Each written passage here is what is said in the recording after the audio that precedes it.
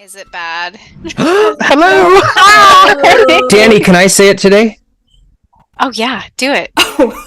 Happy Magical Monday. I thought you were going to talk about urology, and I was like, yes, I was wondering Talk about my bladder split.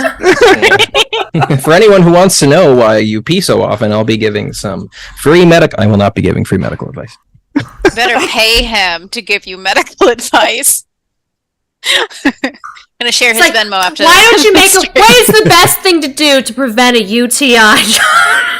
pee after sex. You know, Danny, do you have any housekeeping to do before we start the episode? Woo, okay. Yeah, well, you always learn something on this stream. We're just starting it a little early today. yeah, stick it around at the end for UTI prevention. It'll be great. Wonderful. Cute. Kids on Brooms presents. Okay. So Very special episode. welcome to Chromatic Academy. It's Coven Instead, a Kids on Brooms campaign. Let's get started with our announcements, shall we? Our music tonight comes from RPG Sounds, Tabletop Audio, and Dark Fantasy Studios, and our sound effects as well. So thank you to all of those places for providing our ambiance. We do not have a Dungeon Vault puzzle tonight, so I will delete that. You guys did great with that. All right. There's going to be a puzzle in every episode from now on. Because I know you And guys we'll level. suck Because, like, at all the of first them. 50% was us going, Danny, what is going on? And you're like, it's really quite simple. Like, Danny. I'm really That glad was I a had pretty Maz there to It was a condescend sick you guys. puzzle. It was a sick puzzle. I liked it. Was. I liked it was a it. good puzzle. I had fun with it. I like how we all solved it together. Because we're like, I okay, there are little G's and big G's. I had a puzzle with the Dewey Decimal System, and even I couldn't figure that shit out. So I was like, "No, I'm not giving this to them. It's confusing." we are not boomers. That sounds like a third-year I'm gonna- puzzle. Google what the Dewey Decimal System is. Dewey Decimal System is a library organization system.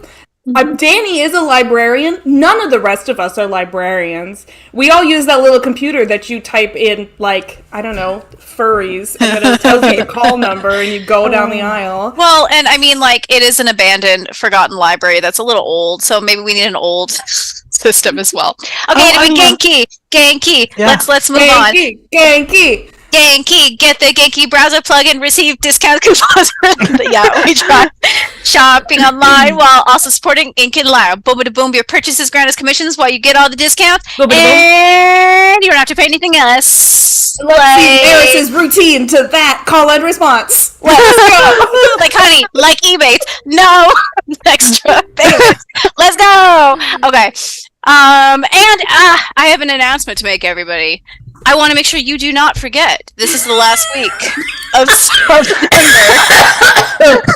I know we've been harping on about it. Yeah. So I'm sorry if you haven't been here to hear it. But September is here. It is upon us. It is the last week. Make sure you jump on it because they save, everybody saves, I don't know, up to 30% off on new subs. They probably save, right? Until October 1st. It's great. We are very good streamers. We are very professional. Exactly what Yay. we're doing. If you look to the middle window, you will see One More Multiverse. That is the platform we are using tonight, and every night we play this game.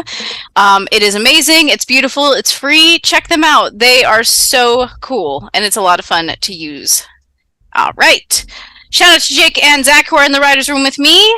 They helped me with tonight, and they helped me with the upcoming midterms. It's going to be a grand old time. Ow, ow. And so shout sad. out, it's gonna be fun. A shout out to Chammy who does all the portrait art that you will be seeing in a momento.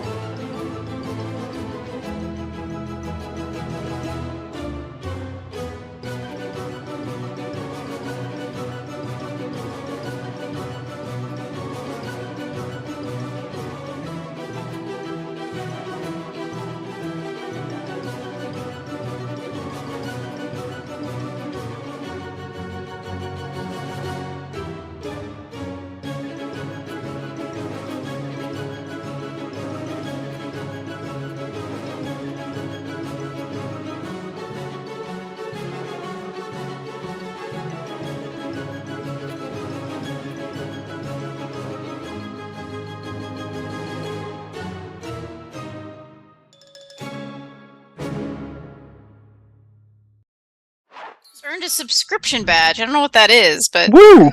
oh, thanks, Heloidy. You're welcome. Like, what the fuck is this? Wow. Welcome, babe. Love you too. I was like, ooh, what did this come from?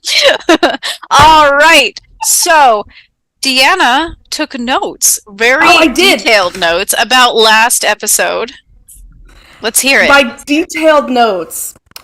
Last time, we were in a dungeon, which means absolutely nobody took notes.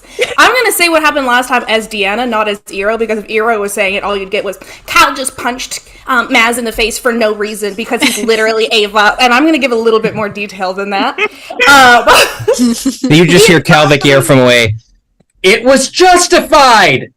Okay, yeah, I understand how you feel about it, but... It kind of sort of wasn't. There was a little bit of a dick move. Okay, So alright. is crime of passion. Y'all just trying to shit on Calvic while he can't defend himself. Aww. We were in the secret library, what had once been the restricted section of the library, back before it had been taken over by someone or something. We had wormed our way both through like a magical painting guarded by a wyvern that we had to slip through that was down this hallway, and went through the snow into a cabin, and when we went into the cabin, like a TARDIS, it was bigger on the inside, an enormous, ancient, abandoned library full of very, very thirsty plants that all wanted to get a taste of little Miss Thang over there, who is very wet at all times. Neora is always wet, that is true. Yeah.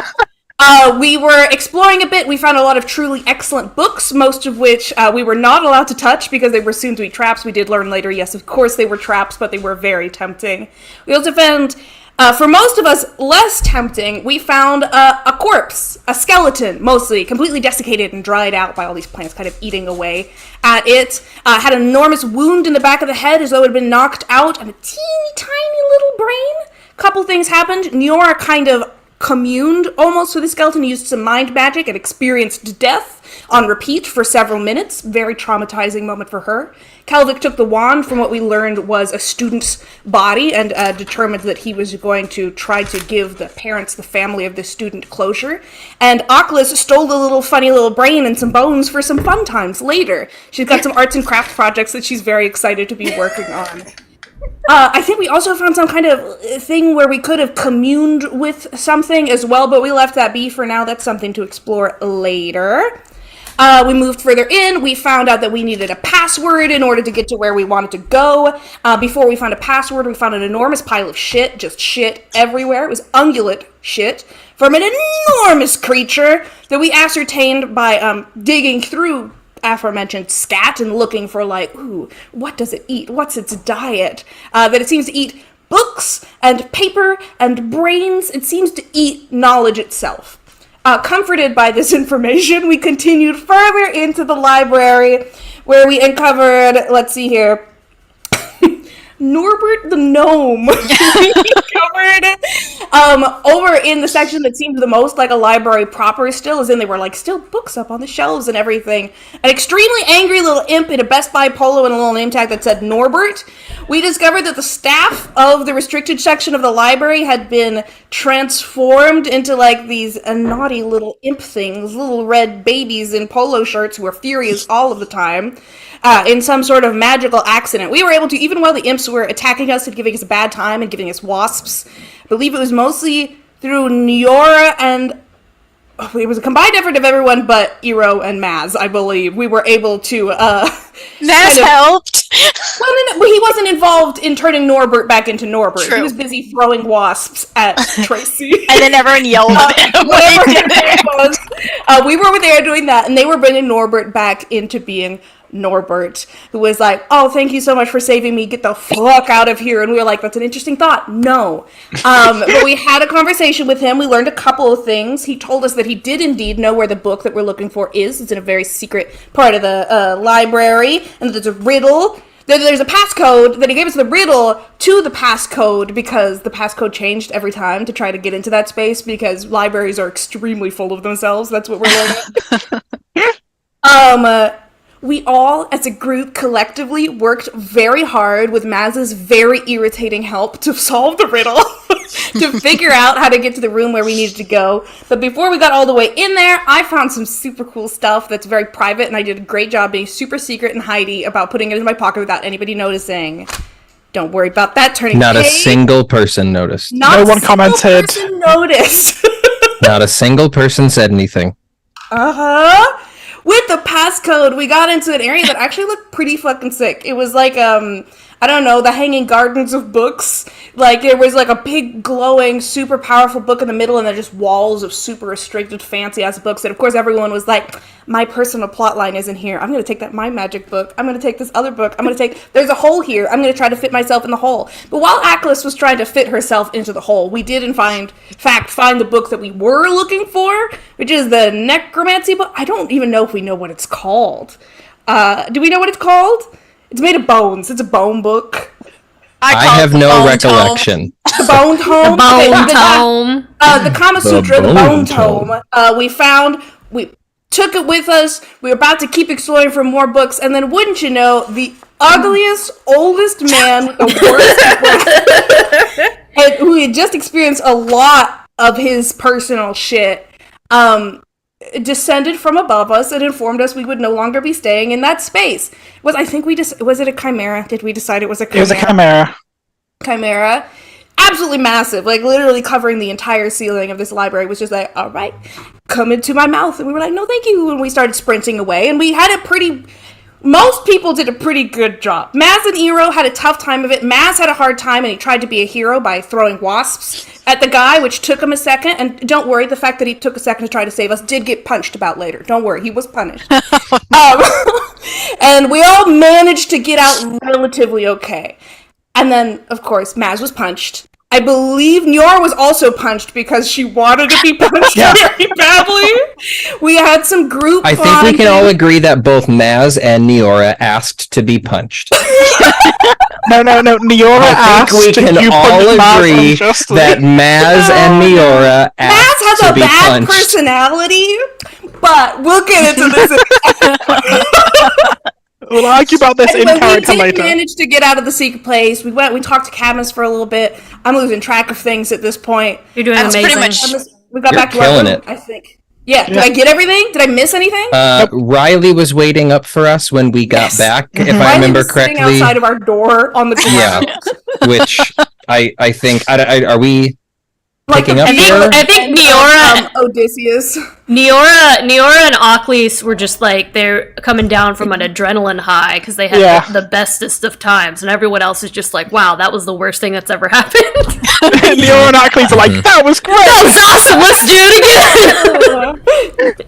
again! Yeah, I think we made it inside. Riley's staying over again tonight.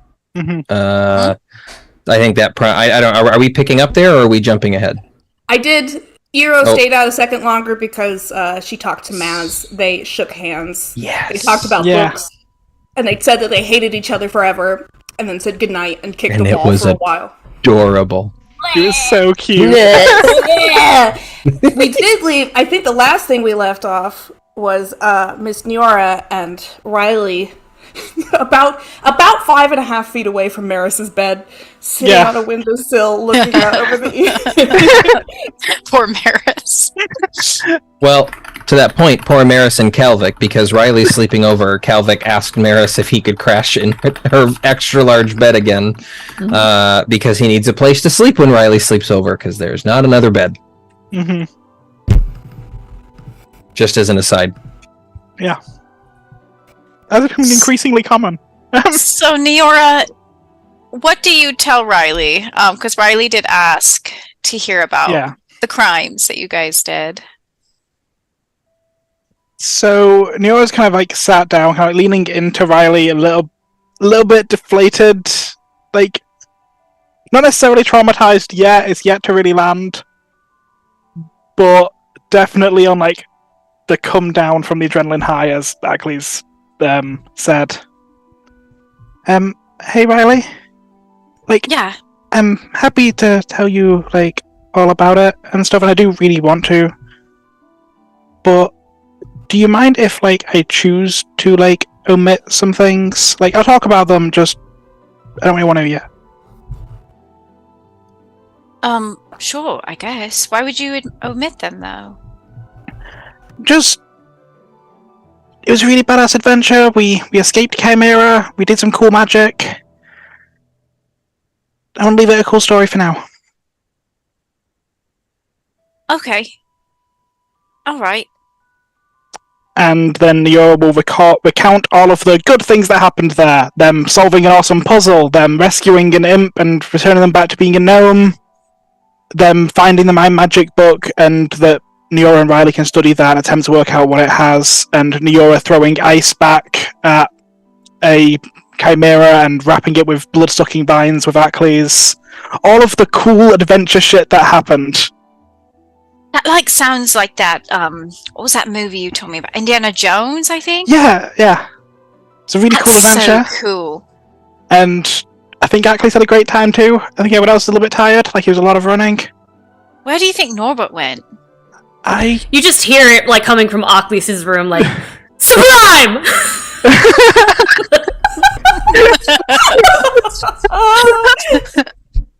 I have no idea. It's probably gonna bite us in the ass later. Like, he's probably gonna tell people we're in there. He's like a member of staff, technically, I guess. That's so true. We're gonna hope that Conway doesn't continue to kill us when we have detention tomorrow. Oh, that's right. And I don't think I can come with you. I don't think he'll let me. You could ask, but I don't think he'll let you know. No. I'm gonna miss out on more adventures. You could, spill his coffee, I guess, and probably get detention from him. I mean, Maz even got to go on this thing with you. I thought we hated Maz. Yeah, no, Maz is a bit of a dick. I think he was Calvic treated just a little yells bit... from the bed, "Yeah, he is." I think he was treated a little bit unfairly today after he did work with us and tried to help us. Disagree. He almost got some of you killed. That's not... Yeah, if I wouldn't let anybody get killed. It's not his fault he's incompetent. We can't hold There are incompetence still against consequences to your actions. Are you going to punch me if I... No, Riley, you're our sweet part of the coven. You're one of my good friends. I would never punch you. Maz is just a dick. Okay, that's good. But yeah, well, really cool adventure. I'm glad you all got back okay. And Riley will reach over and hug Niora. And Niora will hug Riley back and almost in an instant just gonna fall asleep on Riley.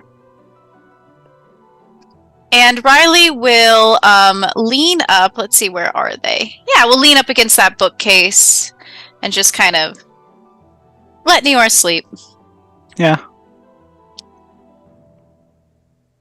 All right. The night passes. Do we have anybody else who wants to do anything this night? Ooh, I would. Yes, Please. yes. On living on the adrenaline high that I have going right now, I would like to do a blood ritual to try to find something out about the blood if I can, if I'm allowed, if I can find out if it comes from a dead person, if it comes from a particular creature. I'm not sure how much information you're willing to give me, but I will take anything. Okay. How do you do this blood ritual? What do you go about doing to try to get that knowledge? Ooh, yes. So what I do, I'm imagining everyone who has gone to sleep at this point. Ocklys goes outside, or maybe goes to maybe like the banister out of the castle, and she's gonna try to she'll probably shimmy one of the loose bricks that have just she's noticed has been crumbling on the side of one of the banisters or the parapets or whatever, and she's just gonna drag it back into the room. Okay. And you'll just hear dragging it across the floor into the room. Perfect. And then she's just gonna put it on top of some small animal skulls she probably has of roadkill she's collected over her lifetime, and kind of making a little stove of sorts with the 4 skulls around it. And then she's gonna heat a little fire underneath it, and she's going to, when it gets hot enough, she's going to drop just as she performs this ritual, she's going to drop a bit of the blood on the stone, and it will start to steam and bubble and boil, and the steam will just rise and grow and just get bigger and bigger and bigger until her eyes roll back into her head and she identifies whatever it is you allow me to identify. So you will know, I will point out as well that blood rituals always require a little bit of your blood as trade. So that's about fine. equal amount that you put onto the stone. So Aglis will also give her blood as well? Oh yeah, she takes the bone needle that she threatened Lyle with. And she pricks her finger and she just kind of like pinches it over until it like pssts. Okay. So as the smoke billows up and you hear the hiss of the blood hit the stone, do you say anything for this ritual, or is it completely focused? She'll probably just start to speak in a different tongue, and then at the end she'll be like I show lindo. You just hear this chanting coming from Aquas's room. Delicaro. Jeez. Awesome. And then at the end she'll just be like, okay, will you tell me something now, please? I feel like, what can you tell me? Tell me, Smoke, tell me that... As you're screaming this, because I think it's probably like 2 or 3 in the morning at this point, or like 5. It might be like 5 in the morning. That's probably accurate. Hero, you will hear the boom, boom, boom of the wall right by you as somebody hits the wall. I want to specifically specify, you don't have a door, you have a curtain. I have a curtain that separates you from the rest of the door. You just hear the... I think the only person who sleeps through it is Niora, and it's just because Riley very gently goes like... Just covers their ears. I think Maris slept through it too. Okay. Calvic did not. Oh my god. Calvic just does the thing where he's got his head on the bed and pillows over his ears, just whispering to himself, oh my god, she's doing this again. It's going to essentially... Lila doesn't fly very much. Lila, you're gonna see, like, kind of parting the curtains into your room, like a really pissed off looking little owl who just goes... I turn my head towards the door, and like my eyes have rolled back into my head. So I'm looking at you, but I'm also not looking at you at the same time. Lila's just gonna come and sit on your feet while you finish this ritual, just to Oh make my sure God. you keep it down. Monitor the noise. Okay, so as you are screaming this ritual, you will feel the energy start to funnel into this stone, your magic, and it starts to grow pretty hot, actually, in that space. The energy is rising, and can you see what's happening on the stone in front of you? I will describe. You can just describe to me. I imagine it's very much like that scene from Pocahontas where the smoke turns into various images and... You know, they're like, they are not like us! And then you see the pictures, the smoke turn into different things.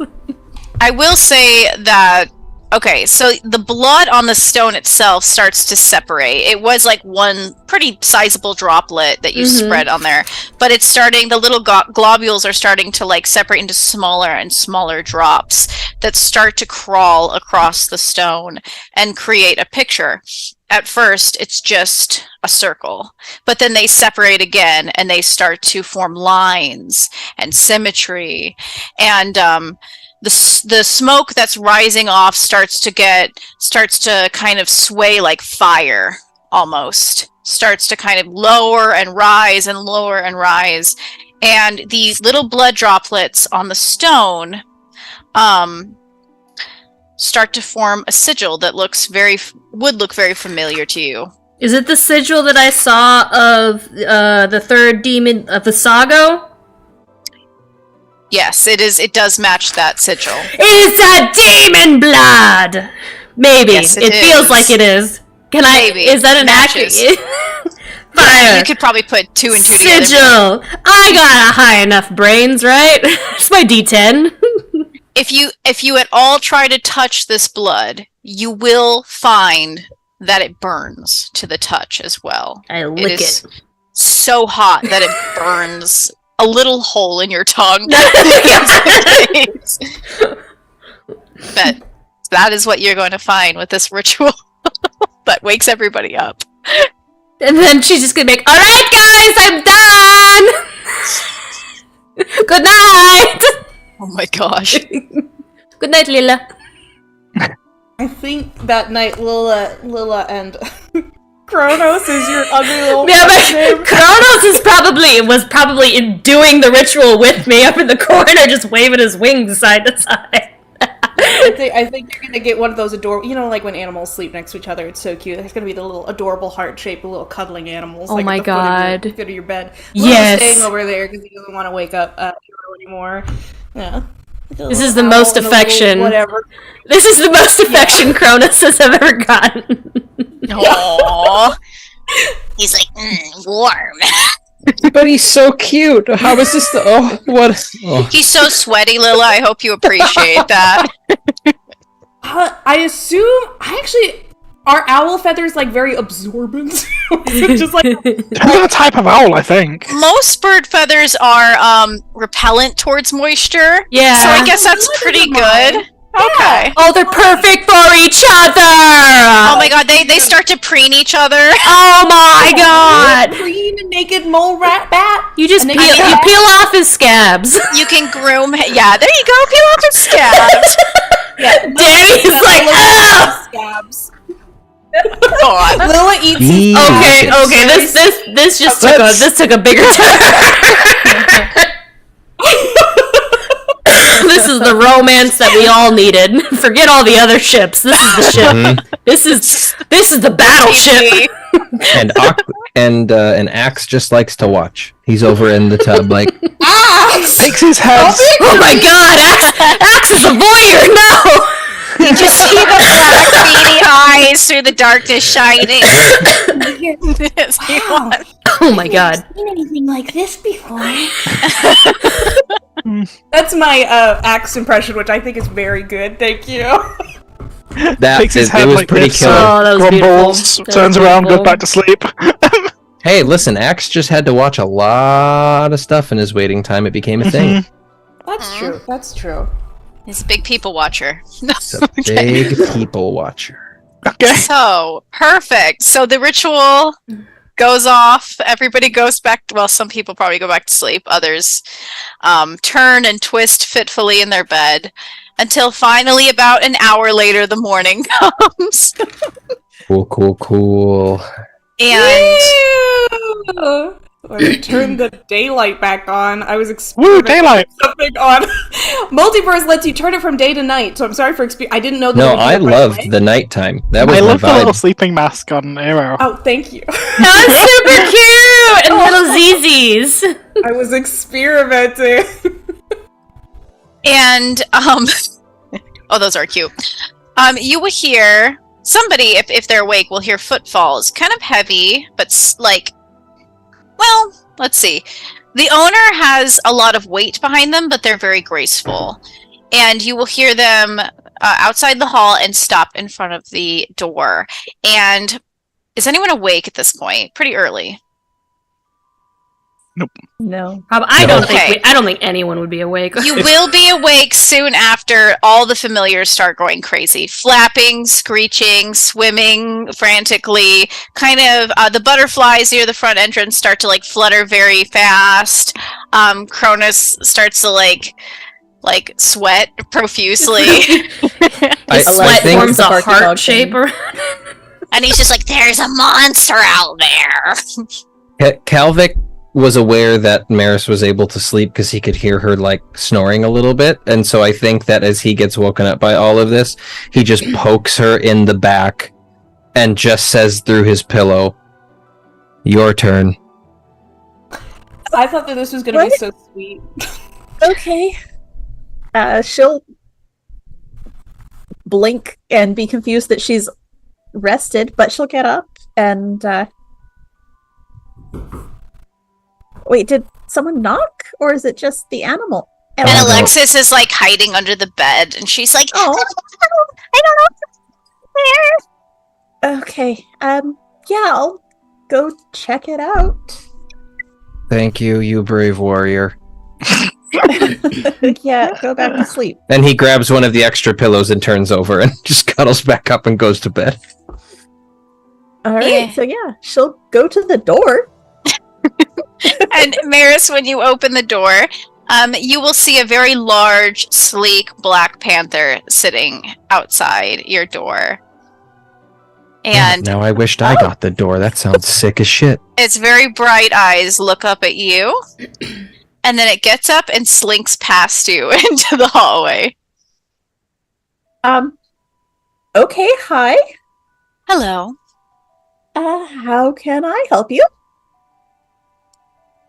It's very cozy in here, isn't it? And then he'll stroll into the main area by the chairs. I'm here to fetch Calvic. Is he in today? Yeah. You smell like him. You can already hear God. Calvin snoring again. Hey, I want to know how does Maris react to hearing the leopard say, "You smell like him"? She just gets kind of quiet. Let me go get him for you. Thank you. And, it's not hard to see her walk over. And, hey, it's for you. What does Eugene wants to know, because I feel like you need to describe this. Maybe both of you. I don't know. What does Calvic smell like? Ooh, I like that. Yeah. Danny.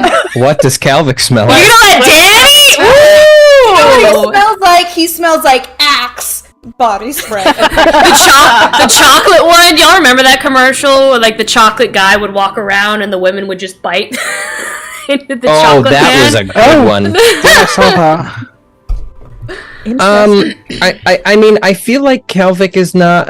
I don't know if smell is one of the particular things I think he cares about his appearance, but not like I don't know if he's so into smell. So it's not like he has a very specific cologne. I'm sorry. Yeah, yes. Every man has a natural musk, Yeah, and what that's is my natural I'm musk? What echoing. about natural musk?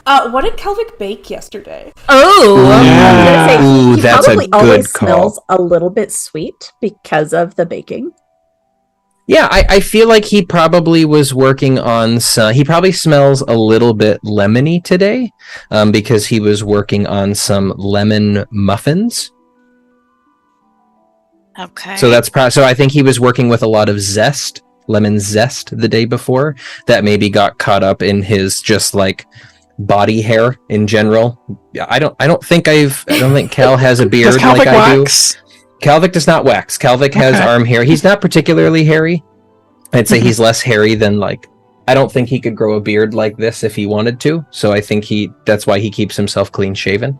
But he has like arm hair and like in his hair, it probably just in the ferocity of his baking. So he probably smells a little bit lemony today, mixed with sweat and mild terror from last night. But there's an undertone of lemon. Afraid Not does say, "Wow, I'd bury my nose so deep into his body hair." yeah. So I'm gonna need to know what everyone smells like at some point. Time At and some place. point. At Yeah, some point. Neora's vaguely lavendery, as has been Perfect. previously established on the show. Like a cedar sachet. Like, just, like cedar smells really, really good. Agreed.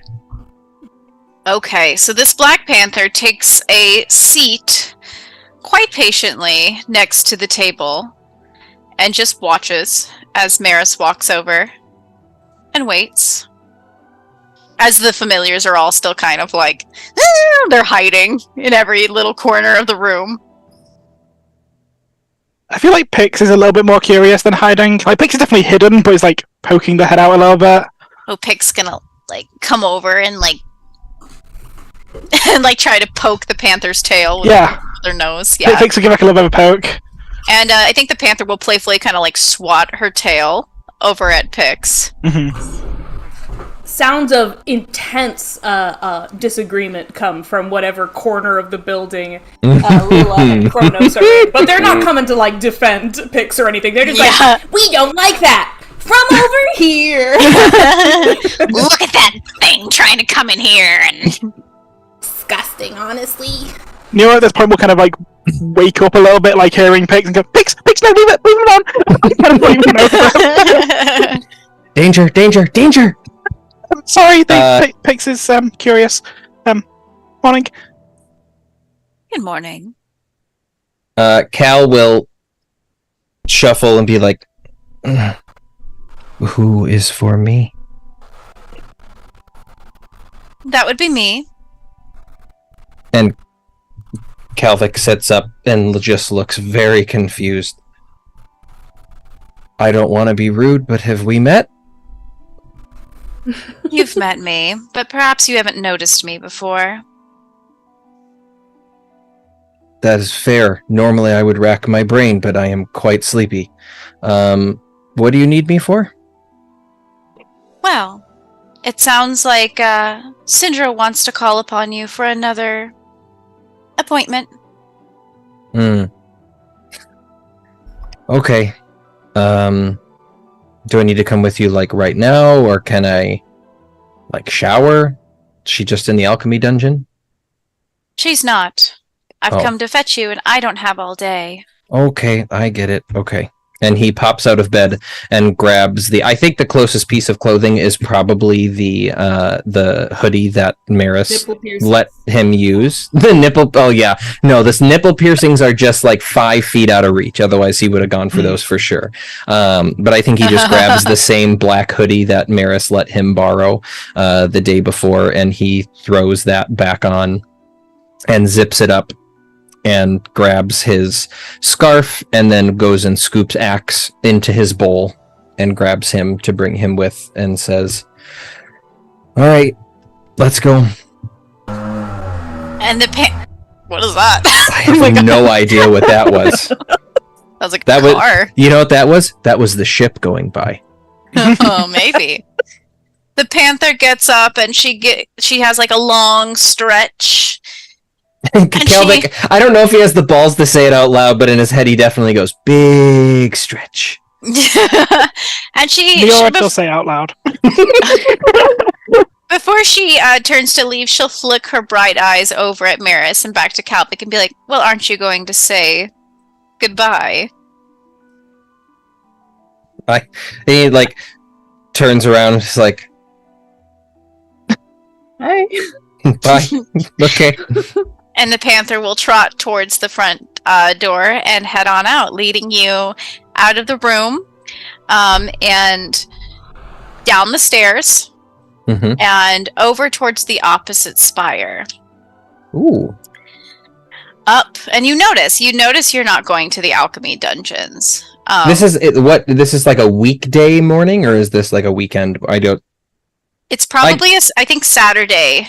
Oh, okay. So it is surprising she's not here. Yes. Or it is surprising that she's not in the alchemy dungeon. Right. It's the morning of detention. It's Saturday. But yeah, normally she is in the alchemy dungeons on Saturdays. She is not this time. So the Panther's going to lead you up to the opposite set of dorm rooms on the third spire over and go all the way up to the top. Calvic is absolutely panting and sweating a little bit by the time he gets up to the top after everything they had to do yesterday. I don't think he's sweating a little. I don't think he's like totally out of breath, but it's like, oh my god, was this high before? Do you even get tired? You're familiar. I mean, we certainly can get tired. I saw all of the familiars in your room sweating. However, I do not easily anyway. I imagine you have to take these stairs more often than we do, so sick gains. Well done. And she will take her paw and scrape it down the door, and after a few moments, Syndra will open the door. And she will open it, let her panther in, and she'll just kind of give Cal a smile and be like, hello. Good morning. Did you need me this morning? Yes, I think that I'm thirsty. Are you feeling up for it? And I think he just stretches and like leans to one side, leans to another side, and says, I had a really long night. But I think I can spare some. And I think he just tries to like walk past her into her room. She will step in front of him and not allow him yet to come in. And she will say, "Have you been taking care of yourself?" Yes, as much as someone can. Yeah. I last night was a bit of an interesting night. Was on an errand for your brother, believe it or not. We'll have to talk about that with him. Interesting. That's She'll fine.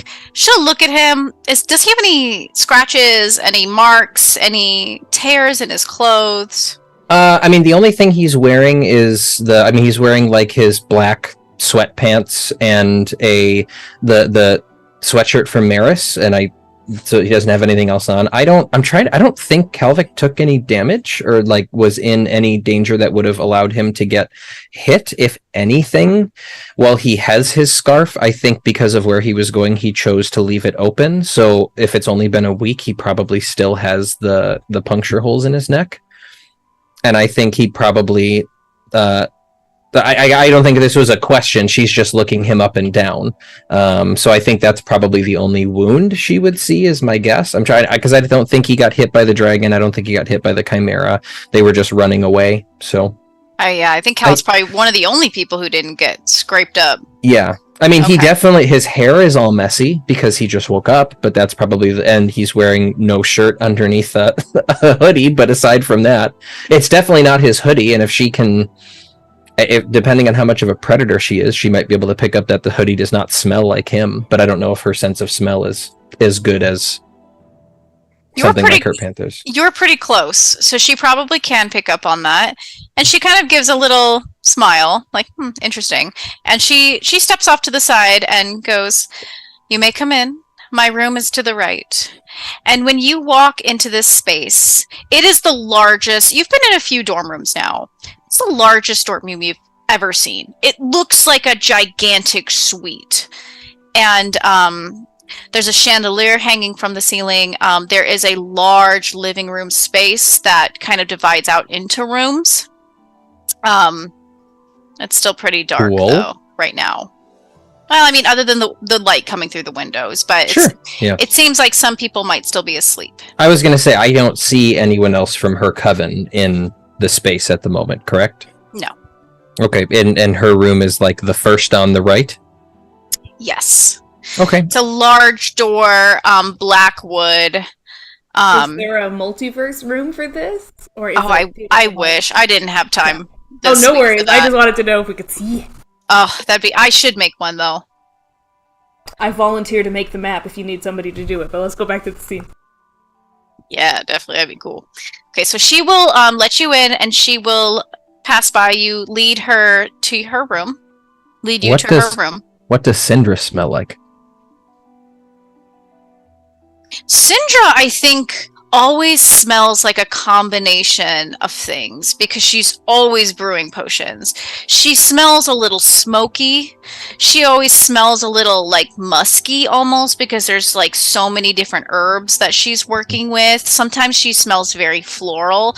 In this case, she actually smells quite clean, almost like she's taken a shower, and the smokiness is still there, but it's not quite as prominent as normal. Okay. Good to know. I think Kalvik digs that because he cooks. So all of like the smokiness and all of the and like the aromatic stuff, I think he's used to, like, that's a happy place for him because he gets a lot of that when he bakes. So I think that is definitely something that he enjoys. Her hair probably does smell a lot of like amber, like that kind of smell. Ooh, okay. Fair enough. I think Kalvik just notes some of this as he's walking into her room. Awesome. She like wafts past and he's like... And as she's walking, she will inform Kalvik. She'll say, "Unfortunately, the alchemy dungeons were occupied today. Professor Dillon had some things he needed to make." So. I didn't realize Professor Dillon could kick you out of your own space on the weekends. Must Very be kind of rarely important. do I let him.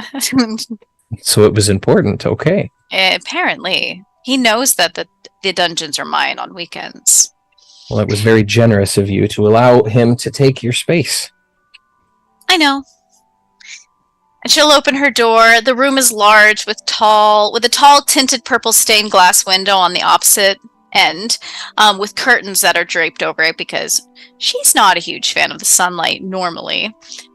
There are large and small cauldrons scattered about on many tables all around. Some of them are on the floor even.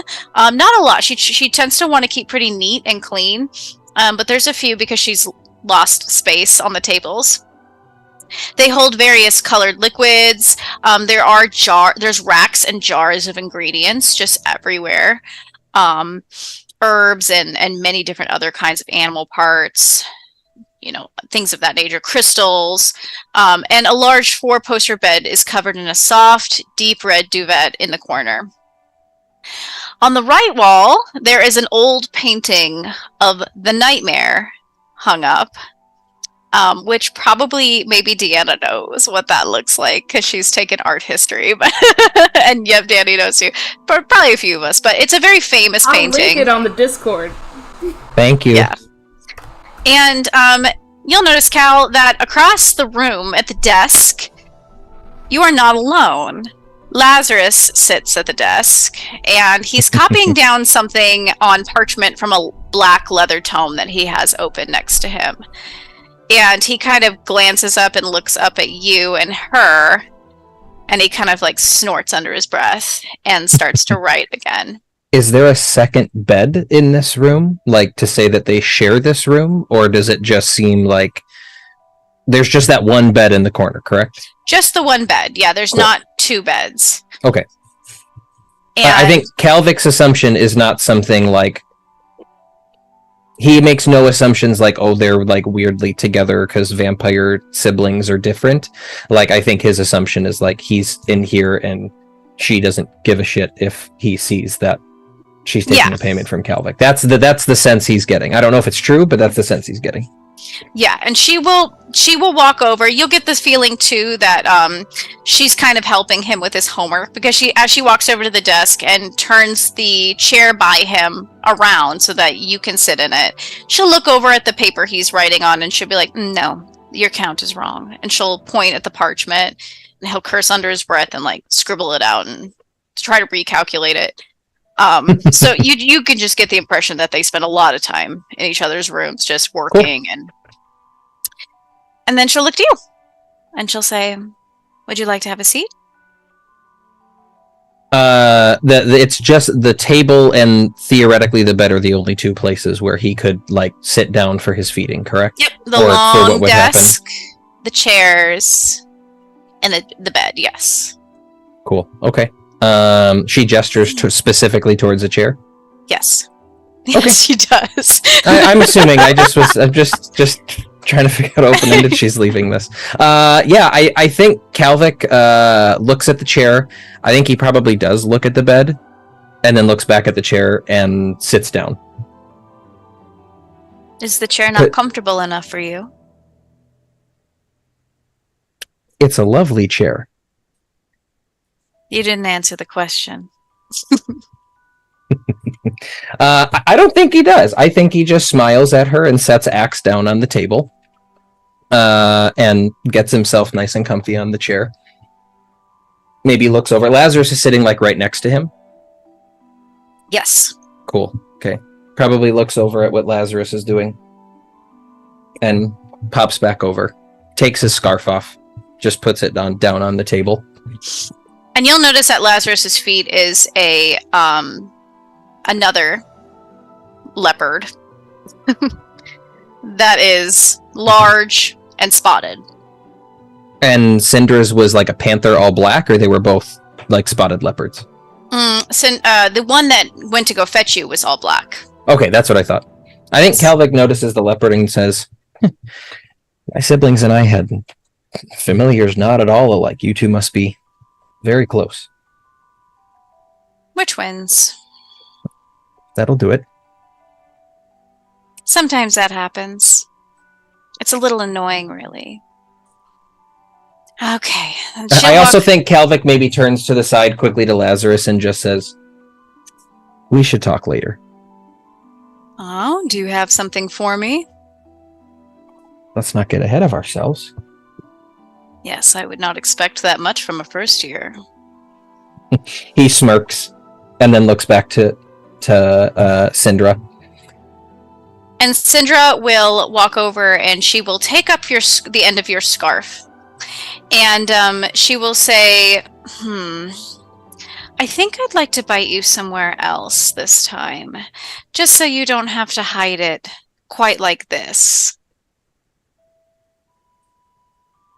That, as much as I enjoy wearing that scarf, I have gotten warm this past week. I think that sounds like not a terrible idea. Say goodbye to your big, beautiful, girthy golden blonde, Calvin.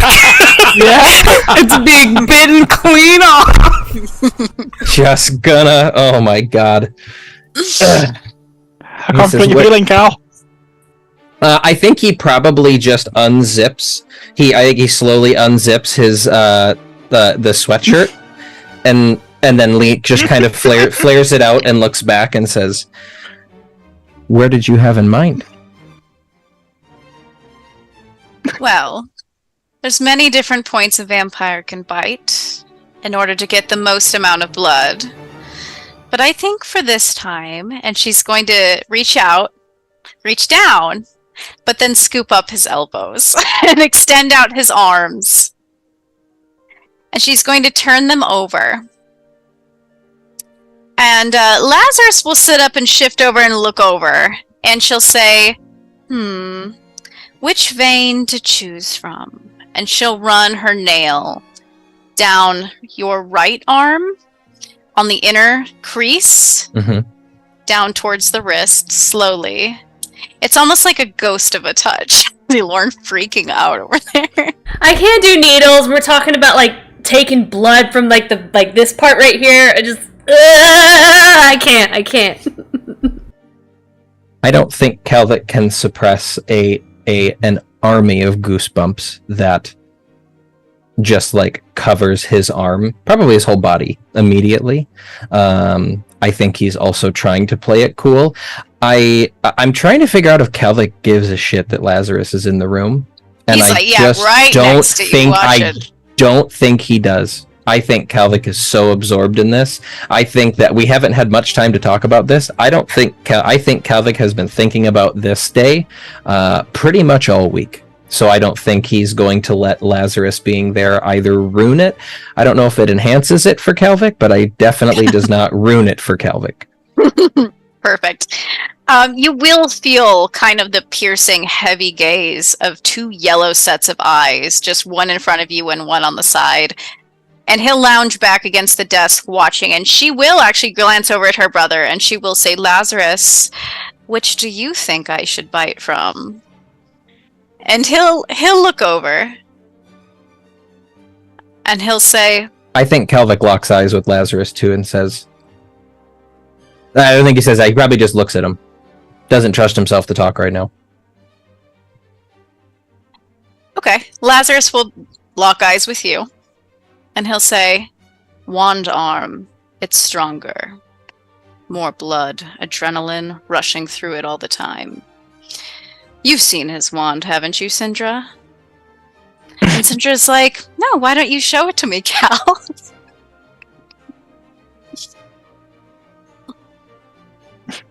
Calvik reaches across his body slowly to grab the wand out of his left-sided hip holster and slowly pulls out the longer than average, thicker than average golden wand that he slowly holds out and I think just places on the table in front of him.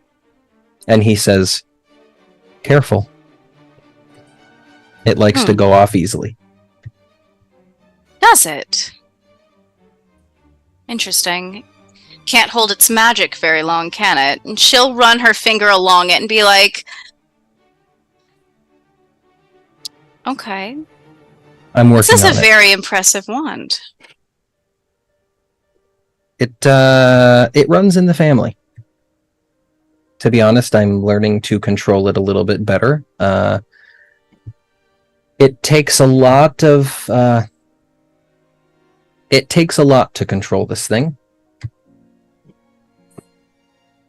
Well, I imagine with all of that strength, your blood gets stronger too. Maybe that's why you have such unique blood taste, because you have a very interesting lineage behind you. Yeah, perhaps. It's very rich, Yeah. but in a good way. Well, I don't hear that very often. I imagine you wouldn't. When's the last time you met another vampire? None personally. I guess the two of you are the first and second. I've met them. We've had plenty of many at family events that I've been forced to go to, but none that I've connected with in the same way, so to speak. None that I wanted to spend more time around. Vampires can be quite dull when they're very, very full of themselves. Yes, let's see. Are you right-handed or left-handed then? I'm asking you, player, because I think they would probably know. Right-handed? Okay. So she'll say, okay, right arm it is then. And she'll hold out her hand. I think he puts the back of his hand on her hand so he can grab and direct his arm however she wants to. And she will take it and spread it out a little bit. And Lazarus will reach over and tap your elbow and say, relax. Otherwise, she might tear the skin. I remember she gave me the same talk last time. I think I did pretty well then. And he looks back to Sender and says, right? You did. You're an A+ student. Well on your way to being one of the elite. I think Kalvik chooses to ignore. I just don't think he reacts to that. I think that threatens to pull him out of the moment, and he chooses to just let that try and wash off of him as best he can. Because that is not an exciting thought to Kalvik. She will lower her face slowly towards your wrist.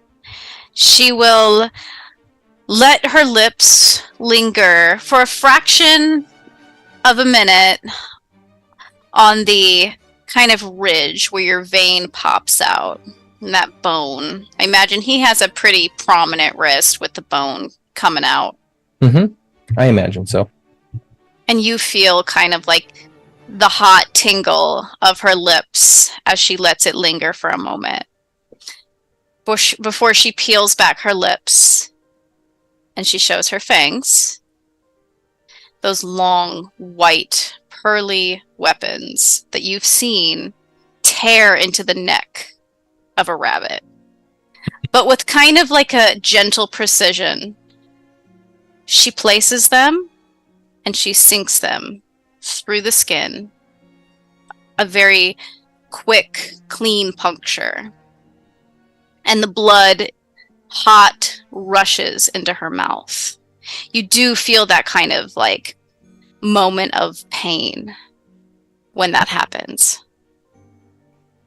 I think he just, I think just like the first time, I think it is involuntary. He gives just a little bit of a,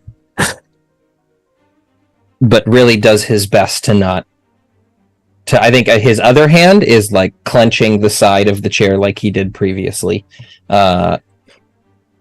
But is doing his best to just keep that wrist loose and to keep that arm from jerking any which way. And he is anxiously awaiting the feeling that comes after the pain. So when you do that little gasp, you will hear the kind of a low chuckle from Lazarus's side. And he is watching. He is watching you. He is watching you so intently, in fact, that he starts to lean in a little because the smell almost pulls him. But as he starts to kind of get within your peripheral vision, Syndra will, as she's cradling and drinking from your wrist, will take her other hand and slam it onto the desk between you and Lazarus to make that barrier perfectly clear to her brother. And you will, in a few, probably in maybe 30 seconds after, you will feel the pleasure start to kind of course up your arm, through your chest. It's a very warm blanket of a very pleasure. Different set of goosebumps covers Calvic's body. Yes. And your body, I imagine, does your heart rate pick up as she drinks from you? Oh, I don't think he can keep himself, because I think this is definitely much more of probably even more than the first time, because he knew what to expect this time. And I think he is having a very hard time peeling his eyes off of her drinking from his wrist. He does not last time I think it was difficult for him to continue looking down because she was at his neck. I think this time he has a full view of her drinking from his wrist, and try as he might, I don't think he can pull his eyes away from her. And with all of that excitement and anticipation, because you know now what's coming this time around, your body reacts in kind. Your heart rate is going up, your blood is rushing, and there's more blood probably in this exchange than there was last time. And her lips are painted red with the color of your blood, and it starts to almost dribble out, but she never lets a drop ever escape. And you almost feel you at first think that the leopards in the room are doing a low kind of growl or purr. But then you notice after a moment, it's Syndra. It's that noise is coming deep within her chest and out her throat. A very low kind of growl. It's like a satisfied growl as she drinks from you. Does he, as much as I like to think he would be keeping track of how long she's been drinking, I think he tries to. I think because he, in his mind, has a move in mind that he wanted, but he just completely loses track of time and does not have the ability to keep, he just, I think, again, he can't take his eyes off her, but he completely loses track of time. Especially as he loses more blood than normal. I think Syndra almost always loses track of time too. She almost gets engrossed in that feeding until she feels kind of the nudge of her brother's shoe against her calf. And I was going to say, what happens first? Does Calvic almost pass out? Because I think that would maybe shock him into awareness, or does she get kicked first? You feel faint-headed, she gets kicked. You can feel yourself approaching that edge, but then she feels the nudge of her brother's foot against her leg, and she comes back to in a little almost gasp of her own, and she lifts her fangs out of your wrist and licks the wounds clean as she does.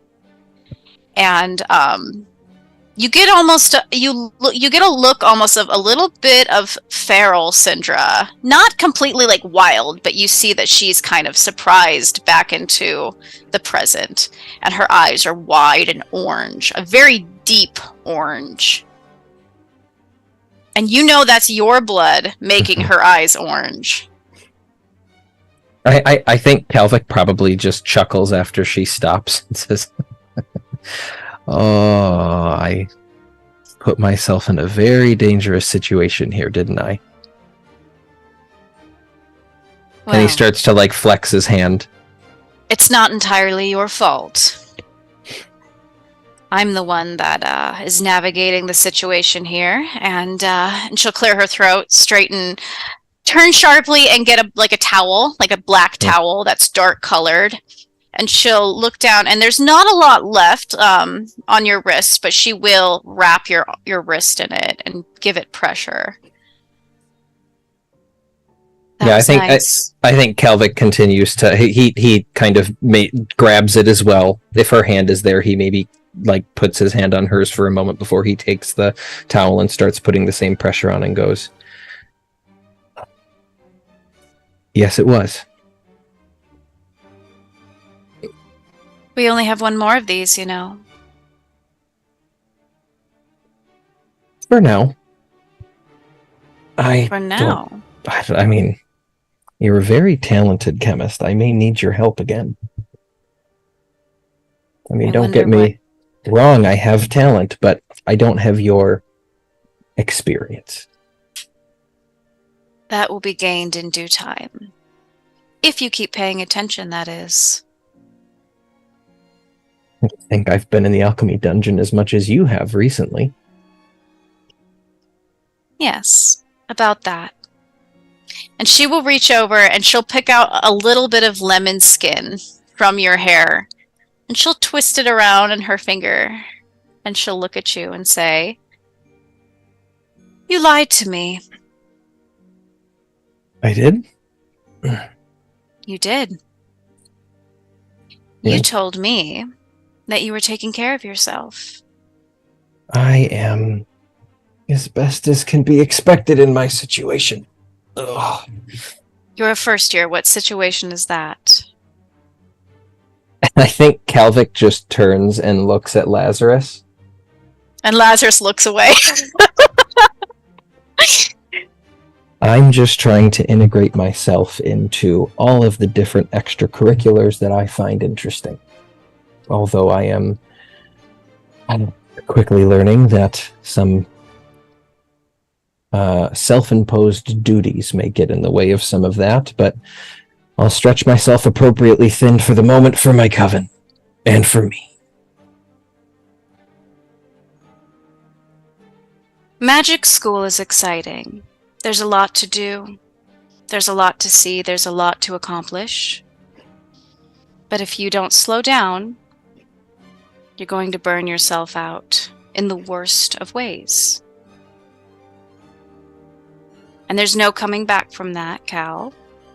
So, and she will put the little piece of lemon back in his hair. Please do not overwork yourself.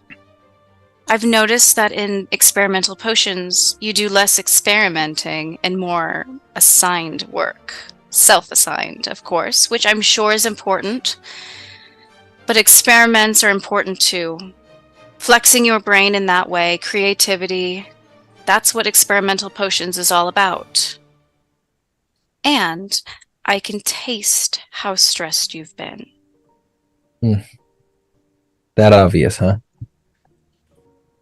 So the next time we meet, you better have that figured out.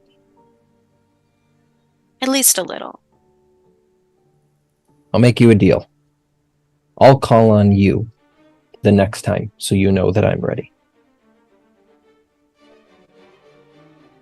You're going to be calling the shots. I like this. Very interesting. Keeping me on my toes. I promised I would.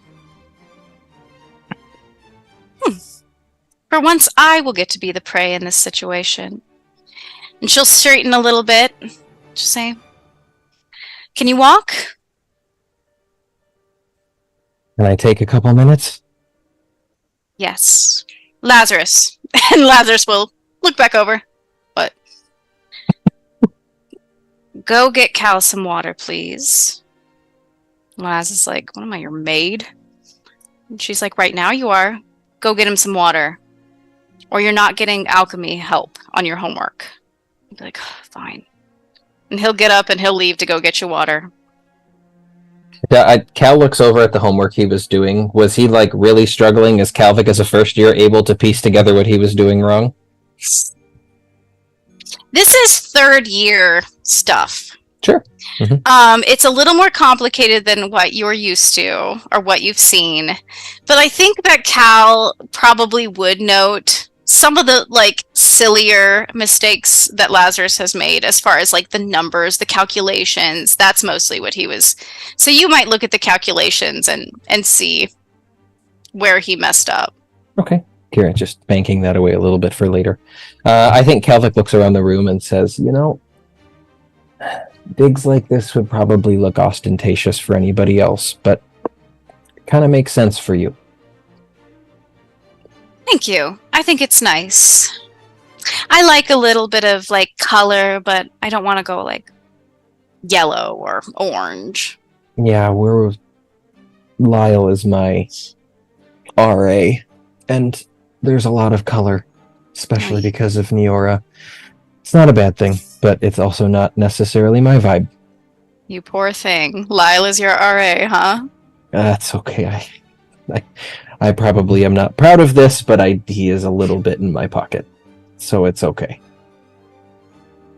He's fun. He's excitable, and he's good for a lot of our coven. Honestly, he's probably good for me too. I will say his mediation skills have something to be desired, but aside from that, he is trying very hard, and I appreciate that about him. He doesn't sound good for your confidence, however. My confidence? Your hubris. Okay, well, that is also fair. I will grant you that one. You should have... Oh, are there pictures of their picture on Cal's Stellular? Is there a picture of what? So like the group, the dressing up. I'm trying to figure out if Calvin has a picture of himself in the outfit that he was dressed up in. Oh yeah. Would Sindra have seen that, or if it was posted everywhere? She's probably seen it. Cool. I think knowing that, he probably goes, well, if you saw our little dress-up party, then I think you know for certain that he's not good for my hubris, because I looked damn good in that outfit. And I'm a little disappointed, to be honest. Next time I want to see those nipple rings. I did actually get to keep those, so we'll see what we can do. And Lazarus will walk back in with his water and just shove it at you and be like, here you go, your highness. Thank you, peasant. I'm just kidding. Please don't hurt me. This is very much appreciated. And he takes it with his left hand and starts to drink. And looks over and says, any chance I can have a word with Lazarus? Oh, okay. Just I'm being 2 seconds. chased out of my own room then. I mean, hey, it's your domain. You can say no. I'm just... It's fine. I can tell when I'm not wanted. And she'll flip her long dark hair and she'll walk out. I know and this is a new Lazarus is feeling like- for you. Lazarus will sit back and look at Cal and be like, you want the other arm done? I'm gonna need a little bit of recovery there, my friend. I don't know if we're there yet. I'm not saying we won't be. I'm just saying we're not there yet. Did you know what was gonna be in there? 'Cause Jesus Christ. And where? We found the key. We got the book. And I wish I could say it was that simple, but some of my coven mates almost fucking died. This was never supposed to be an easy task. Yeah, no, I get that, but... Well, you'll have to show it to me next meeting. Okay, cool. Till then, I won't believe you. I think Calvic just winks. I've And never seen the smirks. book myself, so I'm very interested to see what a little group of first years have accomplished. I think Calvic just starts going.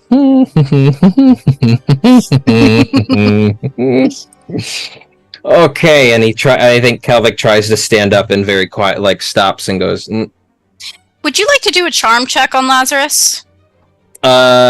Sure. Okay. Sure. Go ahead.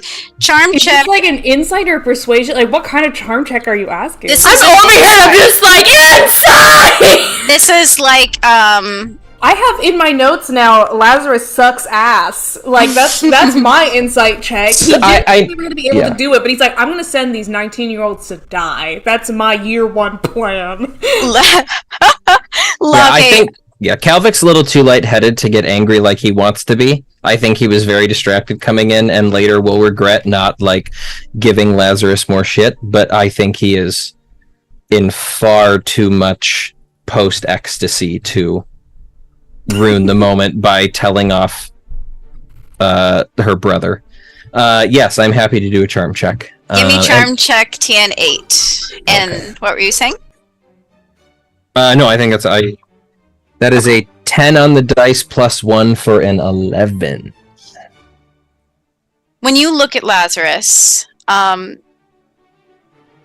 not sure if he's lying to you, but you can tell he thinks you're lying to him.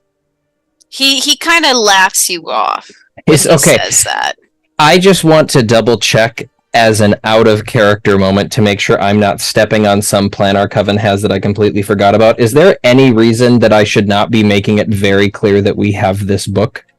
I just want to double check, just for our ease, we're keeping the book on us, right? Like, if we go to detention, we're not leaving it in the room? Yeah. Nope. No, we didn't have any plan to hide it from anybody. Okay, I just want to double check, because that does change a little bit how I want to do this. I saw some of Lauren's movements, and I was like, damn it, did I forget that I wasn't supposed to say something? I don't think we ever discussed, like, anything about it, but I think for me personally, I'm very interested in, like, the entire, like, why did they even send us to get this book in the first place? If they didn't think it was going to happen. If they didn't think, if A, they didn't think it was going to happen, and B, two people have died, and C, what do you mean you've never seen it? Why? Like, did you want us to die in the first place? Like, I have so many questions. So it's like, for me, and like, you do you, man. You do you. But for me, I'm just like, I want to kind of like I would hold the cards a little closer. Because this guy, he smells. Okay. He's smelling over there. Yeah. But you be you. I won't be I was going to say, I agree with that. Also, Calvik is not in his right mind right now. So I think he's very much just running off of instinct. So I think when he gets the sense that Lazarus very clearly is treating him like he's trying to dismiss and treat him just like, you're a first year, there's no fucking way. I think that gets under Calvik's skin a little bit. And he sighs, takes another drink of water and says, sure, it's very cushy sitting where you are, getting to look down at first years and think that you're so far above. But have you ever tried to go get this book? Do you know what was waiting for us when we went to go get that fucking book? It is very cushy to be able to sit up here. I climbed my way all the way up to the top to get up here. Well, I very much looking forward to, I think in some instances I would say impress you, but I think in this instance I'd rather say prove you wrong. Because we have that fucking book. Okay. And there's some shit going on in that area. I don't even know what the hell to call it, but that's just a lot of shit over there. There was like dead people.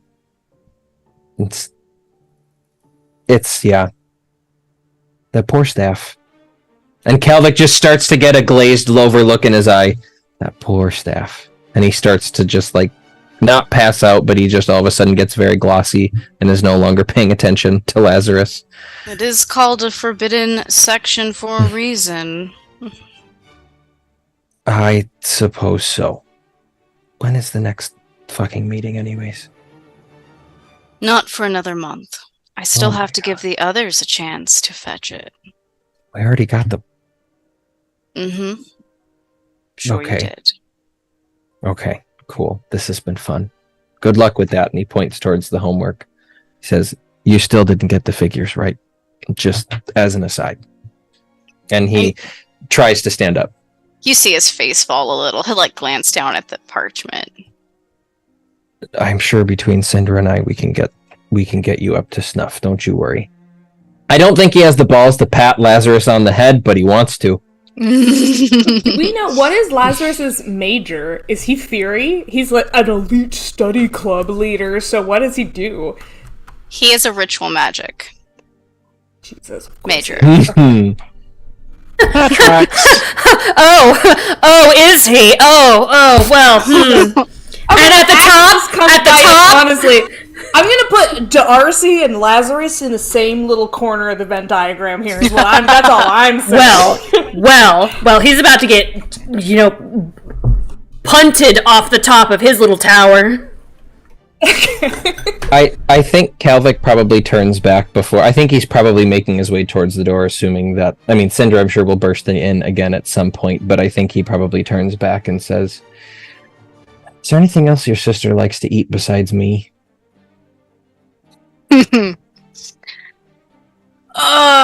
Well, she has very expensive taste.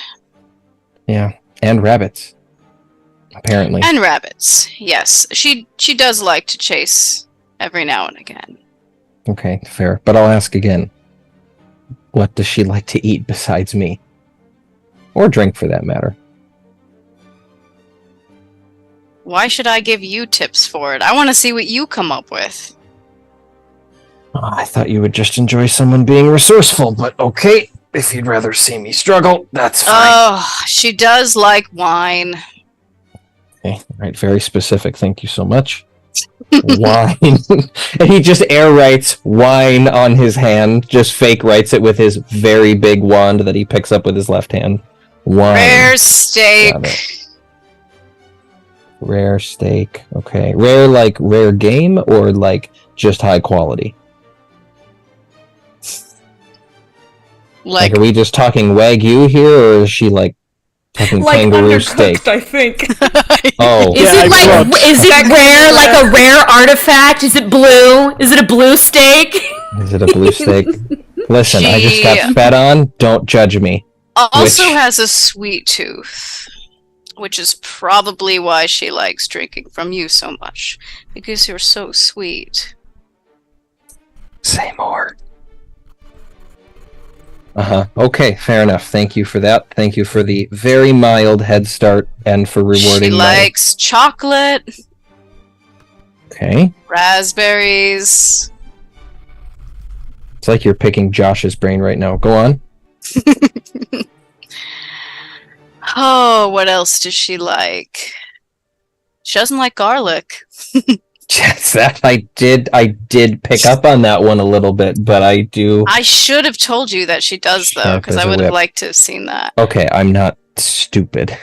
But I do appreciate the vote of confidence. Alright, good wine, rare steak, chocolate and raspberries. That's good enough. Thank you for your service, sir. What are you trying to do, anyway? He's going court, and he's going court, and if you want a court of lay, this is how you do it, man. Thank you, Lauren. You're welcome. Then the 7 brides for 7 brothers. There you go. Nice little Is this really the film we want to be pushing with our message? Yeah, 7 Brides for 7 Brothers is an American classic. If it's in the public domain, we will host a movie night. If it's not, watch it on your own. I think in response to that question, Kalvik just kind of looks around the room one more time and then looks back to Lazarus and says, "It's good to see you, Lazarus." Try not to die out there. It's always on top of my list. And he goes to the door. And Syndra will...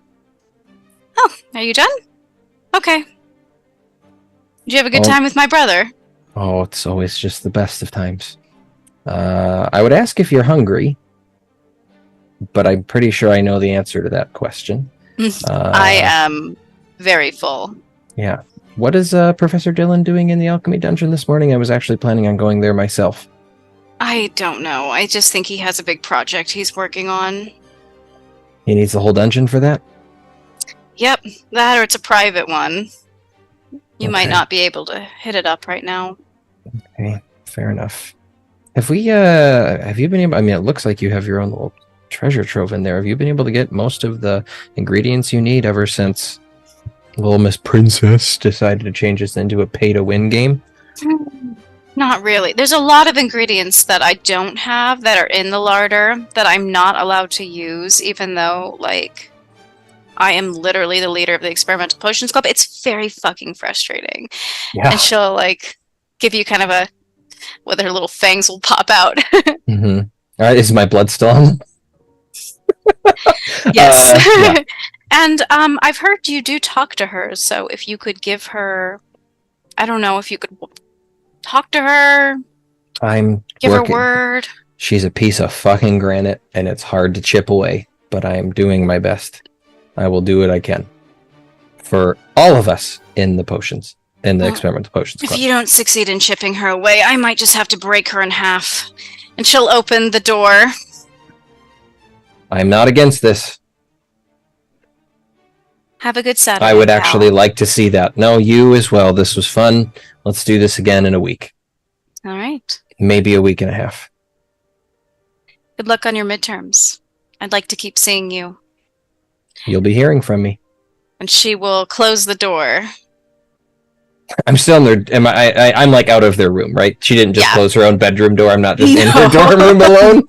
You are now outside their dorm room. Yeah. I think Cal is carrying axe under his left arm. He's reholstered his wand. He's got his scarf over his shoulder. Probably draped over his wrist, actually. Just this beautiful scarf coming in handy.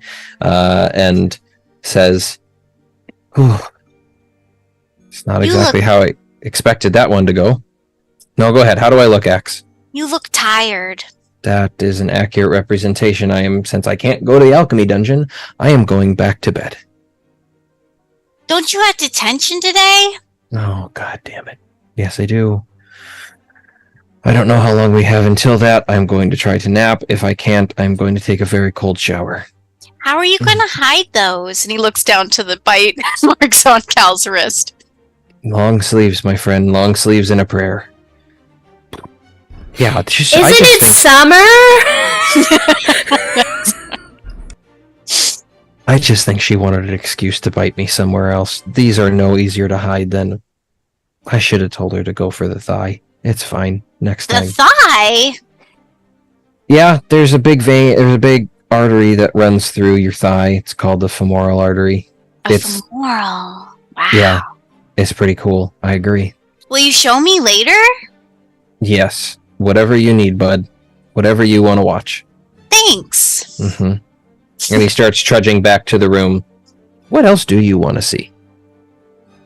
Everything. That's fucking adorable. So I'm expecting 40 more works in the AO3 tag by next week. All written by Axe. Canva alert. Your homework is... Or is this my homework? I have to write in the perspective of Axe. That's right. Thank you, Danny. Okay, so I think goes back to the room. Goes back to the room. Awesome. I think that's where we're going to take our break, unless anyone has any other things they want to do before break. Because then it's detention time. That sounds good to me. Sounds good to me. Okay. We'll see you guys soon. Ow! See you in detention.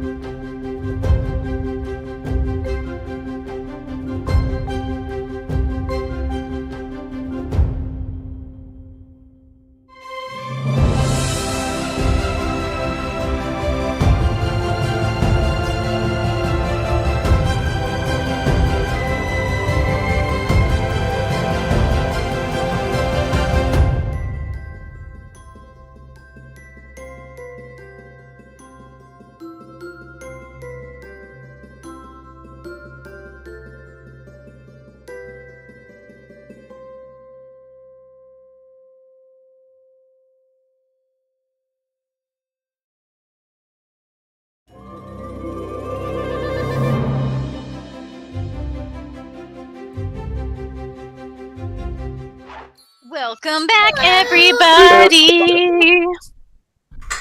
All right. Finish eating. Hello. So, it's probably late morning now. Got you pretty early in the morning. So, late morning. I'm going to put on some music. Everybody is kind of waking up, I assume. Is Calvic back? Is Calvic coming back, or is Calvic gone while everyone's waking up? You probably come back when everyone's in the process of just getting up. Cool. Because they got you pretty early, and then, you guys only got an hour of sleep. Everybody else, yeah. So tired. How much time do we have? What time is detention? Detention is going to be real soon.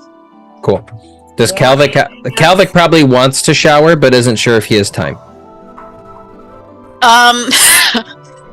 How much do we want to bring out Calvic's musk into this episode? That's the question. Use the lavender water if you wanted. I think Calvic's musk is the theme of this episode. It is. All right. So It's got Calvic does that not nice have time to onion shower. taco Got it. belliness. Wait, if he doesn't have time to shower, as he's going down the hallway to his dorm, does he meet up with Conway, who's going to go wake us up? Yes, that's what I was about to say. Yep. Oh, even better. Thank you for this gift. Yeah, I think Calvic's walking back up, and I guess, does he see Conway ahead of him, or does Conway come up behind and make some comment or try to hide? He is probably going to come out of his room because he lives pretty much across the hall from you guys. Maybe a little bit down, but pretty much. If he was at breakfast or something, but no, I guess that's not his style. He just pops out. Yeah. So he'll come out of his mini fridge. strawberry, no frosting. Yeah. Because he likes no joy in his life. So he leaves the room, he closes the door, he starts towards the room, and so you are behind him coming up the stairs. Oh, Master Conway. Good morning. Love hearing that voice in the morning. Hi. I thought you might. I've made it especially for you. Why are you so it is so early in the morning right now. You do not have to tell me. I basically just took a nap last night, and now I am here. It is the only... I've never done this voice before. It has just bubbled out of my belly. And are you here for detention? I am, yes. I am here to collect you and your coven mates. Why do you smell like shit? It should not be shit.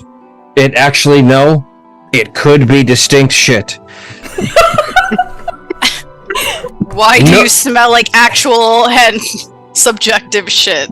Calvic thinks about it for a second and says, no comment. And he walks past Conway into the room and says, good morrow, fine coven mates. It is time for detention.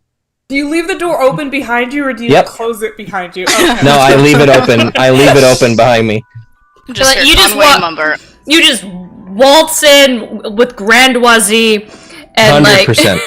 and you would, Ocklys would be probably sitting in one of these chairs, or sitting on maybe the end of Maris's bed, and her hair is just a matted mess, and she's just bloodshot eyes, and she just looks over at you.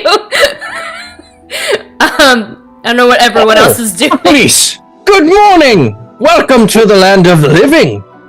Damn it! Did he get cursed? Was he the one who got cursed? I wanted to get cursed. Oh, you jest. This is no curse. This is just... I don't know what I'm doing anymore. I'm sorry. I tried to keep it up as long as I could. Oh my god. Okay. I'm gonna go change. Well, now you have definitely become an actor in my play. Oh, yes, I'm sorry. This was my audition. Was that the audition? You did amazing! Oh my gosh! I convinced you that I have been cursed. I will now be the leading man in your play. No private audition, please, because somebody keeps Conway, asking. Why are you standing in the hallway? You'll hear Are you a vampire? You are welcome. You may enter the room, the threshold. I don't know if you noticed, but I'm not a vampire, and he will walk through. Are all of you more or less dressed? Neora is in like the middle of the 50th apology to Riley for falling asleep on them without permission, and is like decorating their flower with more exotic flowers to try and impress Conway. And then like ducks and hides behind a bookshelf as when he walks in.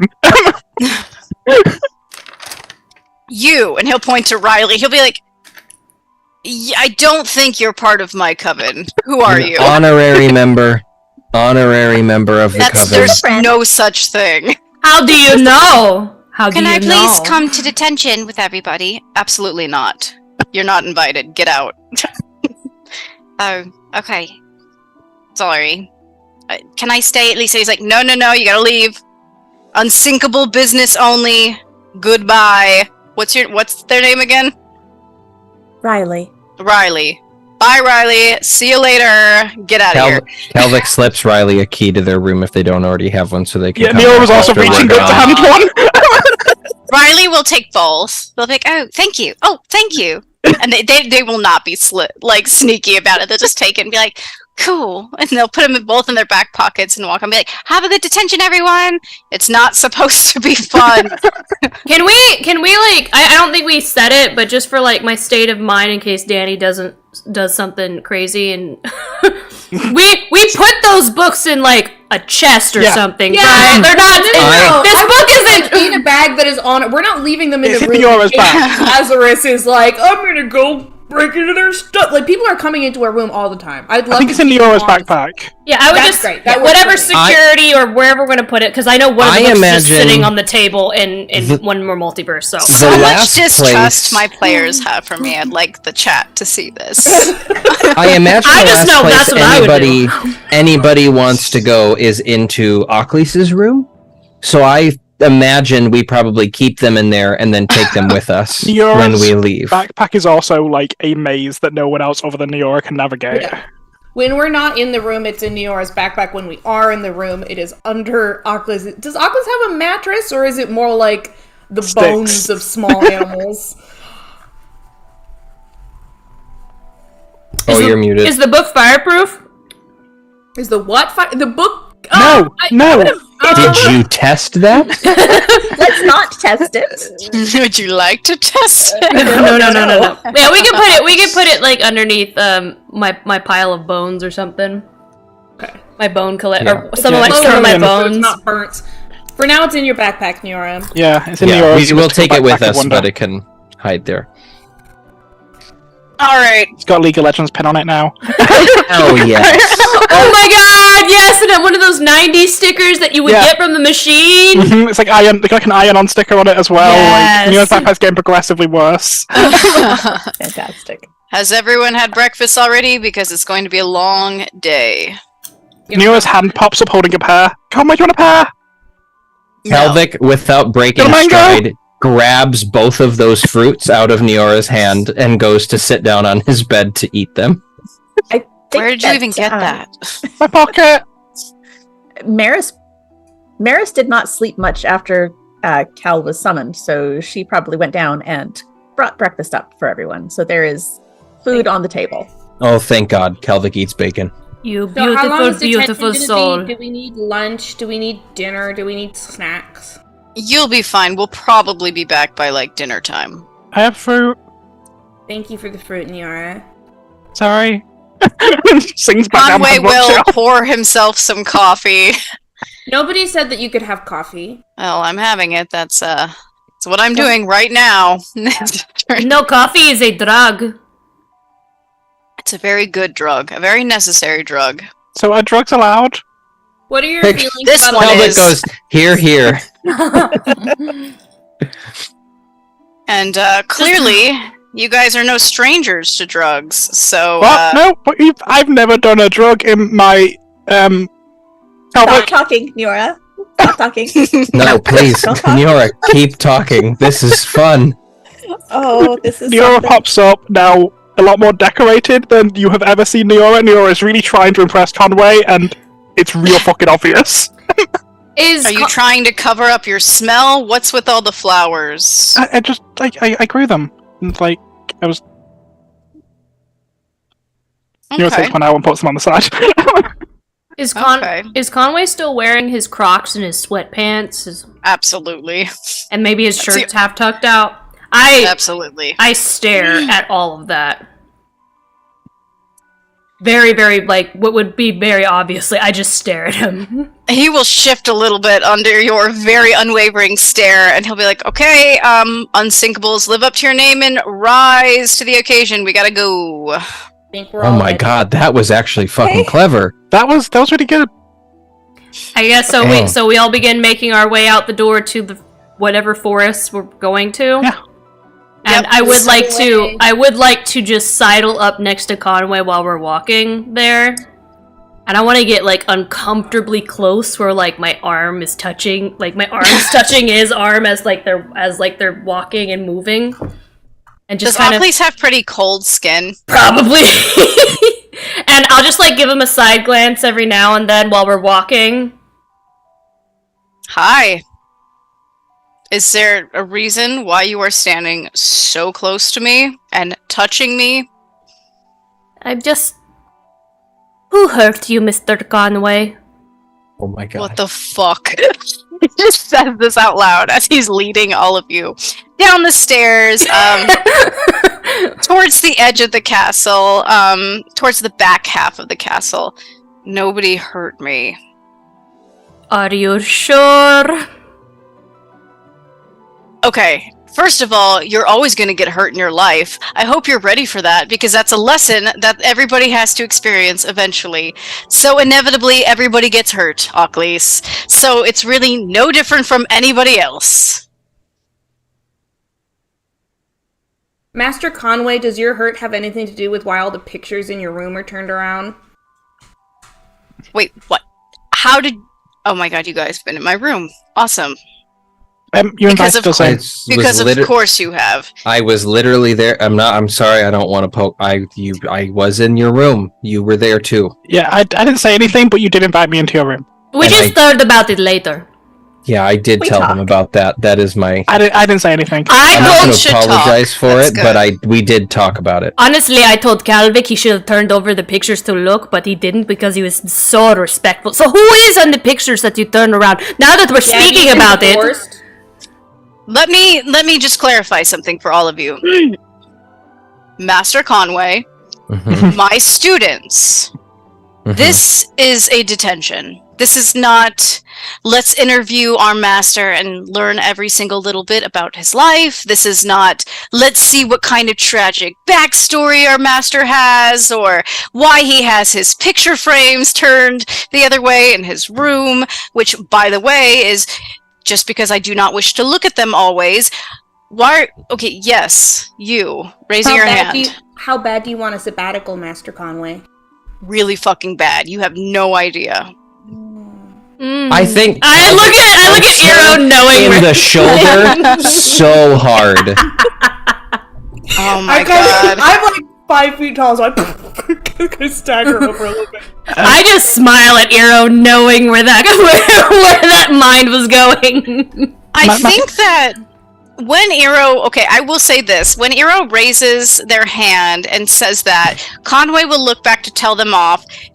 He'll finally, I think, get a good look at your face, Eero, and just you in general, because he tends to just not want to look at any of you at any given time. And he'll kind of pause for a moment. And he'll just, like, look at your face, he'll look at your clothes, he'll look back at your face, and he'll just kind of snap out of it and keep walking. Master Conway, I don't mean to be rude, but you did say when you assigned, when you told me to assign the detention to everyone, that one of the goals was to also get to know us and would get to know each other so that we could work together and help accomplish Yes. the point system. So wouldn't we need to get to know you? I'm sorry. I'm getting to know all of you. Because you and want your to be our skills. friend, right? Because you don't have any and you need some. We'll be your friend, though. It would be very nice to be your friend. Oh, please, no, that's But I want to be his friend. It is very sad. Look, he's sad. He looks miserable. Hey, look how miserable he looks. He's sad. He's miserable, and I know misery. Trust me, it is something I excel in on a regular basis. He is the saddest thing I've ever seen. That is saying something. The whale is here. Get on the whale. There's a whale.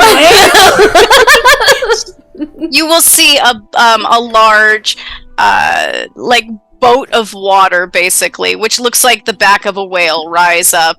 Kind of like the elementals you all rode in on, but this one's just a very large whale made of water. Can I swim? No, you will get your clothes wet. Jump on the whale. I can't swim, you can't swim. But, like, I can do it if I get my clothes wet. Don't argue. I'm sorry. So you Enter can't bag. swim.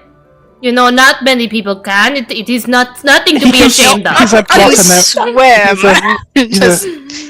He's a merfolk, actually, he can swim. He's going to push Oh, that his would have been hands forward. that would have been a real tragedy. A merfolk who couldn't swim. Woo! It would Woo! explain why all his pictures are backwards. He can't stand the shame of seeing all his swimming family members. He's going to push Ockley and Neora off the edge of the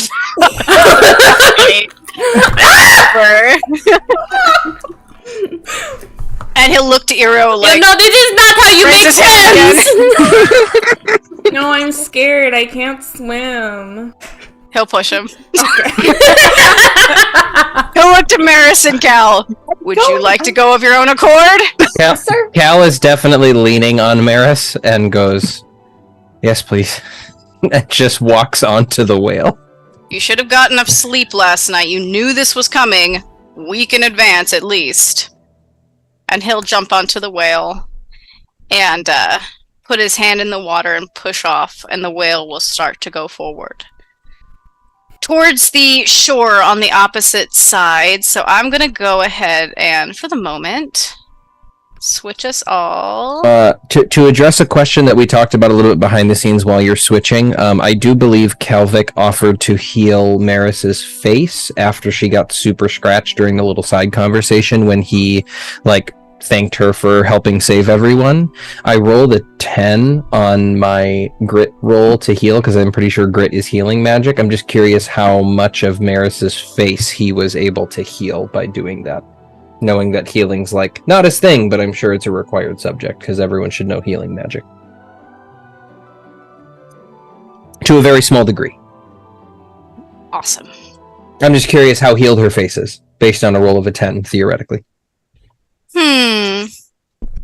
I would say it's probably at least scabbed up a little bit. Okay. Like, cool. it's definitely in the process of healing now. Wonderful. Thank you. Yes. Okay. So you all are traveling across the lake, the back half of the lake, and you will see, as you approach the shore, the stadium on the left side, and you'll see the forest on the right side. All right. So Cal is, I think, probably, while we're riding, if we can sit on the whale, is probably, like, trying to stay awake. And if he can't, he takes a couple moments to gain some shut-eye. And probably is because he's been leaning on Maris and just says, like, "Can I borrow your shoulder for, like, 5 minutes?" Yeah, So I gotcha. okay, thank you. And he just, like, leans over and tries to get, like, just a couple minutes of eyes closed. when they're Conway riding. sees you start to drift off, he will dip his hand in the water and tip it over onto your head. Oh my god! Oh, rude. All right, everyone. As you well know, I want that sabbatical. Is it likely to happen? Probably fucking not. You've already gotten into so much trouble already, and it's barely. I mean, we're riding up on midterms, but I gotta try. So we are going to be training today. There's a few things we're going to be doing. We are going to be collecting wood for the vivarium ceiling because you broke it. Somebody allegedly broke it. Yeah. You all broke it. No shit, I did specifically tell you we broke it. Yeah, I'm sorry. I just give Calvik a look. I made a promise. It's fine. And that is technically my part of the classroom, so you broke my part of the classroom, which means it's my duty to fix it. So because you are my coven, it is also your duty to fix it, which means we're going to be gathering alderwood from the forest together. While we do that, I'm going to assess your skills and see what you need help with when you go into your midterms. Your midterms are very, very soon. They're next week. So, Midterms are usually held in that very large building on the left-hand side of the castle. You've probably seen it. Nobody ever goes in or out. And when they do, they usually don't come out. Or at least you're not probably standing there watching for hours on end. Wicked. Right. Midterm trials, final trials, they happen in that building. That is what it's for. I want to make sure you at least feel a little prepared before you go in there. Because if you don't pass your midterms, you don't get to come back. So, I'm really sorry for interrupting, but you seem oddly comfortable knowing about the sabbatical. Yeah. Oh my god. Calvic just sighs. So, I want like, this sabbatical. if we pass, then you get to go on the sabbatical, or the majority of biggest number? No. It has to be like the whole year biggest winner butts out kind of thing. Exactly. You need to make the most points. You need to win the most cap the bat games. And I You do gotta. have a You are doing that, which I'm very proud of. Thanks. Calvic gives Maris Nux. Iro is holding up their hand. This is Conway just ignoring Iro's hand. I don't know if you saw. Iro is a little short, but like Iro is holding up their hand and has a question, Mr. Conway. He's like drinking his coffee, and he'll look over Iro. What do you want? Why don't you just Conway, talk? You can just talk. You don't have to raise your hand. Okay, great. I'll talk whenever I want. Calvic sighs loudly. Because I don't want to have to look at you every time to see if you're raising your hand. What is our incentive for you getting a sabbatical? Well, your incentive is that you are seen as amazing students. You will have the most points. Don't care. If you earn enough stars, you will become one of the elite, which is awesome in your third year. Cool, awesome, so exciting. We really don't. We don't want that. So right now, our only motivation is making you happy, and I don't like you. I do like him. There's another motivation. There's another motivation. You don't like me. I don't like you. And if I go on sabbatical, I get to leave, and you get Lord Walker. We don't want Lord Walker either. Oh my god, no, we would much rather have you. No, we're definitely going to fail. You don't like me. You don't want to keep me. I like you. But my favorite thing about you is you leave us alone. Lord Walker wouldn't. And also, I do like you. Well, if that's what it's going to take to win this sabbatical, I'm not going to leave you alone anymore. So, there you go. You're going to hate me even more. Hold it up. You're just so hopeless, and I think there's something very alluring about that. Why do you all think I'm so sad? I am so happy. I'm wearing sandals every day. It's sweatpants. It's great. I've got a mini fridge full of yogurt, and that is the sign of a happy man. I'm living my best life. Just like shouts out. You need some gin and berries. I don't know what that is. Nira hands him a tulip. He'll take it and throw it. And then he will stop at the forest line, and he'll be like, okay, so he'll look over to Maris. You look like you're very strong. Yeah. So Confirmed. you will probably be helping lift the wood back to the shore. When we get to that point, keep close. It is dangerous in the forest, obviously, and that's why you're not allowed in here unsupervised. Please do not go in here unsupervised and look straight at Iro when he says it. God. I actually am interested. What's in there? I mean, trees, bugs, animals. Right. That sounds absolutely terrifying. We're making some strides here. I'm looking for a couple more specifics outside of the things that I can see with my own human eyes. Monsters, maybe. Okay. But like, how commonly? But like, are they deep in the forest? Like, you could stay to the edge and be fine? Less common than the trees you warned us about. Well, the trees are also monstrous as well. But anyway, we patrol the shore of this area. It should be fairly safe.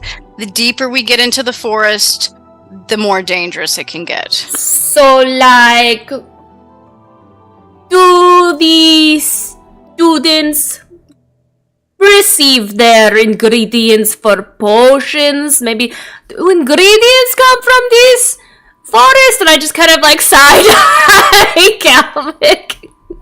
Yeah, you did promise us that you'd help me harvest materials there so I can grow them. This would be a great learning opportunity that would enhance our midterms if you could show where and how to harvest such valuable ingredients for our education. You know, these are such great, curious questions. I love this. And he's going to pull out his little booklet and his quill and be like, 10 points to the Unsinkables for asking such amazing questions. 10 points. Yes, there is liverwort, and I will show you how to harvest it in there. Okay, now we're Because you getting need somewhere. to register all of our If you plants. behave. Because you need to register all of our plants. If not, I'll give you even more points. What's that, Neora? Because you need to register all of our plants now because of, Ava. I need to register all your plants, yes. Yeah, is our previous discussion still okay? That, I'm allowed to grow this in the dorm? Hypothetically, of course. Well, liverwort is technically not allowed to be grown in captive areas because it attracts certain things. Mhm. But if you hadn't have fucking told me that, Neora, maybe My you God, could have Neora, grown be it. cool. You already said I could. You gave me written permission. Can I do some kind of knowledge check to ascertain and dictate that an area within 10 feet of a nature nymph counts as a nature preserve? Is there some kind of nymph bylaw that I can pull out of my ass? Oh my god! We're both kind of nature preserves. Yeah. Are we walking, talking nature preserves, or is the law not written that way? Does it say wizards cannot grow? And I could go, we're not wizards. Can I try to find a loophole here with the intellect check? So I'm not going to tell you what you're going to say, but you can certainly try. Yeah, brains of... Okay, let's do brains of 8. Let's see if you can... I'm going to roll it, because there's no way I'm wizard. This is when Eero realized they were born to be a lawyer. Yeah, would be a great magical lawyer. No, I got a 7 total. So what does Zero say? Well, I imagine that most of those laws are written wizard first, so a wizard may not grow a certain plant within a captive area. But does an area with a dryad or a nymph count as a captive area? And do we count as wizards? Aren't we another type of being under magical law? I would need to look this up later, but I think that we have wiggle room. Can Maris help out with this and just sort of play along and Sure. give an adversity token? Yeah. So that's an extra 2 for you. What does Maris say? I mean, if you even just look at Eero, everything about them is just kind of like nature, right? So, I mean, does she count as growing herself? Do we have to register Eero as a plant? Because I feel like there's got to be an exception, right? I'm also a lily. Yeah. That's right. Are we registered? So do we have to register our coven mates? That doesn't seem right.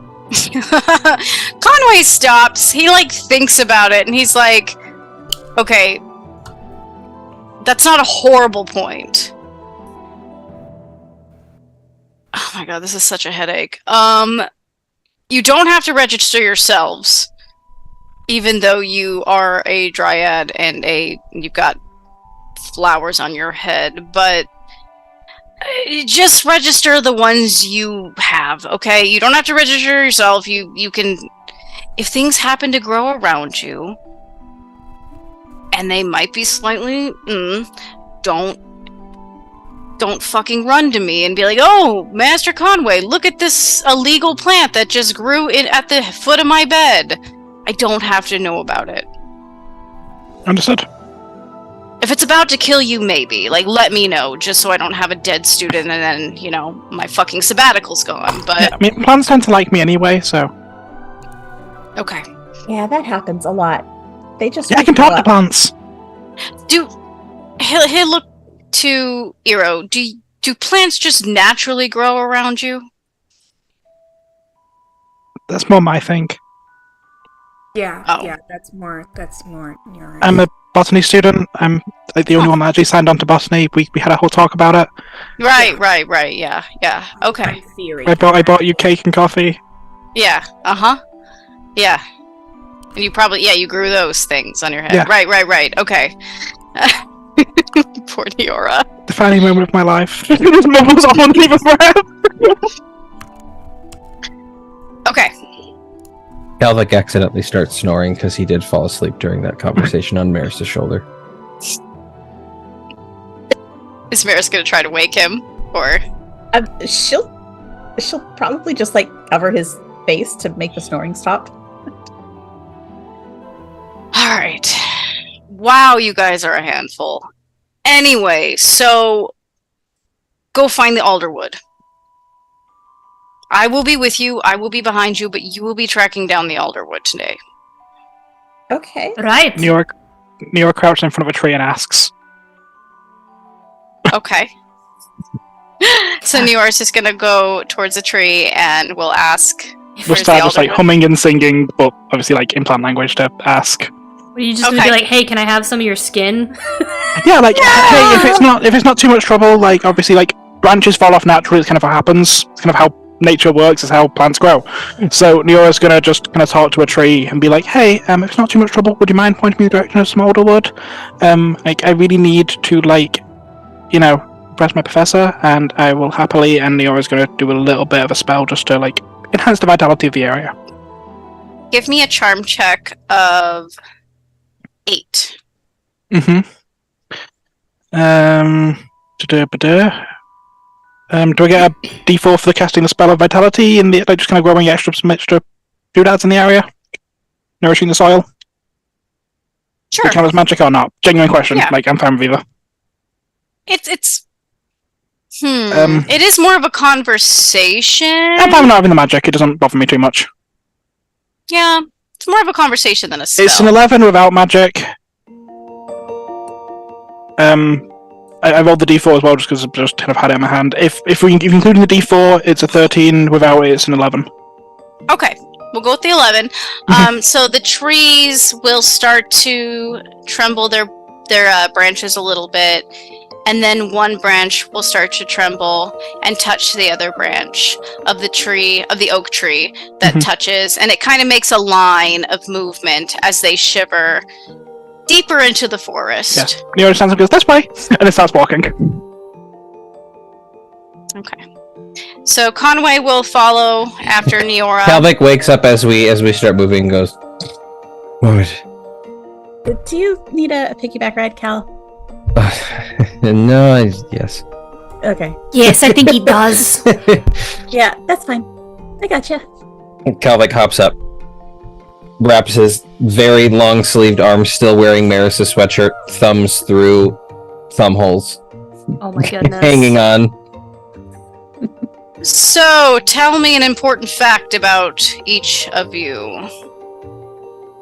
Did he look at a piece of paper when he asked that? It looked like he was like, all right, so tell me an important fact about yourself. Yeah, he's got his Everyone little start booklet. by sharing your favorite color. I don't give a shit about that. I said important fact. What do you think is important? Anything you choose to share with me, but please not your favorite color. That's really kind of stupid.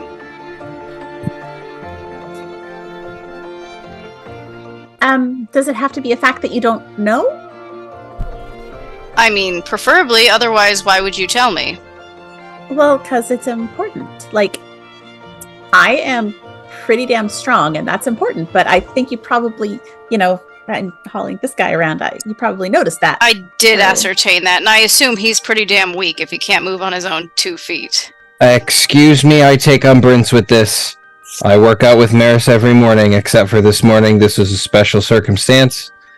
I am just quite sleepy. Up studying all night? Yes. Studying. Experimental Potions Club took attacks on him. Some of the potion fumes. It's a lot.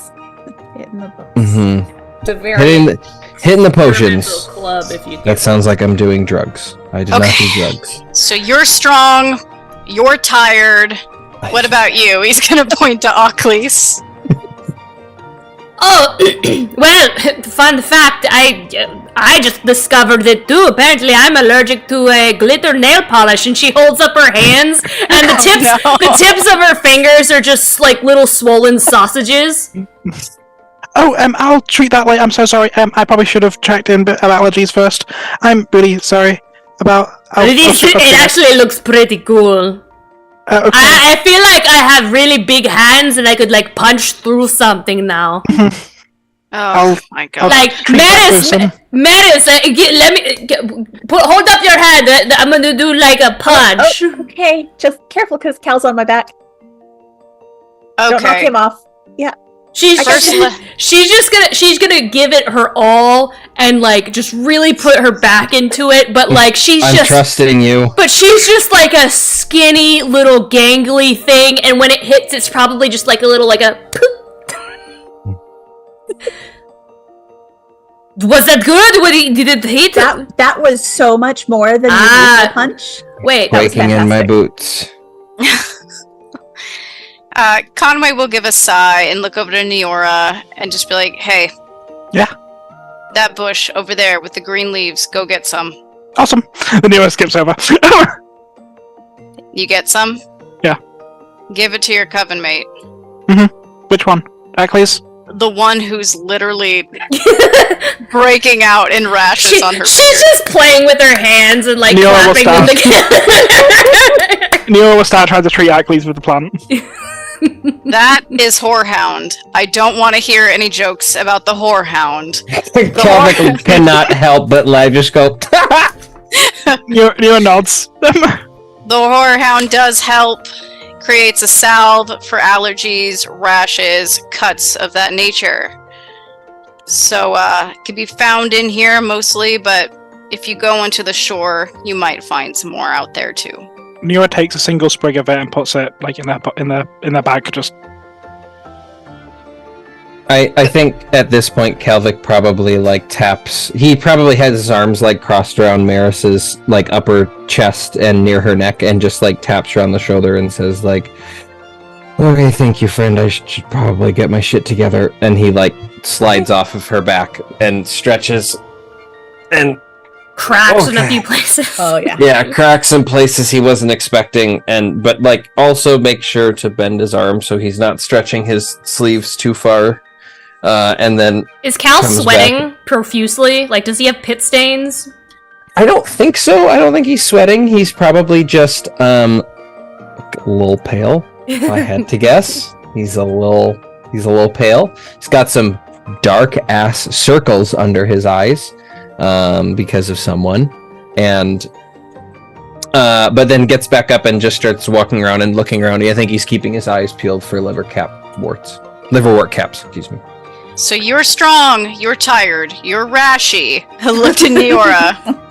oh, I can understand the fundamental song of all life that like all plants and the roots themselves sing, and I can sing it back. Well, that's And fucking I arrogant. can't. And he's gonna write it down. All right, what about you? My fun fact is that I can't do what Neora just said. Oh, okay. So what can you do? I have no discernible skills. You are very smart. I can. Hey, I Rope is am kinda bullshit spot. illiterate. She likes to point out other people's faults. He points at mine on a regular basis. Is that a fact? How about this? She's really good at finding other people's faults. You'd That like is her. actually very useful. Huge critic. Got it. Huge critic. I bake. I'm a Virgo. I'm sorry. I also didn't mean to sound arrogant with that. That's kind of how my grandmother put it. I'm sorry. Neora Just like- apologizes a lot. At times, she doesn't need to. Is that All Alvin right. thinks that he knows better than everybody else. Okay, all right. Good. We're getting into good stuff. Oculus is perfect in every way, and Maris is the kindest person you'll ever meet.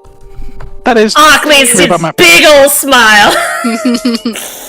Aero is also one of the smartest people I've ever met. Calvic has a knowledge of alchemy and potions like no one I have ever met in my entire life.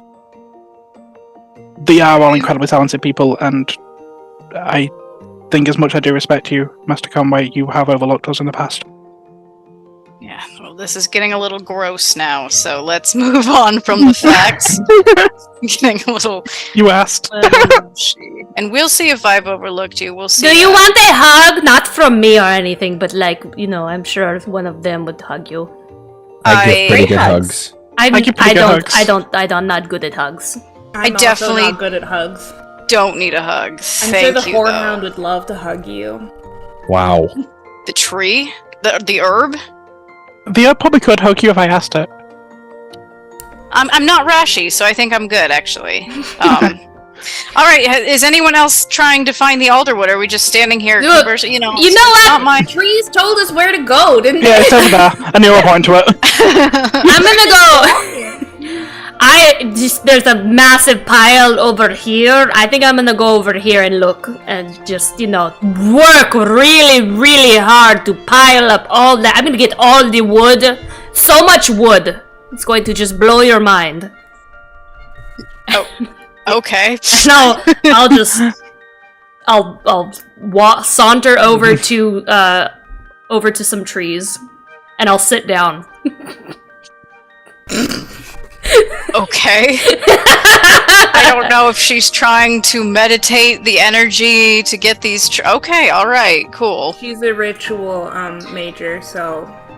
You know what? That looks really good. And Conway will walk over to a rock and sit down. And just start looking at his stallion. Neo will lead Asshole. Maris to the appropriate trees. Yep. Okay. Yeah. No. Let's get a bunch of wood and. Yeah. Is there anything else we're supposed to be looking for? I know Cal's looking for his thing. Calvin's looking for some. Yeah, Some Cal help. definitely walks the opposite direction and goes, I'm gonna look for wood over here, and then starts looking for liverwort Cal? caps. By the way, you have sorry. to harvest the wood at the right condition. Color, firmness, whatever what is- else. What is the right age. condition? You gotta research it. I'm not gonna tell you the answer. Research. However, if you do it wrong, the tree will die prematurely. Okay? That sounds. And if it I'm dies, too far away from this. if you harvest it wrong, if it dies, the entire colony of biggleworms inside will also die. And then there are No. keystone species for the banana quails that live around here. And if the banana quails die, then the goose bears die. Also be No. careful of the sap. Too much of it on your skin. Great. Thank you, Master Conway. Help. I'm gonna It's make okay, a I'm very here. quick calculation in my mind. Maris is with Niora, who will know Yeah. if the tree is ready or not, because she will Fair enough. ask, "Are you ready?" And the tree will say yes or no. Calvin, Yeah. What? you're not actually going for wood, are you? I am looking for wood. Great. And I'm not gonna worry about Calvic either. Calvin, just before you do go, if you can give me like a list of things you need, like I'm out here, I can potentially find some things. Oh, that's probably very smart. Okay, hold on. And he looks around for something to write on because he didn't bring his bag. Nero hands him like a little notepad. Thank you. And he starts to write down a list of some of the more common potion ingredients to try and find, just so he has a baseline stock. Mostly for the stuff that he has been making batch makes of, so the weed adjacent. He has some ingredients for the weed adjacent stuff. He has some ingredients for the Ritalin adjacent stuff. He has some that he's experimenting with for the that he has ideas to experiment with for the mind magic potion, and then also for the like liverwort caps are on there. But I think those are probably the big four that he writes down. Stuff that goes into each of those things. Yeah, okay, I can sort this. Thank you, Niora. Would it be possible if, like, maybe, like, if I am growing all of this for you, like, you know, I can grow quite a lot of plants, but it does still take energy to grow specific types. Mm-hmm. Would it possible, like, if you did look maybe into the mind magic potion, like, if I'm growing stuff for you? It's on the list, Niora. There's a lot of shit that needs to get done. It's on the list, I promise. I'm sorry it's taken me so long. I kind of need it. Uh, And Nero wipes away a little bit of the pink like ichor that's still on the ride from last night. I think Cal wakes up a little bit at that and says, "Yeah, deal," and holds his hand out to shake Neora's hand. Neora will shake Cal's hand. Deal. Thank you, Cal. Yeah. And Cal wanders off to go try to find his own liverwort caps. Okay. Just assuming that Maris and Neora have this handled. They But probably I think maybe just calls back and is like, "Oh, by the way, Maris, call me if you need help. Because I'm Okay. also strong, Yep, you and are. I can lift things." You can. I can't. She okay. can't. Go commune with nature. And then it just depends. Danny, what order do you want to check in with people on? Because Eero's going to be wandering in Akos's direction. And then we got Neora and Maris. And then we got Kelvik himself. I'm going to go ahead and do Cal. I think the liverwort caps will come, but they're going to come after the alderwood. Just Okay, so you know, in case you want to keep within the scenes, you know. Well, yeah, I think if he looks around and especially if Neora is like, "They're not here anywhere," he'd be like, "Oh, cool," and then just goes back to help with the elderwood. Yeah. Neora will say that and also hand you occasional things to keep. Like, hey, keep this weird. So, Ockleys, who is with you right now? Who is wandering over to join Ockleys? I think it's am. just Eero. Eero is going to be in a moment, Okay. but Ockley's also, because I'm going to take a minute checking in with people to make sure nobody's going to kill a tree. Ockles has a moment to herself before I head over there. Okay. Because I wanted to do Ockleys and it jump between you guys, depending on the groups. So it'll be Ockleys group first, and then Alderwood group. Sounds like a plane. Those of you close to Oculus, you can't necessarily see from this distance, but she looks like she's pulled something out of her pocket, and she's just kind of like fidgeting with it. Her elbows are just kind of going up. It almost looks like she's working on a toy car, but you can't really see what she's got in her hands. I think Calvic just assumes that Oculus is up to Oculus shit, and he's far too tired to confront this at the moment. And just goes, "Oh boy." I think maybe even just turns to Maris and is like, "Look out for whatever that is. I don't know what she's doing." Look out. Yeah. Am I the flight risk here? I'm sure she'll be okay. Master Conway's kind of close. He could put out fires, right? I mean, I'm if sure we he need, listen, we know we have to play mom and dad here. Is it your turn or is it mine? I think that for now we should let her have her independence and make her own mistakes. She's old enough for this. I agree. Yeah, okay, we we'll gotta just find watch this wood. from the side. We gotta find this wood. That also What- sounds mildly rude. Sorry. It's- And then just move back into the continue talking to trees. Yeah, we gotta follow Nira. Okay, all right, let's go. Hero is going to make his way over to Oculus. He's going to take a second and just kind of stand. He hasn't been in a forest in like a while, ever since he came to school, I guess. Up until age 19, she had never seen literally anything else, and she's just Oh my gonna take a moment. gosh. I gotta transfer you guys, sorry. Oh, I didn't know there was a scene. It's not super like you guys don't have to move around And too much Calvin in it. still has his shirt off. Oh, look at that! There is a forest. Let me bounce my Sorry, way hold over on, to I'll that get tree. dressed. Come over here. Let's go sit over by this lake. I'll get dressed. There we go. Perfect. Maybe. I'm so little. Ooh. Oh, there's a frog! There's like leaves blowing. Please, important. Look at this. Hero's gonna take a second and kind of their ability that they have of reading the roots. They don't have the adversity token to do anything right now, but their feet kind of sink into the soil for a minute and kind of, for the first time in a long time, connect with. So a cool thing about forests, you guys, is that trees in a forest communicate with one another. Their roots touch one another, and it's almost like an enormous neural web where like communication is passed between one tree and another, so they're always in constant communication. And this is the first time Eero's been next to that in a long time. Dabs a little bit at that root and then withdraws and he comes back to himself and ugh, shakes himself out, and then he's gonna go over and pop himself cross-legged next to Atlas. We meditating? What are we doing? What's up?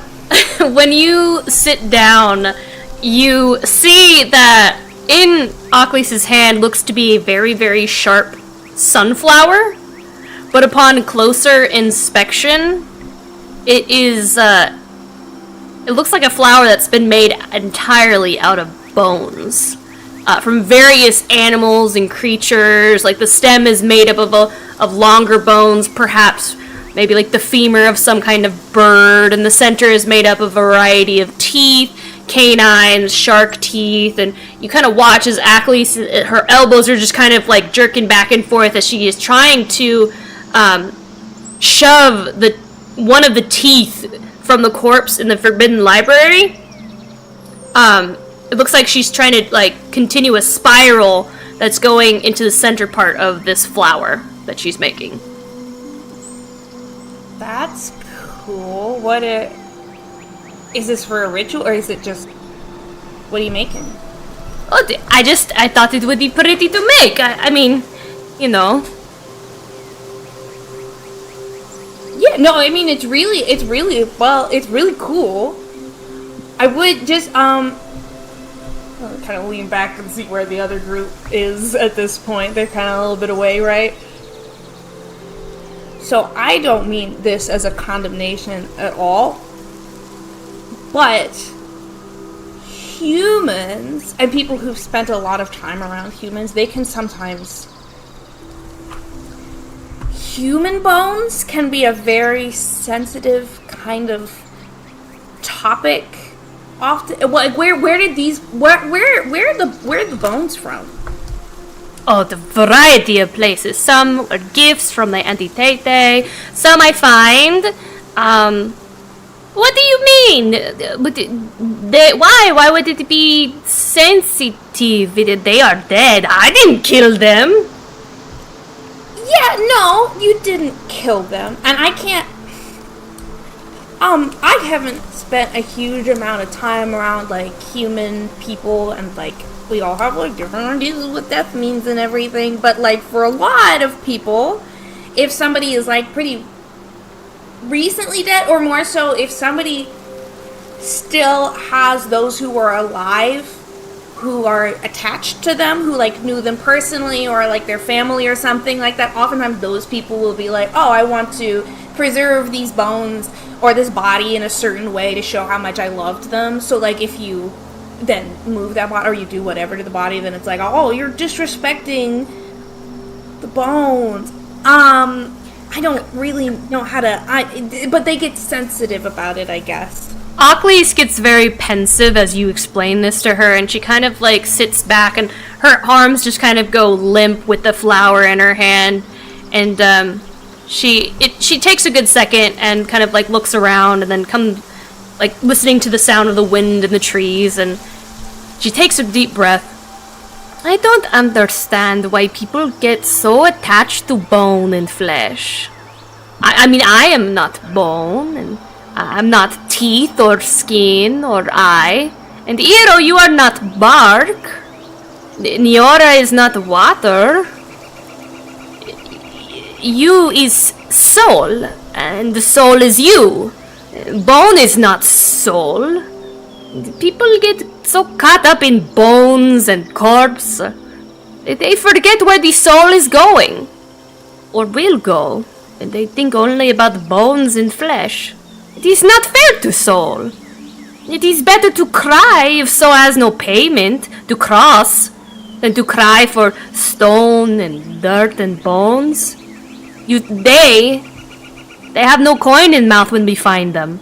That is far too late. Because of Hades and his rules, they could not cross. It's better to cry for soul than bones. Both the students wander the banks of the Styx now. Besides, I don't know, maybe it's just me, but I feel like nothing ever said of buried is good, I hear them say, bury the past, bury the body, leave it dead and buried. And why would you bury something that is beautiful when it can be made into something new? And she kind of holds up the flower for a second. Or to study, or to learn, or any kind of thing. I mean, I know that I am strange. I know a lot of our friends think I am strange and I do strange things.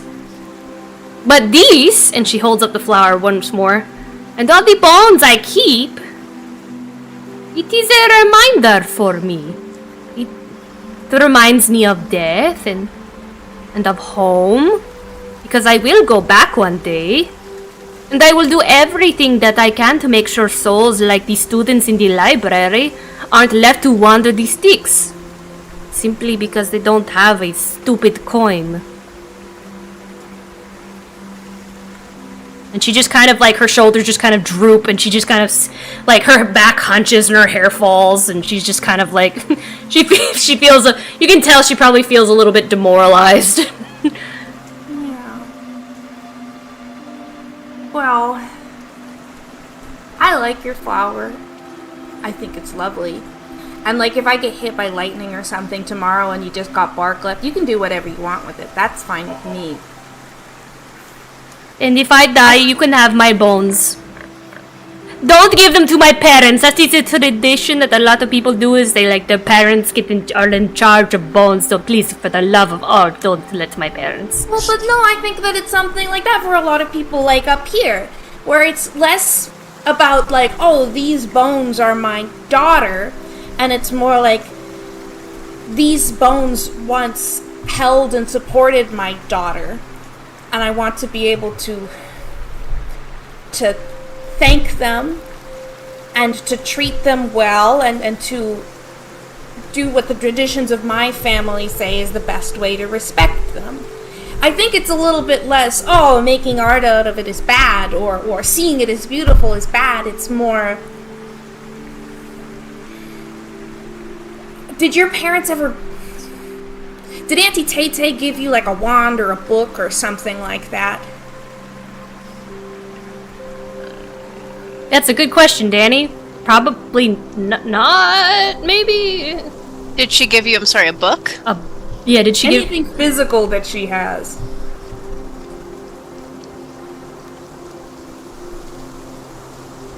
She might have given you a gift, Ocklys.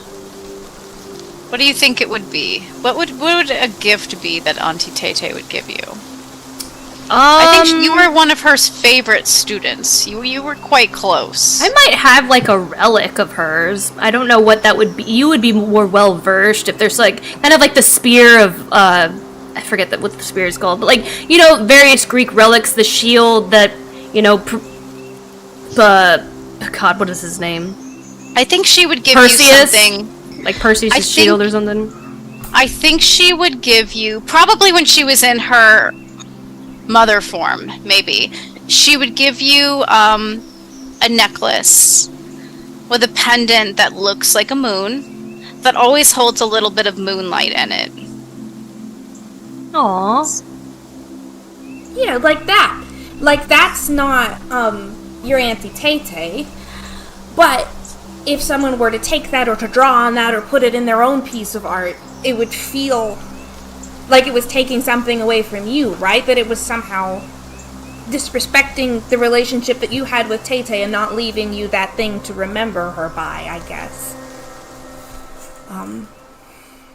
I don't know how to... You might be better off talking to... No. You're doing great. I never think like this before, and like her brows furrowed, and she feels, you can tell, like, all the information you just kind of unloaded her is just like, it's like she's never thought about it like that before. But I want to say, I don't think that you're doing anything wrong. I know that what you're doing is because I think that you see the world in a way that is a lot... I don't know. Everything's gonna sound really little, but, like, you love the world and you love people, but it doesn't look the way that people expect it to look, so they think, like, oh, it's malicious, but it's very... I know that what you do with the bones is your way of respecting them and of making sure that... I know that you love their souls and you see the beauty in their bones, and that's why you do what you do. I just want to make sure that you know, because sometimes, you know, people don't always see what, like, I want to make sure that you know that some people might be sensitive about it, you know. So I should do this in secret. Well, it depends what... If you want to have secrets from people, yes. But I think, especially with the people in the coven, if you tell them why you're doing what you're doing and what it means, then they might be open to it, depending, like, because they have certain points of view and everything, but they're not going to be like, oh, you're evil, if you explain what you mean, you know? I think that makes sense.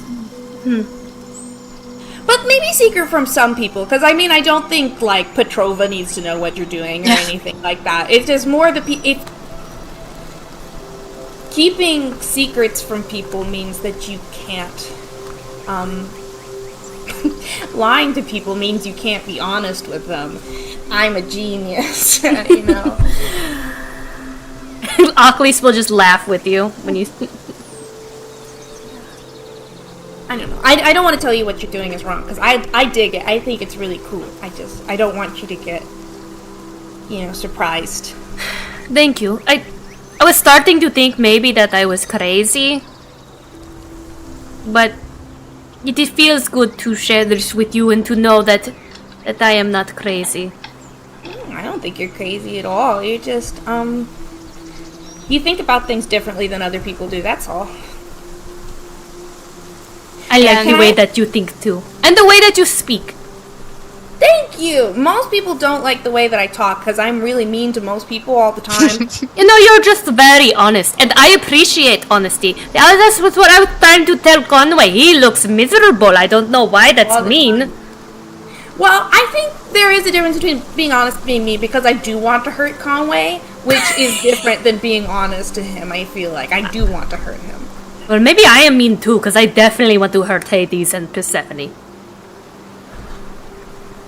That sounds like a much bigger conversation, because I do want to know everything that's going, like, in terms of, like, it feels like there's, like, a kind of political structure that's, like, in danger here, but because I can see the troop are, like, kind of getting busy with some wood over there is something I wanted to share with you really fast. We might need to jump over there before I can share it with you, but let me know. Sounds good. Yeah, Okay. Hero's gonna start pulling something out of their pocket, and then the camera's gonna cut somewhere else. Also, with further thought, that necklace Hecate gave you, Atetete, probably has dog teeth lining it. Yes! Which shows you like bones and teeth. Okay, we're gonna jump on over to Maris, Calvic, and Neora, and you eventually get led to these small clearing group of very tall red trees that stretch up. There's a dense canopy in this forest. It's quite dark. You don't really see the sky, but you do know the coloration difference with alder trees. They are reddish. Okay. Do I, from my chromabotany classes and also Neora's honestly mild obsession with different plants, do they know when the proper time to harvest them would be? Do they know how to do that? Is that something... Go ahead and give me a brains check of 9. Okay. No, a 7. Give me a 7. Give me a Thank you. 7. You're chromabotany, so you should be okay. Thank you. Yep. That's gonna be an 8, so woo. Cool. You remember from classes that they have talked a little bit about alderwood, mostly because the ceiling is made of alderwood, right? Alderwood are at their adult age and ready to harvest when they're very bright red, like a bright red.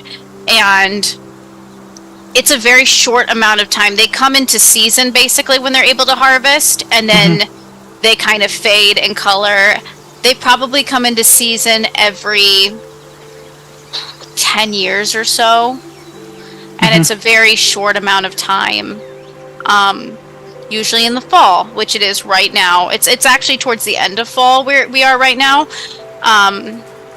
But you will see a few that are bright red in color. You'll know that they're not terribly old, but old enough to be harvested. Neora's going to go up and going to ask them very nicely if it's okay with them if Neora harvests a little bit of the wood. Okay. And the tree will ask, how? I mean, ideally I'd like to take it in a way that wouldn't harm you. Although I'm not going to lie, never harvested wood before. I'm used to taking seeds and more grown things.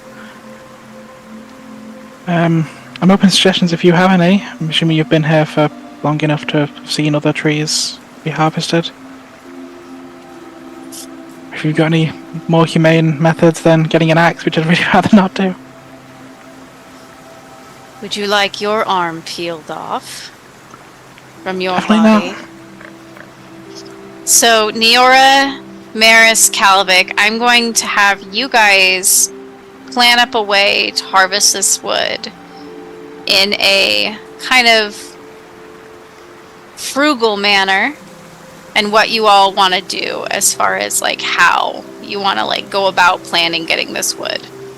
I guess that as a broad general question, does Calvic have any reason to believe that he should be harvesting this wood any other way than like, I'm gonna chop this off, I'm gonna take off a limb? Like, is there any reason to believe that I should not be just doing this the way you chop down any other tree to get wood?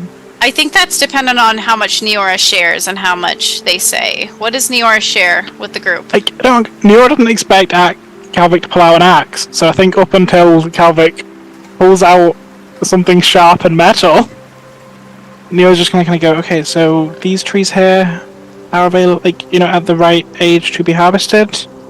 Yeah, I guess what way do we want the tree to fall? I guess I don't have any of you ever cut down trees before and made them fall like the way you want to. We're not gonna. Nope. All a no. What? Not a chance. What do you mean? Okay, so we need to harvest the wood on this tree. Yeah, we're gonna need to find another way. Oh, Maris, you're muted in case. What if we don't need the whole tree though? Like, we could just use the larger branches? I mean, that still stings like a bitch. What if we need to like, there's got to be something here that's an anesthetic type thing. There's lots of plants. I could potentially okay, Neo's gonna come okay, so obviously there isn't really a good way to do this, but obviously plants can be grafted and heal from quite a lot. If we hypothetically numbed some of your branches and I help nourish you and help the wound, would that be something you're comfortable with if you consent to that? Yes. Okay, wonderful. Thank you. God, I'm never going to get used to that voice you use when you talk to plants. It's so cool. Yeah, so I don't even know how you make those noises. Okay, so what's the plan? we are going to, first things first, we're going to find a way to soothe the pain first. Okay. Which I am probably going, with maybe a little bit of aid from you, Calvic. We're going to brew up something real quick, or create like a salve to help numb the roots. Or the tree. The tree's going to drink something? We're going to imbue it through the bark, yeah. Okay. Oh, you know what helps when I go to the dentist and they do the shot is he grabs the other side of my face and wiggles it and distracts me. I could use I could manipulate the air and get a tickle big the tree on the yeah. You're gonna tickle the other side of the tree while we cut its other arm off? Yes, I agree. This is a good plan. And then I'm going to 100%. I love it. It works for the dentist. And then I'm will- going to help graft and seal the wound. Okay. Okay, I don't know how to... but you want me to... Hold on. Okay, we're going to create like an anesthetic for trees. Yep. Okay. Do you Alright, know Cal. what that... Uh-huh.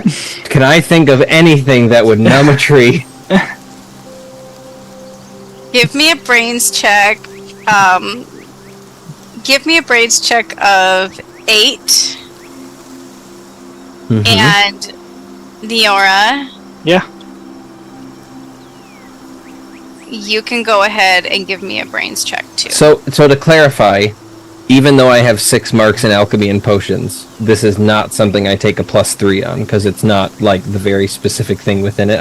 I'm okay with that. I just want to make sure I'm understanding this right, because What did you take in your +3? Like, what do you for right now, I think it would just be... I think what I refined, the things I talked about at the beginning of the session, is like essentially making potions. I don't even know how this would come in mechanically, but like I am splitting my focus amongst a lot of potions and not getting them messed up. That's so if I'm rolling to try and make a potion in the setting of I'm also trying to make a bunch of other shit, I take a bonus on my roll to make a potion while I'm like actively thinking about some other... I It's a would say multitasking you can add it if you're trying to kind of think through the potions that you've already made and see if you can take from each individual potion and try to put something together. Okay, we'll You see can how add this that. works. Why not? Let's see. Okay, that helps. That's a 9 on a D10 plus be a- 3 for a 12. It's going to be Okay. a 7, and I'll also spend the university token to make it an 8. Okay, cool. So, from your brain, Cal, you can kind of piece together. You have actually done a lot of potions that tend to soothe, right? The one that probably comes to mind would be the one that you did for your friend back home, for his husband. Because didn't he use that for pain relief? Yeah, he did.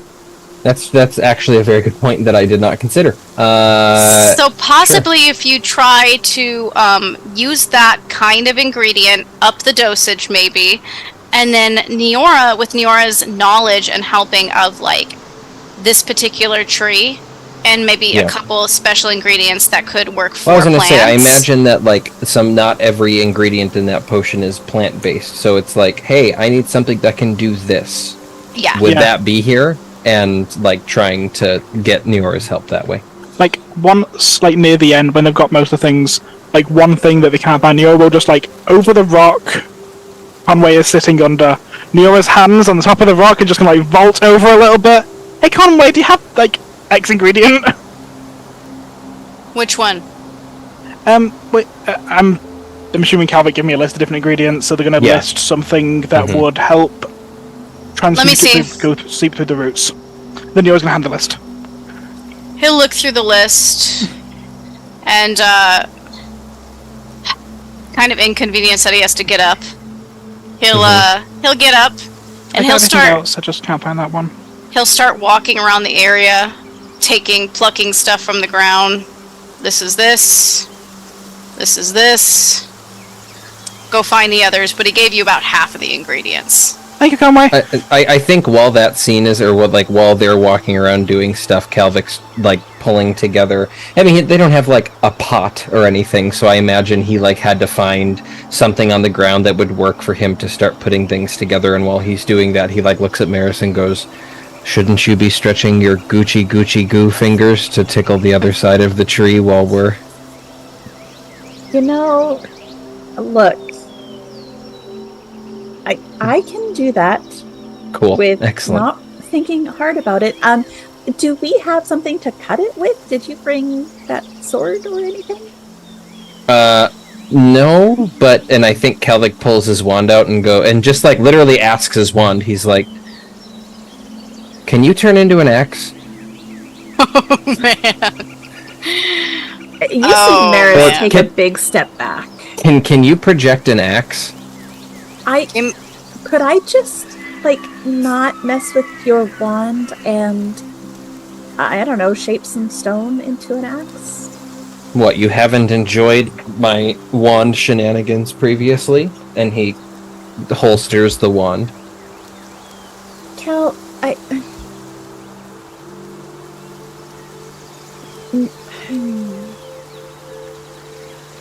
just goes back to grinding shit. Concerned about. I don't like your wand. No, I know. I don't like my wand half the time, but I'm kind of stuck with it. I know. Ever since that mind magic class, things have just been. I don't know what it did. I know what it did. It knocked stuff loose, but I shouldn't make light about this asshole. Ed says that to his wand. That no, I mean it's a thing that happened, and I just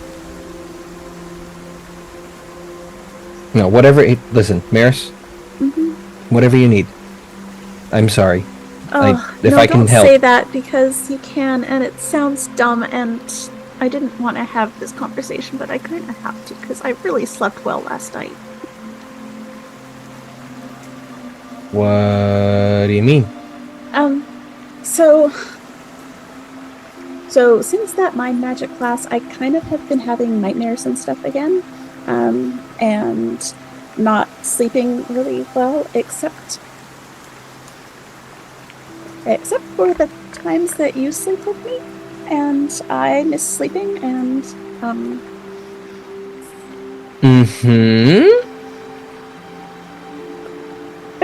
You're gonna make me say it, aren't you?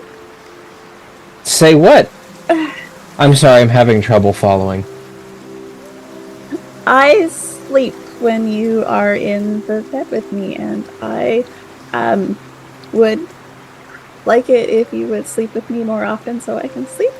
Maris, take me to dinner first. My God. I brought you breakfast. Oh. Okay, you have a good point. You did bring me breakfast, but one meal? Do you think I'm that easy?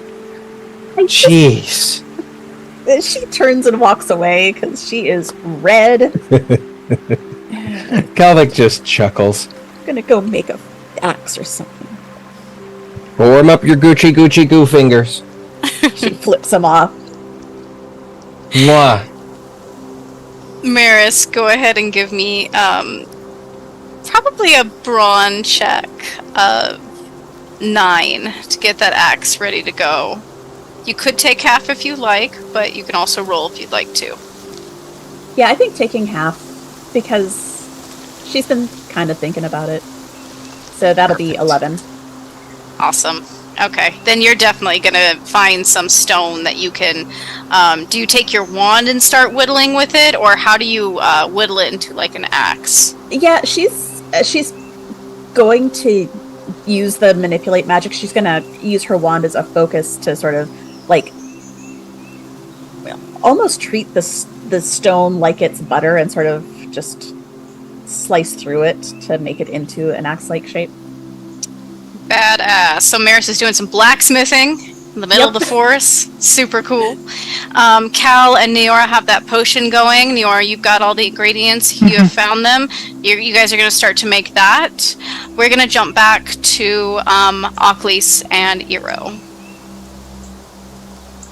Eero is pulling out from essentially either down his little tank top or somewhere in his corduroys or wherever he hid it on his purpose. On his person, this little rolled up green piece of thick parchment that he had gotten from the library that he's had hidden on his person. So I wanted to, just while we have a minute, I wanted to show you something, because I know, I was lying pretty obviously, in the library about, oh, I didn't pick up anything. You know that I got something, and I wanted to show it to you. Because it was mostly, when we were in there, I definitely know that we're not supposed to touch anything, right? Because, it's all traps and stuff like that, but... Yes, I remember. Yeah, but I was worried, people were gonna be like, oh, you can't take it, and it would be like, yeah, but this is different because, and it'd be so hard to explain because, and I'll explain the because, but, okay, so look at this, and I'm gonna kind of, spread out here on the soil, where the grass is growing green and stuff like that, just a nice, lovely living spot of earth here. This, it's like a thick, almost supple parchment, right, that looks like it's, the lovely piece of very thick paper. Okay, so I feel like almost definitely they don't have this where you're from, because it's kind of, the whole thing is that it's very alive, which isn't your scene, right? Oh, souls are alive. They're just not in a body. True. Well, this is a very deeply, like, bodied sort of... Okay, so have you heard of dryad paper or, like, a dryad book or anything like that? Have I, Danny? Probably not. Probably It's a not. very, very Probably not. special thing. No, I have not. So, okay. Well, dryad paper, it's essentially it's a piece of parchment, or a bound book even sometimes, of parchment that's made from... So, paper is made, when you take wood or bark or something and you make it into a pulp and you make it into paper, right? But this is when you take it from a dryad who is alive, who willingly gives you their body to make the paper out of, and then the paper is just as alive as they are, and it holds like a part of their... Do you know what a Horcrux is? It's kind of like that. It's got life in the paper, is the thing. We made It's it got 13 life in- episodes. See, that is what I consider sacrilegious, is when you spit your soul. That is bad. But I guess... But it wasn't. Usually it's like to keep a knowledge alive. And like the people who do it, like if you're doing this kind of thing, you're going to be alive forever anyway. Like you're going to be living forever, through the generate. Because I've told you like about my mom, right? I've told you about my mom. Yes, a little bit. Nehelenia, the all mother, the great mother, all that kind of thing. Yeah.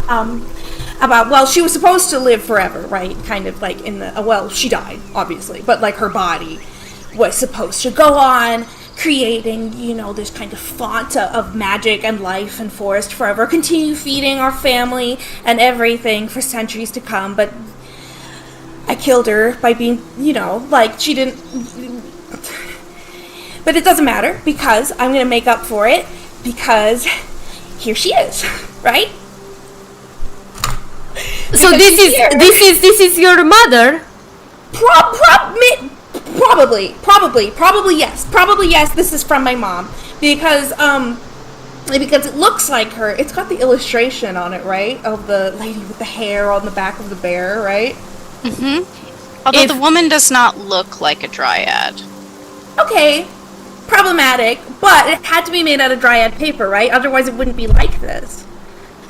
Ocklys will lean over to the paper and will sniff it if Ira will let her. Oh, yeah, go ahead. She smells very nice. Yeah, she did. Well, yeah. So the thing is, the reason why Sana is at school, and the reason that, I'm at school because Sana wanted me here, I guess. But the reason that Sana is at school and they let her go is, so my mom is dead, as previously established, right? And without anything to keep us alive, we're not... My mom's body is rotting a little bit. And so is, my elder siblings, of course. Toivo didn't look like he was rot, but Kuliki, she's starting to rot. The trees of the forest are starting to rot. The birds are starting to die. The bugs are starting to die, which, it's like, the bugs are starting to die, but they should be there. They fulfill the role in the ecosystem and everything. Everything is starting to just sort of, leave. And this is exciting, because... Because it will save your grove. Yes, or it could. Yes, because it would... I could fix what I did, I could fix it. But... Because it wouldn't be... Because... I don't know. Kuliki said before I left that I'd be coming home. Wouldn't that be cool? You want to go home? Not like where I live right now, but she'd always been very clear before that that was not my home. But if I could fix it, then that's not... I feel like I'm going on a direction now that I wasn't intending to go. The point is that I could fix it, is the thing. So this is very exciting. Achilles' brow is just a little bit furrowed as she listens to what you have to say, and like you can tell, like she's thinking really, really hard about everything that, and like where your discomfort is, and how you kind of trip over your words at certain areas, and like she hangs a lot on you saying you're gonna fix it. You're gonna fix it. I wanted to tell you just because I felt bad going, I don't have any, because I don't, like, I haven't had, Sana's my friend usually, but, like, I like you and I appreciate, and I don't, what we said earlier about lying, I don't want to lie to you because I trust you and I like you, so I wanted to tell you what I put in my pants. Thank you for telling me, Hiro. You know, I trust you implicitly. Like, if you came up to me and you were like, Achilles, I have to stab you, with no questions asked, I'd let you stab me. I don't want to stab No, I just say, just to tell you, I trust you, and that you, if you needed to stab me, I would let you stab me, because without asking any questions, because I trust you completely. I trust you too.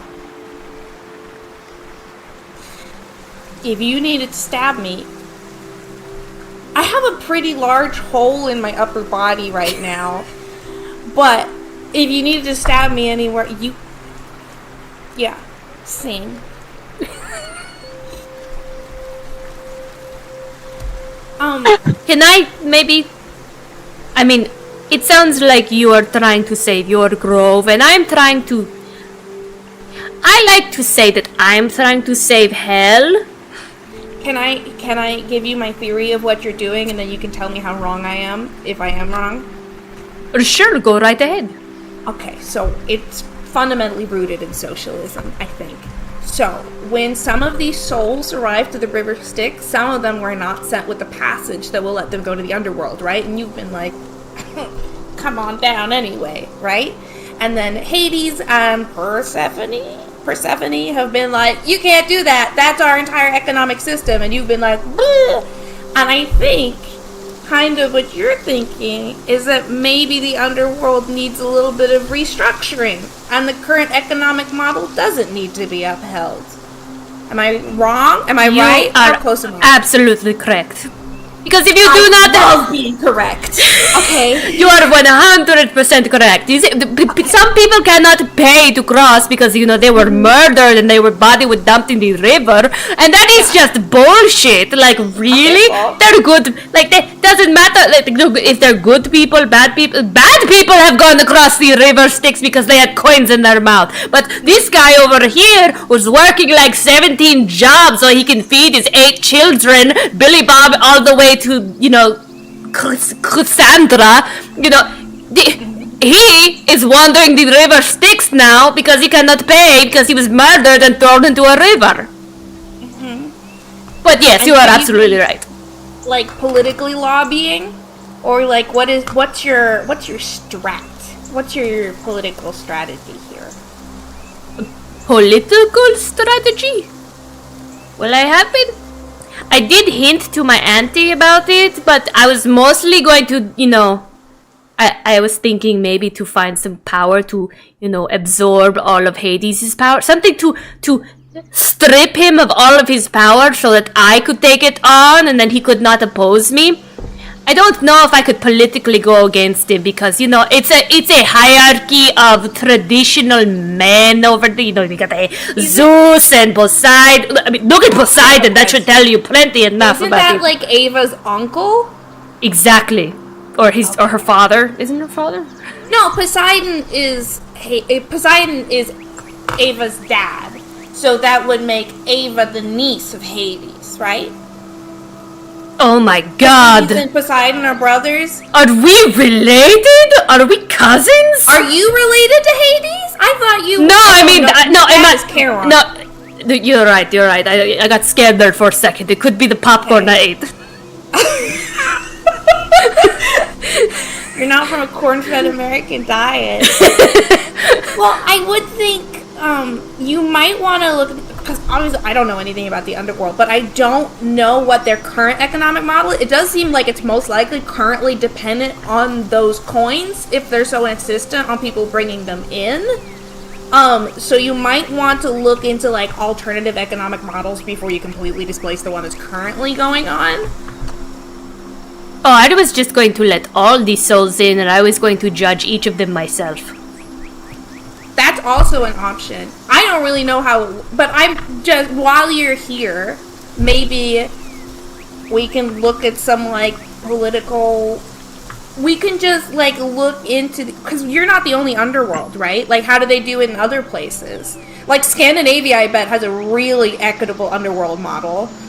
That is a good idea. Maybe we look at other cultures and we see how we can adapt to previous. Although I don't know if they will listen to me. You don't know how scary it is. Listen to you. It is very scary to be up here and not like to look at so many people and see like, oh, do you have a coin? I hope you have a coin. The anxiety I have when I look at people. I've been sneaking coins and well, those aren't the right coins. They have to be a certain coin, but you know. There might be a lot of people not getting in, because I don't know how many Hellenistic pagans there really are in the modern era. Like, there's, you know, a sizable population, but, like, compared to, like, I don't know, Catholics, not so many coins, I feel like. The bald people? Oh, like the monks? Yeah. I mean, I don't know if they still are doing that. I feel like our conversation about various yeah, 100%. What we're discussing next to, at some point, I'm just sitting there holding a frog while we talk about different models. That seems appropriate. But I feel like we continue in this conversation. Let's hop back to the tree anesthesia procedure. Are you guys ready? Yeah, Neora's going to start, like, briefly explaining the procedure to the tree, so make sure that the tree's nice and comfortable, and, like, ask if it needs anything.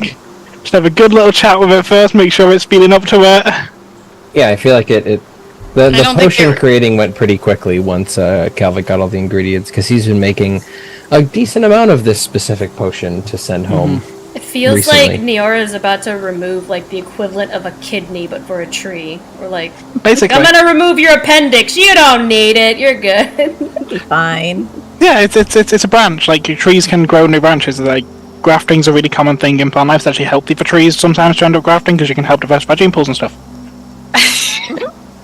I know an awful lot about botany. So does Neora.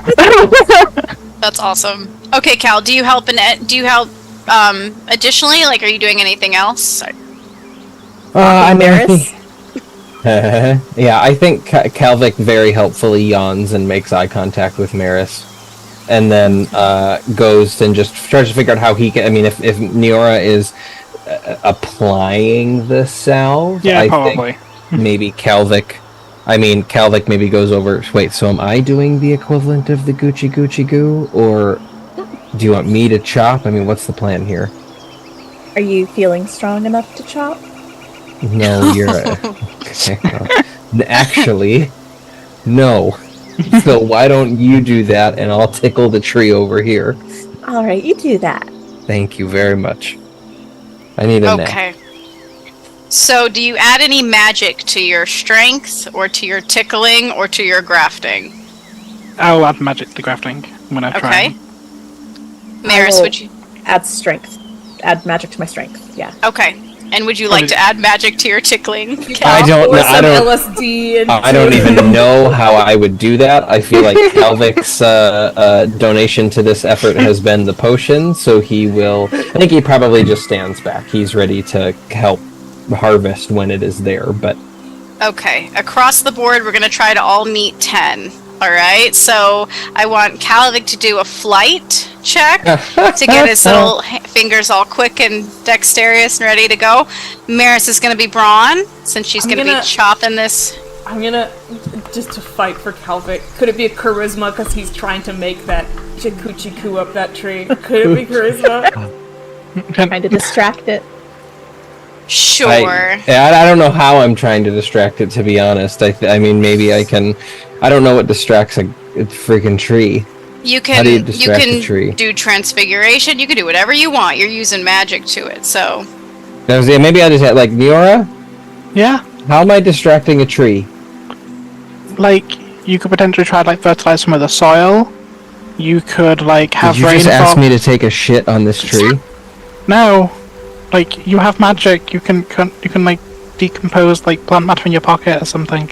Okay, alright, yeah, sure. There's literally fallen leaves everywhere, Calvic. What is wrong with you? Okay, you know it was funnier if I asked if... Do a shit on the tree! It was funny to ask, though, you understand? Yeah, I don't have time to explain this. Go give my drug to the tree. I'm gonna create some shit over here. Okay, you're gonna create poop. That's definitely a charm for transfiguration. 100%. I'm down. Alright, give me a charm roll to take a shit. That might be a grit, but yeah. if you're Calvic's definitely off to the side, making straining noises as if he is taking a shit on the other side of the tree. God. And then Maris is like, can't wait to share a bed with this guy. Oh, yeah. Neora, you go ahead and you're going to be giving me, I think, a grit at least to graft the stuff, and then you can just pour, since you guys have already made the potion, you can pour it first. Yeah, the grafting will be after the cutting, because it's kind of peeling the wound. Alright, everybody roll! Calvic got a 14. Cool. 16 for Maris. Right? That's going to be a 9, but I've been another token to make it a 10. Perfect. Alright, so explain how this goes about, guys. I think Cal, to distract it, I think does just transmute some, like, essentially compost. I think he just tries to bring into existence some dead, rot, like fruits, vegetables, stuff like that. Probably just a bunch of mangoes, because he's seen friggin' Neora pull out so many pocket mangoes recently. He's like, what would a mango be like, all rotted up, and just like creates a bunch of that to put onto the near the root system. Perfect. All right, Maris, you got the highest roll. So what do you do? After the anesthesia is put into the soil. Once the tree is ready, she's gonna grab that stone axe with both hands and just try to get through in a single chop if she can. Oh my god. And we're going for a lower branch, right? Yeah. Mm-hmm. Okay. All a bunion over here. Yeah. You cleanly go through that branch. It's almost feels like maybe like butter. Like the axe that you made was so sharp and so precise, and you are, as you have mentioned before, strong. So you are able to just slice right through that branch. And Neora. Yeah, so you might have struggled a little bit. So explain that as you're talking about grafting, whether that is like you're feeling the pain of the tree or however that might be. Yeah, Neora is staying in like constant communication with the tree the entire time. After they put like the salve on, they've climbed up a little bit to be like at loosely the level where Maris is going to chop, and then the tree's going to cry out, and Neora is going to flash back to being inside of the forbidden section of the library. Oh no. And Neora's hand touches it, and bark almost just shoots out from Neora's hand, kind of trapping their hand there for a moment, and Neora falls. She falls? Yeah. The hand's off, Neora falls. Okay. There's like a bark hand there, covering that. I want to try to catch her. Okay. Maris, go ahead and give me a flight check of, let's see, 7. Oh, gosh. Okay. And it is a snap decision. That would be a 3. Oh, so you go to reach to get her, but you're kind of coming out of the swing, and you drop your axe. You run over to go get her, but she falls, unfortunately, to the floor. And Neora, like, doing okay? Is she like laying on her back? What's Neora? Obviously, if people do come over to Neora is curled up as like small as they can possibly get, covering the back of their head, and is just sobbing into whatever they can possibly cover themselves in. Anything they can hide under. okay? I think Calvic just like yells from the other side. Is everyone okay? No. And she's going to carefully put down the axe and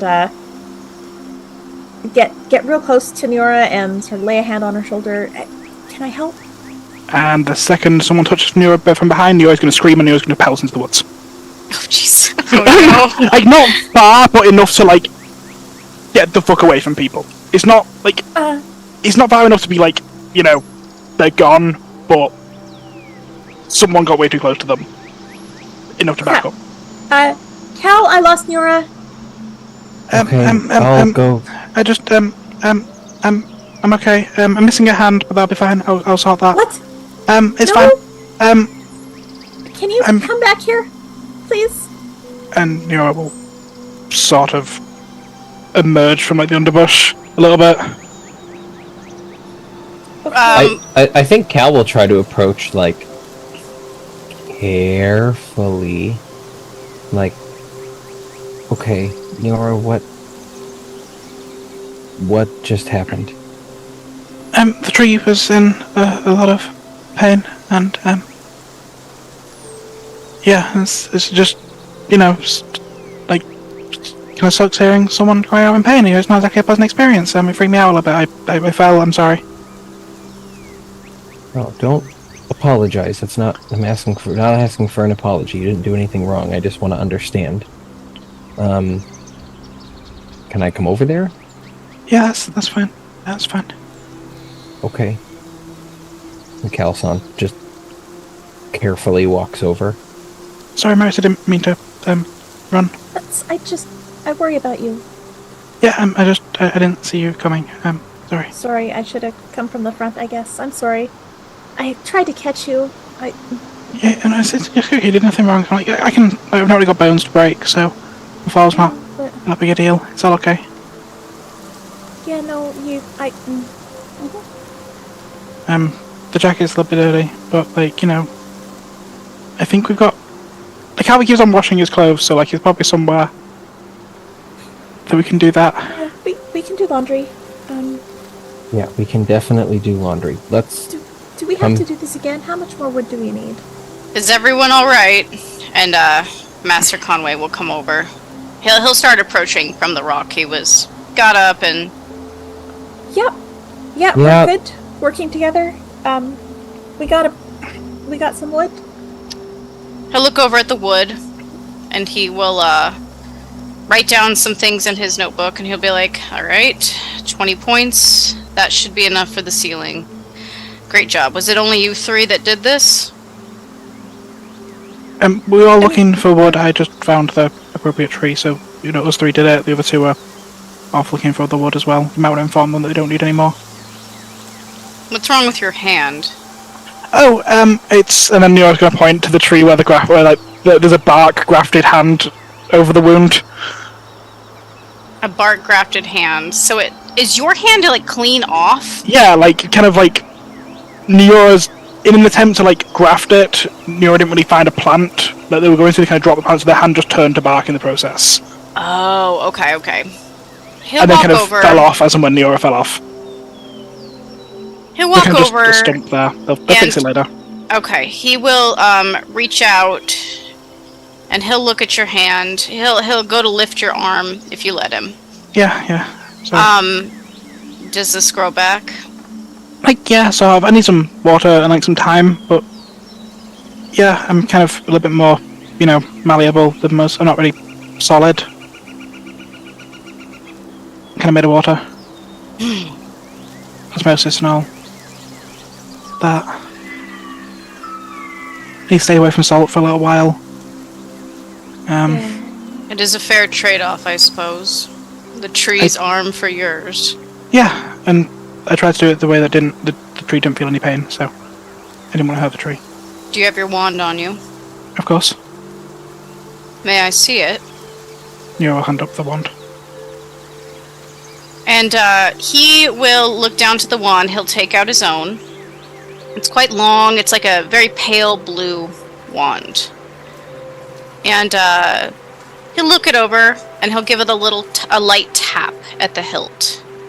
And from the tip of his wand, you'll see a little string of light go around the hilt of your wand and start to curl around.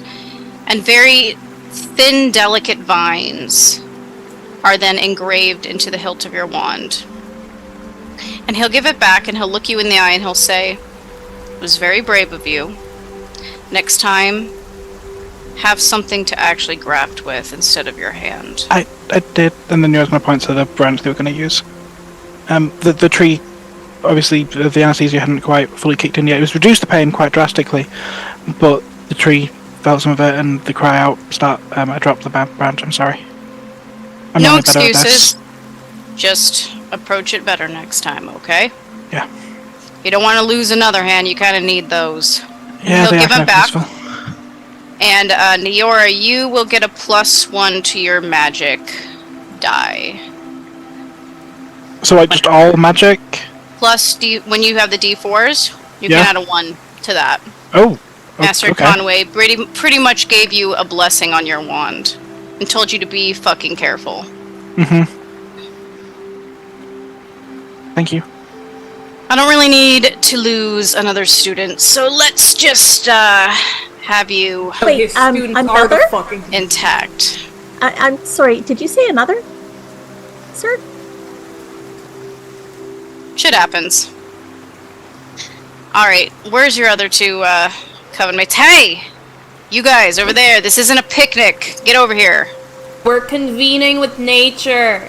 We've almost found a tree. Give us 20 more minutes. Nope. Come here. One of your coven mates lost their hand convening with nature. I don't want you guys losing your heads. Somebody lost their hand, and like, Yora, I'm sure it was Yora. wait, who lost their? Oculus and like Eero, I guess, skitter over there. Somebody lost their hand. Whose hand? Whose Yeah, hand? it was me. The hands up there. I'm And fine. so, do you just have like a nub? Yeah, it's just it looks more like water kind of flowing, like a little bit like a little waterfall, but it doesn't quite fall. It just like bridges. And Don't you worry, Niora. I will get it for you. And like, No, please don't. The tree needs it. No, please. Was it And, physically painful, or was it more like, I'm in an awful lot of, like, it hurts. Okay, we can talk about how much it hurts when we get back. So let's keep walking. Come on, follow wait, me. you don't. Are you sure you don't? I will Yeah, get no, it I don't for need you. to know the tree needs that. It's I okay. will tie your legs together and drag you with me, Calvin, Oakley. do You're you- not going up there. Do you promise? have more of that pain stuff? If I I'm didn't fine. hear I'm fine. for sure. Yeah, I'm okay. You said you're in a lot of pain, so we should Yeah, do I'm- something about the it's- pain. I'm right? seriously, I'm okay. You are in Okay, pain. well, it's great if you're okay. I'm asking if you're in pain, and if you're in pain, I would like to do something about it. It's only like a little bit of pain. Most of the pain's over now. That like after I've landed, and Sorry. things. I It's tried. okay. You didn't do anything wrong. No, it's okay. Yeah, but I didn't catch you, which is kind of doing something wrong. So I mean, like, I was kind of up on a tree. Oh my It god. wasn't like a plan. Get the Calvin, whorehound. do you have the pain when you anything or not? I'm Just- what? Yeah, is Master Conway like fully ingrained in this conversation in the middle of us, or has he like taken a step back? He's standing among you guys right now. Okay, just curious. Nero pulls some whorehound out of the pocket. Why? He's gonna take it, and it might hurt at first. He is going to take a small branch of it and shove it into your hand. Oh, good lord. Okay. Okay, well, Okay. Crap. Can I take some of the whorehound too? Sure. Yes. I just all look right. I look at Master Conway and I take the whorehound and I hold it out to him. Why? This is for you. Oh, thanks, I guess, and he'll take it. It's whorehound, right? Yes, it is for wounds, right? Yes. Jesus Christ. Oh, you want me to put more of this in your coven mate's hand? No, I just feel like, you know, the wounds of the soul should be healed too. Oh my fucking... on the floor, and he's gonna step on it. No, wait, you dropped it! Oh, that's very useful. You could use that. Yeah, Nero picks it up. Alright, you smartasses. Let's get going. We have to get this liverwort before the sun goes down. Alright, we make our way. Yes, Nero or Unless you guys don't want the liverwort, that's totally fine too. We could just not get it. I'm okay. I'm good. Here we go! Alright. And Conway is going to lead you to a small opening of a cave. It's like a big hole covered with rocks. And he's going to look back to you all. Be like, alright, follow me and keep close. Calvic pulls out his big wand. In preparation. I guess I'll just leave the branch out here. It'll Yep, be okay? we'll pick it up. We'll pick it up on the way back. Yep, you'll be the one in charge of carrying that one. But what about the monsters, Conway? Won't they want your wood? Well, hopefully not. If they do, then we'll have to get more when we come back out. I'd rather not lose another hand, so, you know. Yeah, you know. Yeah, And maybe you can actually help this time. He looks to Hero and Ockley's. I was communing with nature. You're doing a whole lot of nothing is what you were doing. And he's gonna jump into the hole. Well, I was making nothing. I was making nothing, you're right. Nero follows. Alright. Oh my god, new map! Oh my god, new map! Oh my god, this place is humongous. I'm going over here. Goodbye, everybody. This is okay. Don't you dare. You need to get back. Stay close. This is so exciting. This So looks like as- the levels in Stardew Valley where you're It like, does. going through Oh my it god. does! And I will be playing that until I have to work at 7 a.m. tomorrow. Yeah, I'm gonna play that until I start work. Okay.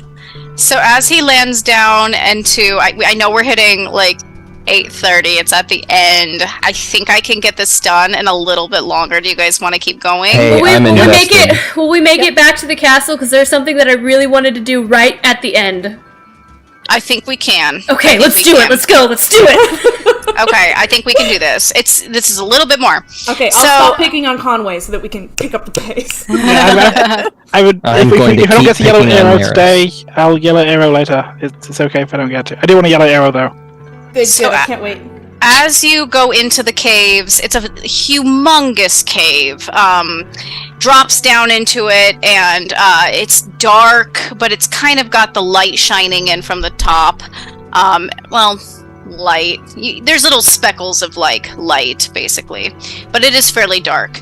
And he will look to Cal, and he will say, "Liverwort caps only grow in dark, dank areas." I feel like at the end of that sentence, Calvic starts to talk with him. Dark, dank areas. Yes, I Yes, hunted of for course. these near my own home. Yes. They sometimes grow in layers where very dangerous, unpredictable things can be. Did you encounter any of those at home? No. What do you Perfect. mean? Well, and then from behind some rocks nearby, you will hear the sound of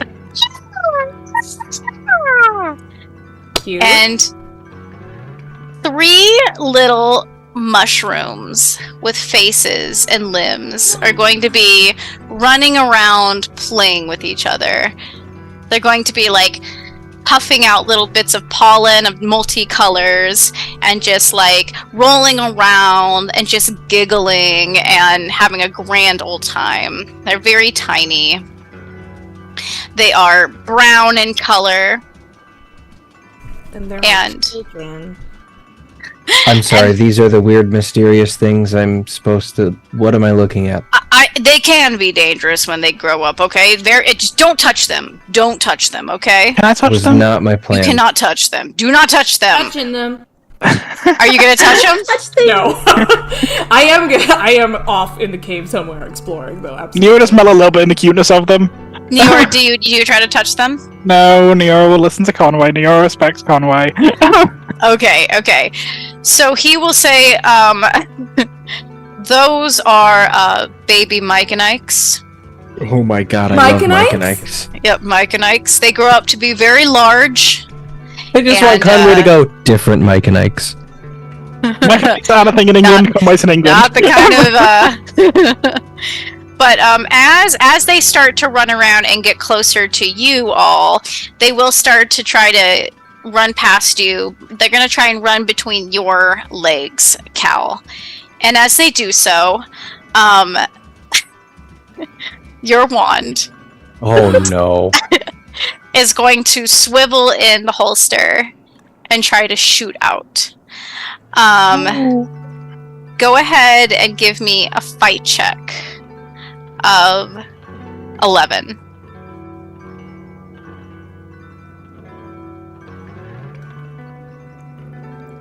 This is with the D4 because it's magic, or am I fighting against the wand? You can try to fight with the D4 if you're using magic to fight back. Well, no. The purpose of this fight roll is I am just trying to fight the You wand's can ability yes, to you're do this. resting Okay. it up if that's what you're doing. Yes. Yeah, I think that's all I'm doing. As much as I need a D4 for this, I don't think it would make narrative sense for me to do so. At least Okay. not in this reactionary moment. Oh my god, I think I exploded on a D6. Thank goodness. So that's a 6 plus Okay. a 4, which is a 10. What was my Okay. TN? 11. Unfortunately, Oh, I will- and no I will- adversity tokens. Unfortunately, Okay, this is well. a snap decision. It's very quick. That is a 10. If I No, yeah. No, adversity tokens are just you can't accept them from other people. I think you can still use your own on it. It's just you can't. Oh, do that's harm true. to other Oh, people. sure. You could, yeah. Well, Let's thank use God. one. I'm going to spend 1 to bring that up to an 11. Oh, perfect. Okay, cool. So your wand does not shoot the little baby Mike and Ike's. Thank Yay! Jesus. Absolutely. But it does. What does it shoot, try to shoot at them? It tries to shoot out a harpoon at them. It tries to shoot out a very girthy harpoon at these little guys, and as With you some metallic veins. Right. Yeah, Kalvik like pulls the wand up and is like, "Oh my god, no!" and fires it. Like I imagine it impales itself into the ceiling as he pulls his wand. absolutely does, and as it impales itself up into the ceiling, it jerks back and rips out of the ceiling a stalactite, in which it starts to fall. Kalvik just yells, "Fuck!" Go ahead and give me a who wants to try and lunge forward to save these little guys? I do! I will aid Niora! I don't want the cute little toadstools to die. They're about to start dancing in a circle to Tchaikovsky. There's 3, so Neora, Ockleys, I'll do one. Eero, give me flight checks of 7. Oh yeah. Sweet. Check. Alright. That's gonna be a. What's my bonus? It's +2, yeah? Be a 15. Ooh, okay. An 11, baby. All right. 7. Sorry, I'm fighting my cat. He's trying to get underneath my computer to turn the power Your strip cat off. wants to kill those Mike and Ikes. He really does. I have a Flight. +2 to fly, it's pretty good. Flight is D6. Sorry. I just don't want him to turn the stream off because he will do it. That is a 5. Oh no! Okay. That is a So- 5. So Eero, you lunged forward and you pushed the little guy out of the way. Wah! Neora, you Honestly, I think that Lila gets him. I think Lila picks him up and carries him back, and I grab him. okay? You can grab him then, little guy. Neora, you're gonna grab this little guy and put him safely out of danger. Ockleys, you go to rescue this poor little third one, and you unfortunately are too slow. And as Oh the wait! Mike and Wait! Can I use my adversity tokens? I just realized I do have 5. Okay, yeah, go ahead. So I rolled a Saving 5. these guys. 2. Yeah, you need a 7, so Yeah. you don't need that many left. You get 2? Yeah, I'm gonna use my 2. Okay, you swoop this little guy out of the way, and so you have a little Mike and Ike in your hand just shivering as the boulders come like tumbling down and We weren't dividing. supposed to touch them. Oh, good. This is the perfect division. Neo's made of water. They don't really have skin and normal organs, so it's probably fine. And unfortunately, you are also divided from Master Conway as well. And Master Conway is like, fuck, are you guys okay? Yeah. Yeah, we're all good. Is anyone hurt? Present. No. Nah. Okay, just call out your names so I know everyone's alive. Maris. Calvic. The future ruler of the underworld. Oh, jeez. Dylan. Okay. That was actually Nero. Neo. Heads are alive. All right. Very good. Okay. Jeez. Okay. You touched them, didn't you? Like, Oh, Yeah. Lila touched them. like all of, yeah. They're really cute. They're very sweet. I think this one is sneezing. Do you think are they allergic to something? Because they're sneezing. And it starts to sneeze, and you feel there's like a little bit of yellow pollen that poofs up into your face, Ockleys. And when you inhale it, you feel a burst of energy. You get super energetic. Her eyes dilate like, whoa. Okay, this is really important. Can you please listen for like 2 seconds? Oh, I can listen for 50, 100 seconds. What have you got? I could listen to you all day long, all night long. Oakley's got nose pregnant from the spores. Did you breathe it in? Ackley's definitely breathed in. Okay, so you're probably going to feel very energetic right now, but you're going to crash in about an hour. These guys, when they breathe a lot of this pollen, or when they put out a lot of this pollen, when you breathe it in, you go to sleep. And you don't wake up. You're not dead, you just sleep. Forever. I've got things I got to do, man. Yeah, Like so lots stop of things breathing in the pollen, guys. So what Nero's I'm going to gonna do, take the mushroom away from Ackley's. just try to follow the path.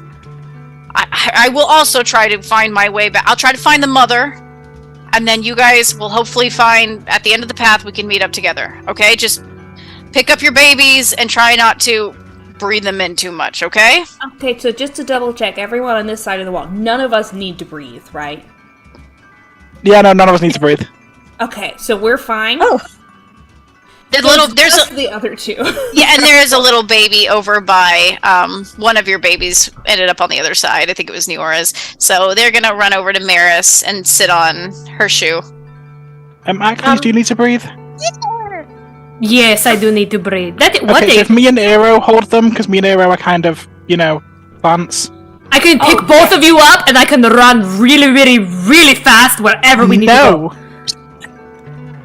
I'll just be taking this, please. Thank you. Hello. Wait a Like, does a second. little dance. Is it starts to Eero sneeze. suddenly great with kids? That was so cute! Oh my god!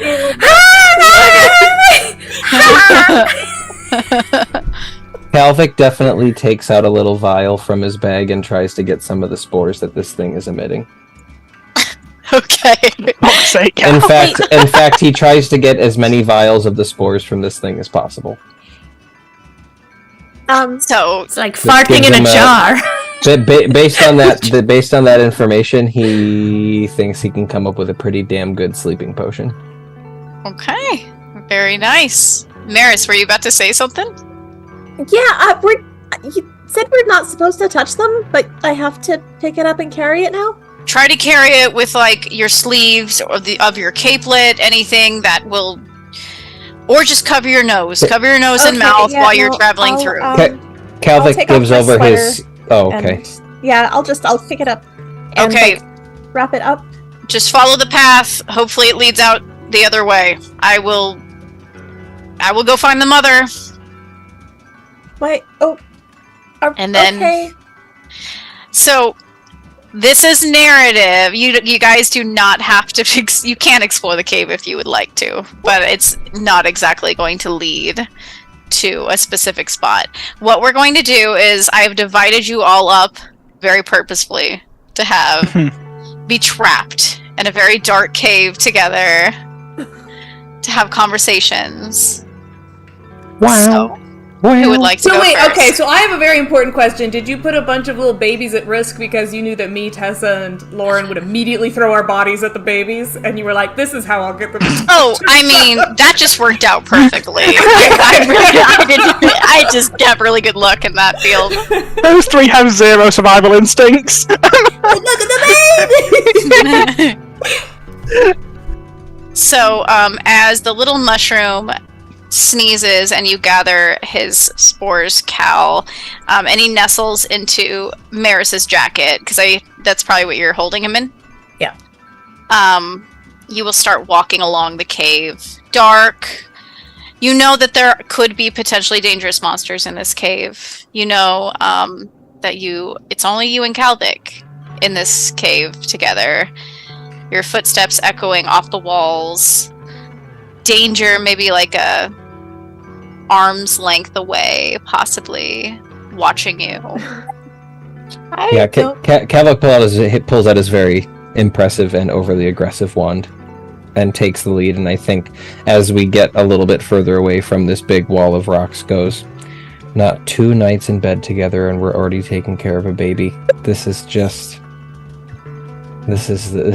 incredible. I can't believe it. This is happening. How's my life going? Oh, wow. Yeah. I shouldn't have said anything. I should have just stayed awake. It's fine. You're It's fine. fine. It wasn't only affecting me a little bit. I was only a little exhausted. I was wondering why you've looked so fucking tired recently. Have you really not been sleeping at all? No. Maybe like an hour or 2 at a time. Jesus. Maris. What was I gonna do? No, I mean, it's not your fault. I don't blame you. This is just a shitty situation because of this stupid... And he holds his wand up. Be nice to it. We're in the dark, and it's already proven itself twitchy. Fair enough. No, listen, if you... Never thought I'd be saying this. If you need me to sleep with you, we can make that work. I'm sure Riley will be also happy to have a more consistent bed available to them. I mean, I don't want you to do something you're not comfortable with, or like No, I don't want to. I appreciate that. This is okay.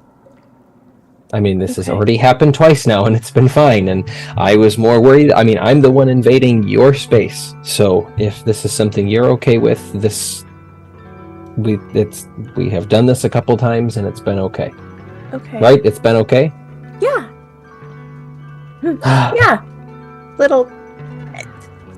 It's not a thing that I do often. But yeah, no, it's. I slept. And sleeping was nice. I missed sleeping. So, yeah. No, we can get you more. We can get you more sleep. I mean, in fairness, I didn't sleep any worse when I was sleeping with you. So at most, this seems like that's good. This is a net positive. This would be a net positive. But if it is a problem, you'll let me know, right? Yeah. Or No, yeah, of if course. it gets in the way of, I don't know, whatever you're doing in life. Hey, Maris, you worry about other people a lot. I will let you know. Yes, I am okay with this. Okay, if you're sure. Yeah, I mean, I don't. Do you want me to say I'm looking forward to it? Would that make it better? I mean, what a. No. Maris, this is just part of the college experience. We're just finding the one person, just sleeping with your roommate, consensual sleeping with your roommate, and it's gonna be great. Yeah, it's gonna be great. If it makes you feel any better, I have not done a lot of this either, so this is new for the both of us. Okay, I can bring you dinner. Hey, no, okay. I don't want this. I'm not a consort. I am not an escort. This is a friend helping a friend out, and frankly, that friend owes that friend a lot, because this friend is the reason that friend is having trouble in the first place. So, if anything, I should be sleeping with you and bringing you breakfast, which in this situation might be called for anyways. I mean, I don't mind going and getting breakfast sometimes. Hey, we get up at the same time to work out anyways. It'll be great. Now it's just yeah. In fact, I bet this will be better anyone for else up in between. exactly. That's literally what I was just gonna say. In fact, it's just one alarm from one of us. We just wake the other one up. This is just gonna be even smoother, and no one else is gonna have to wake up, and then we can just work out in peace. Here we go. Yeah. So, are you a socks on or socks off type of person? This is important. Oh gosh, I think Maris is socks off. Good. Yeah. So is Kalvik. Socks off is all the way. Okay. I am going to have to, I don't want to make this weird, I'm going to have to get used to sleeping in clothes more often, because that's not my go-to. But again, we will make this work. Wait. But, okay, yeah, no, I want us both to be comfortable. Yep, So, we will figure this out. Hey, it's worked twice, we'll figure it out from there. Don't you worry, it's gonna be fine. But it's okay not having the pillow line, right? Because that was, I ended up like with pillows all on top of me, and that was weird. Okay, no, good feedback. We can ixnay the pillow wall. That's okay. I don't know, is this the part when we lay out guidelines, or is this the part when we just let it happen and see how this goes? We're so good at this. Yeah, we really are. It's going really good, guys. This is going really good. The mushroom will sneeze. And are you covering your mouth and your nose, everybody? I reflexively jump away when that... No, I don't. I'm trying to catch some of the spores. Maris is trying to keep it covered, like, away from her face. Okay. So she's got the sweater over it. And she's Cal, not, as... completely covering it, but, like, directing away. Okay. Well, Cal, as you go to catch the spores, you step closer to Maris? I do. Okay. Just want to know. Yeah, I think they sneeze, and I think Cal has to step in to try to get some of the spores, so he's very quickly trying to get... I don't know how many spores are ejected at a time, but he's probably, has a couple vials ready, so he can try to, scoop up as much as he can, or get them out of the air, and he's very quickly trying to do that. Probably drops one of them on accident while that happens, and goes, shit, and tries to lean down to get it.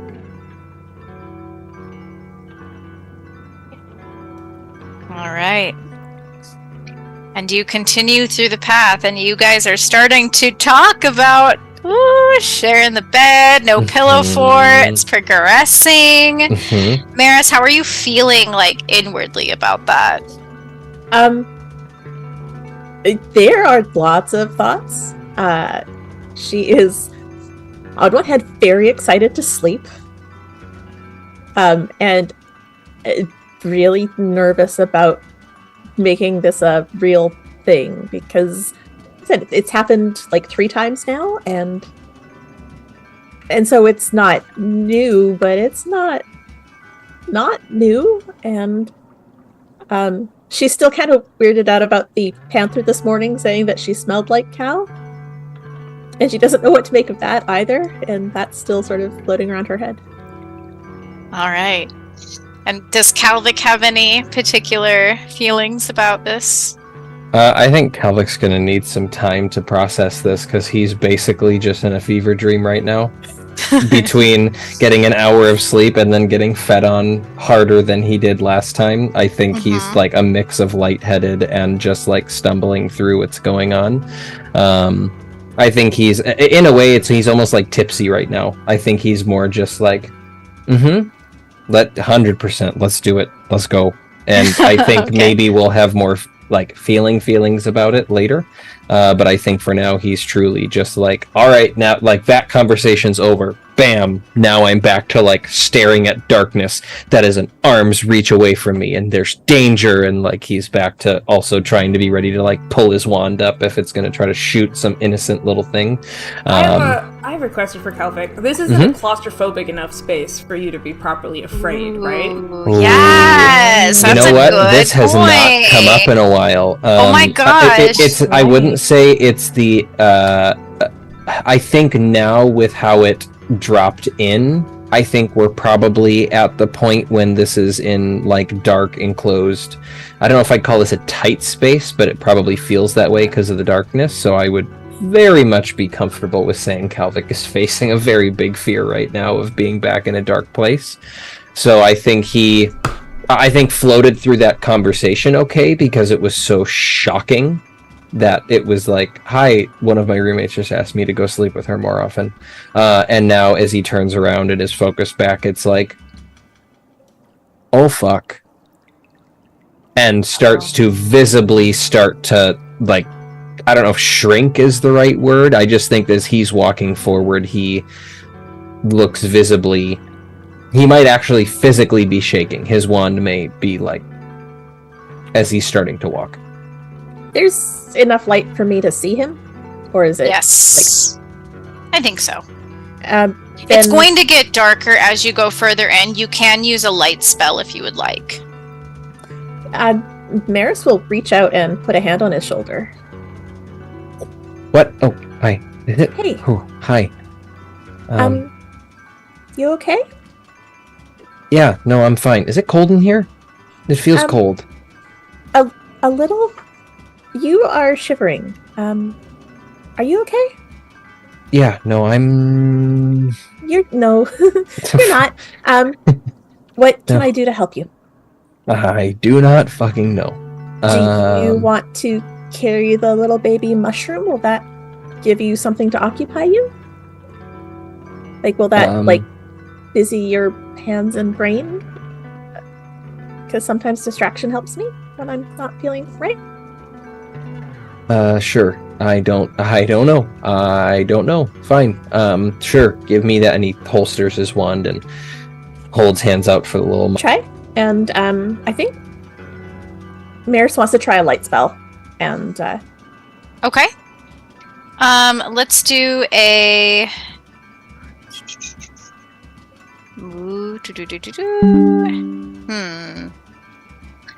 I'm thinking either... Man, I'm like trying to figure out what light would actually be. It seems such a simple spell. Would it be transmutation? I don't know if that's... is that like a weirdly advanced form of transmutation? Yeah, maybe. Like a charm check. okay.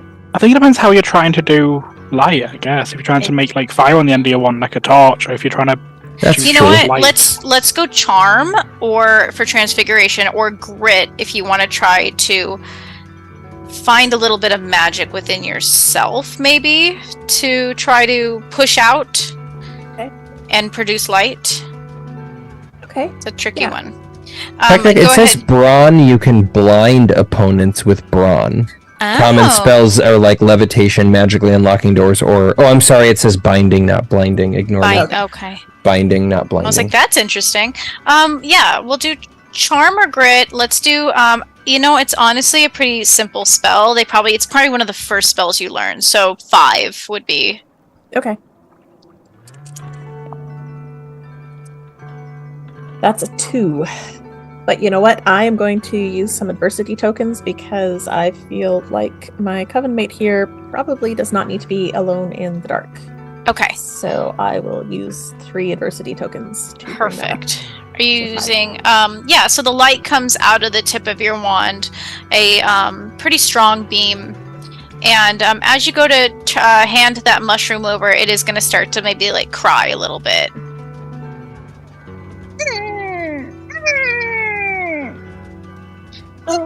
I think Kelvic is far too distracted to pay attention to the fact that it's crying. I think he's probably just like holding it without really paying attention to the fact that he's holding it, and is kind of looking around, eyes darting around, trying to find an exit.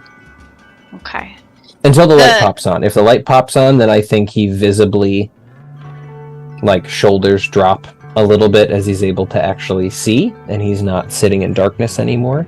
And he will then kind of realize that it's crying and try to like cushion it, nuzzle it up in his arm. And it'll calm down a little as it like nuzzles against your arm.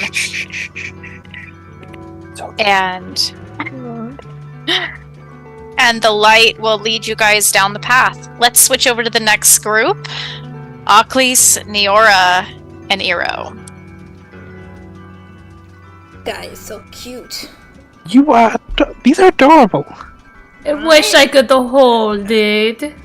You need to breathe, Aklis. It's true, I need to breathe, but my god, I would love to just eat you up, you little cute little mushroom.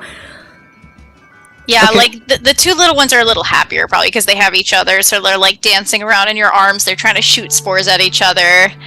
Well, let's do a little bit less of the. Do they have like a mouth, or is it just like from out of everywhere the spores are coming? Is there a place where I can go? It comes out from the gills or the Their little Okay, I cap, can't yeah. squish its head down. That's probably pretty painful to just go. Let's close all of this. Give it a squeeze. Yeah. Does it talk?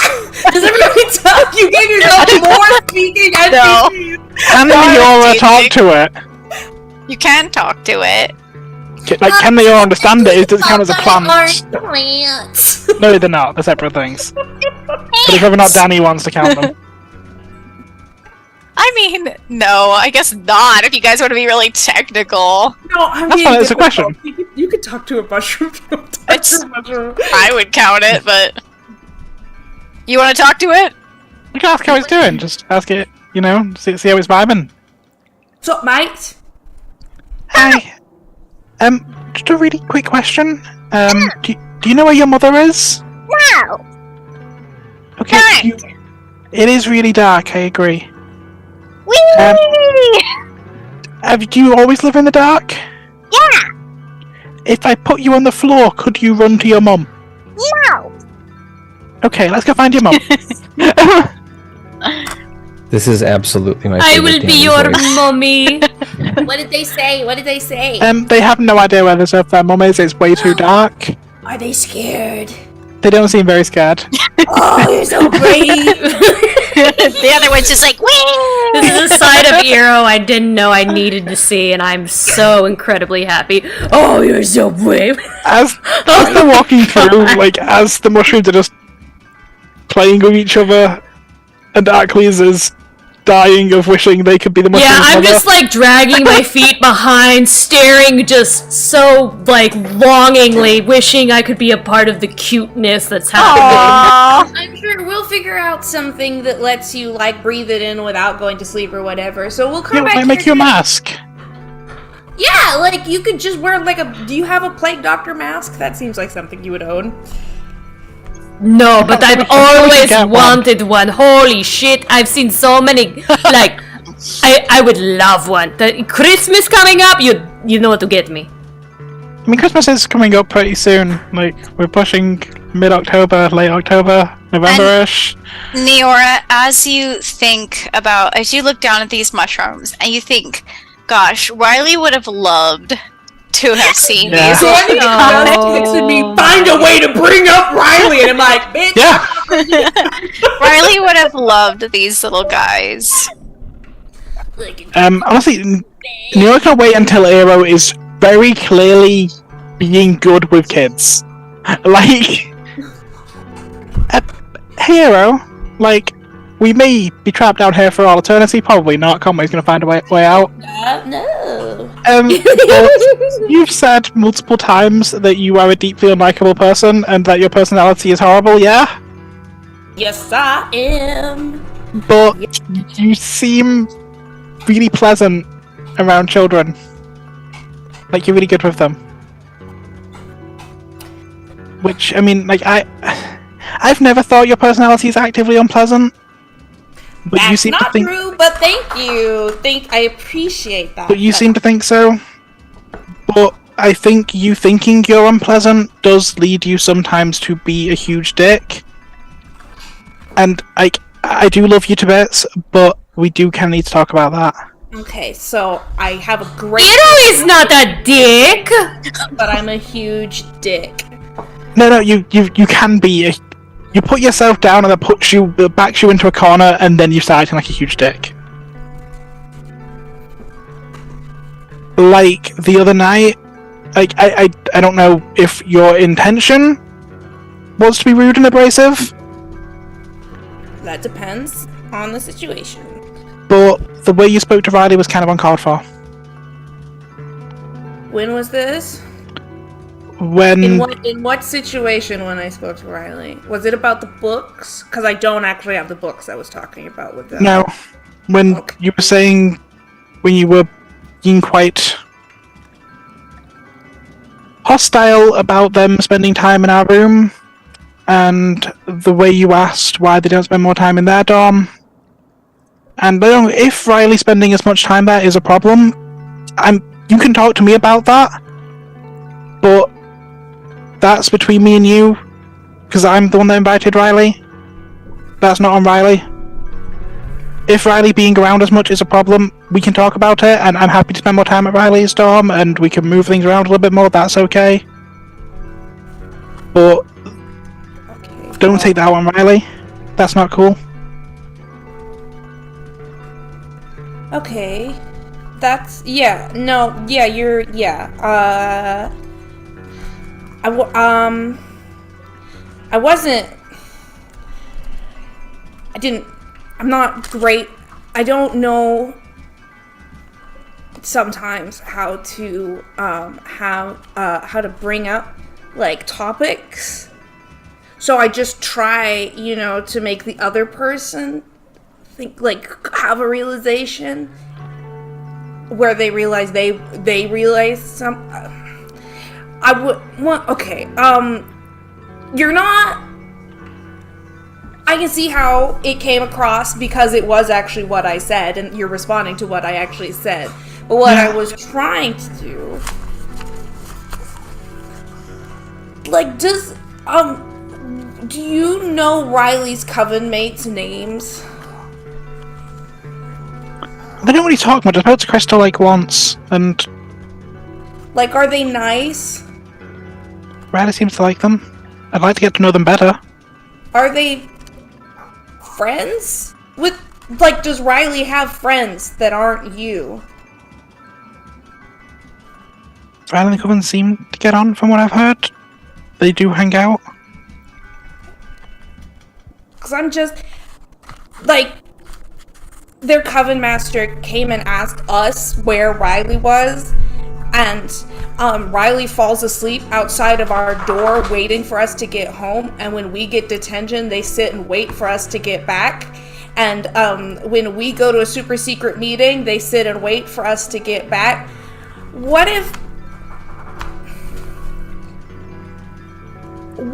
Riley has friends that aren't yours? What if Riley makes a best friend that isn't you? Like, would that be okay? Yeah? Like, Riley is their own person? I kind of expect Riley...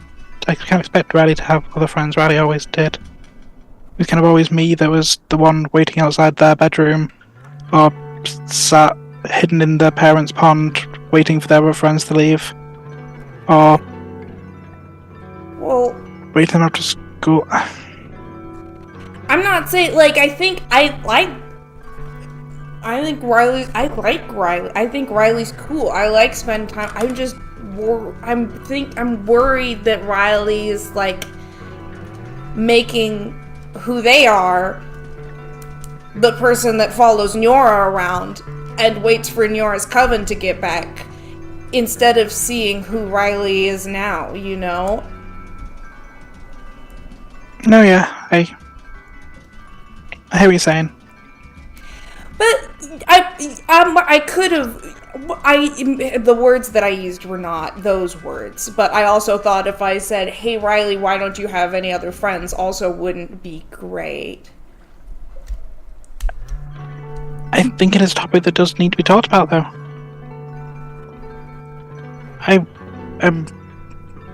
I still feel really guilty, and it is kind of my fault, the position Riley's in.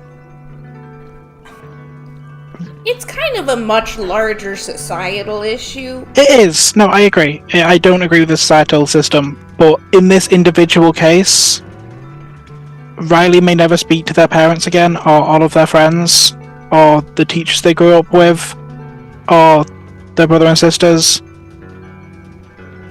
And that's my fault. I didn't know all the consequences. I was young, but I made the choice after my family told me not to interact with humans, to interact with humans.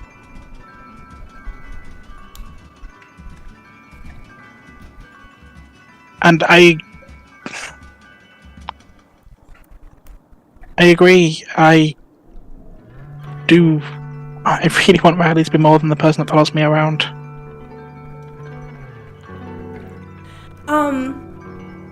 I was not really thinking about that as much. Happy to have them back. No, like, you didn't do it. Nobody's doing anything wrong. I mean, like, Petrova's doing things wrong, but, like, I'm just worried that... No, so, my sister doesn't know how to read. And I was talking with her about maybe making, like, a little study group thing for, like, nibs who've not been exposed to literature or whatever. Mm-hmm. And then people who were also there would be Riley and Shauna's roommate Izzy, who is like Riley, like, has the same thing going on. So, like, we could talk to people about it, you know. I think that'd be really nice. Look, Hero, I'd like to really stress this. I do genuinely like you. I do think you're a good person.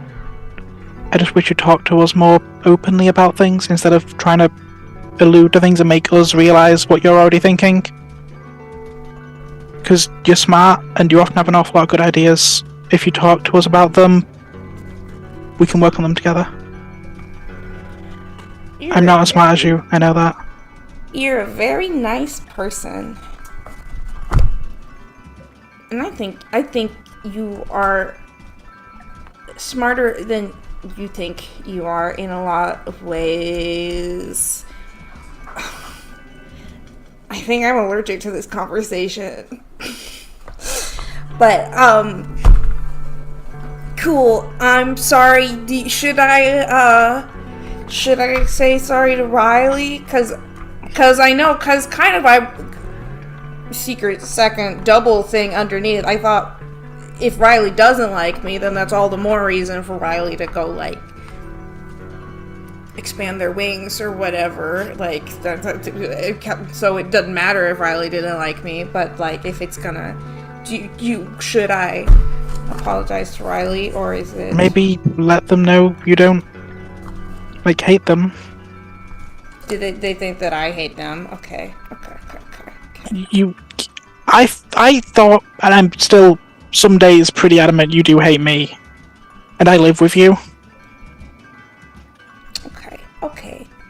Like, I don't, right now I don't think you do, and, like, overall, on the whole of our friendship, so I do view you as a friend.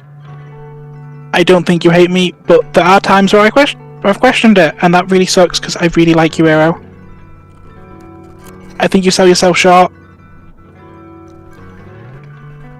I think you're a lot more unlikable than you actually are.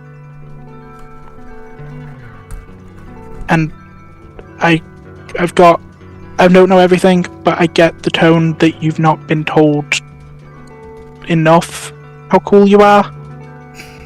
So you are real cool.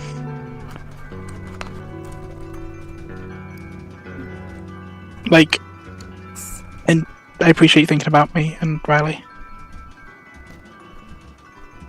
Well, thanks.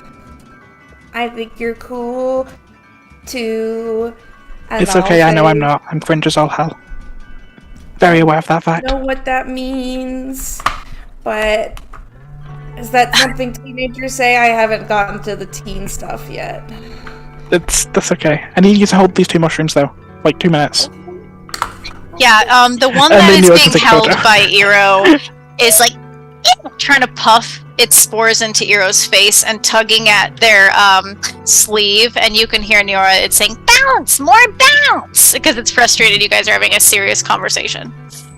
Yeah, at this point, like, as Neora hands their mushroom to Eero for a moment, they want to be bounced. I can bounce him. And then Neora's going to pull out the camera and Awesome. Eero. You get a smile from Eero for a photo, I think, for the first time. Hell yeah! Aww. Okay, and finally, the pathways will narrow, and they will converge. And both groups come back together, and the paths open up into a large space. You can see a little bit of dim light coming from the opposite end of the cave, and in the middle of this gigantic room is a very large Mike and Ike. It's the mother. She's huge. She's massive. She's towering. She rises from the ground with a thick stalk that could be several feet in diameter. Her cap is enormous, and she extends as far as 20 feet in diameter, creating an immense canopy that reaches high into the air. The cap is covered with thick and leathery skin and richly textured with colorful, like hues going through it. Purples and pinks, cherry reds and blues. The underside of the cap is white and dotted with small spores, which the mushroom uses to release its gold pollen into the air, and it is kind of floating a little bit idly in the air. And you remember what Conway says about these spores, so do you guys cover your mouth and your nose as you go in? Yes. Yes. But Kalvik definitely is palming a glass vial. Okay. The stem, which is thick as a tree trunk, is ribbed, and its texture is smooth and velvety if you were to go up and touch it. And laying against this stem, leaning against it, is Master Conway, who looks like he did put up his like a shield, like a veil over his nose and his mouth, but it did fall, and he looks like he is fast asleep against this stem. Wonderful. Son of a... Okay. Okay, I'm pretty good with plants. Maybe I could... Kalvik, shall we? And Do that plan with me? the little mushroom starts to wiggle, and excitedly they try to get out of your hands as they see their mother. I'm gonna kind of push them in a direction that's not Conway and say, okay, Bye, guys. Bye. okay. And they'll start hopping towards their mom. Okay, well, that's very cute, but I think he's dead. I think this is... He's not dead. He's gonna be okay. And we're gonna be good. I'm gonna have to carry him and a tree. No, it's okay. It's okay. No, I'll take him. You can take the tree. I think the tree's heavier. Neil's gonna look up at the big mushroom. Hello. Hi. Down here. Hello. Yeah, hi. Can I ask you a huge favor? What is it you need? Could You've brought you- my babies back. Indeed. Would you mind, holding off on, releasing spores, maybe holding your breath for just a moment so I can get my teacher out so he doesn't fall asleep for all eternity? Because I kind of need him so that I can learn to be the greatest botanist ever and that he can sing my praises. Well, because you've brought my sporelings back, I suppose I could hold off for a few minutes. But be quick about it. We'll be right out of your hair. Just, grab him and get out. And Kalvik, as you are nearing this mushroom, so you're going for Conway, Neora? Yeah. Kalvik, you see little tiny black mushrooms all along the base of the mother Mike and Ike, which you know are liverwort caps. Finally. Clusters of them all around the base. Hey, Neora, can you ask if it's cool if we those are liverwort caps right there? Those? Yeah. Is it cool if we take those? Would it be okay if we took some liverwort caps to help grow some where we live? You may, but do not get greedy. Of course. Neil will literally take just a couple, just enough that they've got enough to be able to start growing them themselves. All right. And Kalvik also goes to try and grab some. Neil will just hand Yeah, Calvin. Maybe What? not. You just took some. I don't get to take some? Yeah. I'll grow some more for you. But these are theirs. They belong here. Okay. Just One not of the every- little ones giggles and, like, one of the little baby mushrooms, Mike and Ike giggles and tries to shoot spores into your face, Calvic, as you go to... No! He like tries to as he's covering his mouth. Are any more of the golden spores still falling? Or at the other they are spores? kind of floating in the air, so if you were to take it off, you would absolutely fall asleep. But she's not puffing out more. Okay. If there's some in the air, I think maybe when he's doing this, he's actually trying to swoop some up in his hand that he has he like palmed that, so he's trying to get some of those and cap it with his thumb while he's trying to... You'll definitely get some. Cool. Then he'll help grab Conway and get him out of there. All right.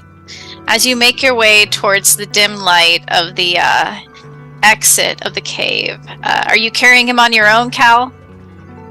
He's gonna try. Okay. I think he's a pretty... he is not a robust man, so I think I can just fireman carry this dude. Okay, cool. So you'll carry him out, and you'll all exit the cave safely. Great job, guys. And as you step out into the back into the forest, you Nero will... snaps a little photo of the big one as they leave. Wait, You will- Can you get a photo of Conway over Calvic's shoulder too? Thank you. Oh my god. Sleeping Conway. Yeah, you will notice if anyone does look at Conway's face, he looks like he's probably having nightmares. His brows are furrowed. The lines on his face are distressed. Oh my god, you know how tempting it is to do mind magic on Conway right now? No, you're not. God. I'm not trying to do mind magic. Just before he wakes up, I'm gonna search his pockets. You're gonna search his pockets? I'm not gonna Okay. take anything expensive. I just want to know what's in there. He's Okay. asleep, right? He's like magically asleep. Yes, he's magically asleep. My I think god. if I'm not being Arrow comes subtle about up... this, so if somebody wants to stop me, they Bro, absolutely. Calvic is like, I would what? let- Hero, what No. are you doing? I am Stop the invasion of privacy. true. He will never tell us. But I want to know. Maybe he's got a picture in there. But like, okay, but It's in the wallet. surely it's his right to tell us when he feels comfortable with us, and he will feel comfortable with us if we trust him as well. You're right. I'm gonna take out a little piece of paper and I'm gonna write, "We didn't look through your pockets," and I'm gonna. Okay. As you go to put your paper into his pocket, Yes. you will brush something that feels Long. dead. Feels dead? I'm sorry, what? What do you mean it feels dead? What does that even mean? Yeah. Corpse? Does he have like a dead rat in his pocket? Something dry, something crusty, something. Do you want to look in it? I can't. I mean, like, you While just I'm brush putting it. this piece of paper inside, I happen to be pushing against the fabric, so I can just like go.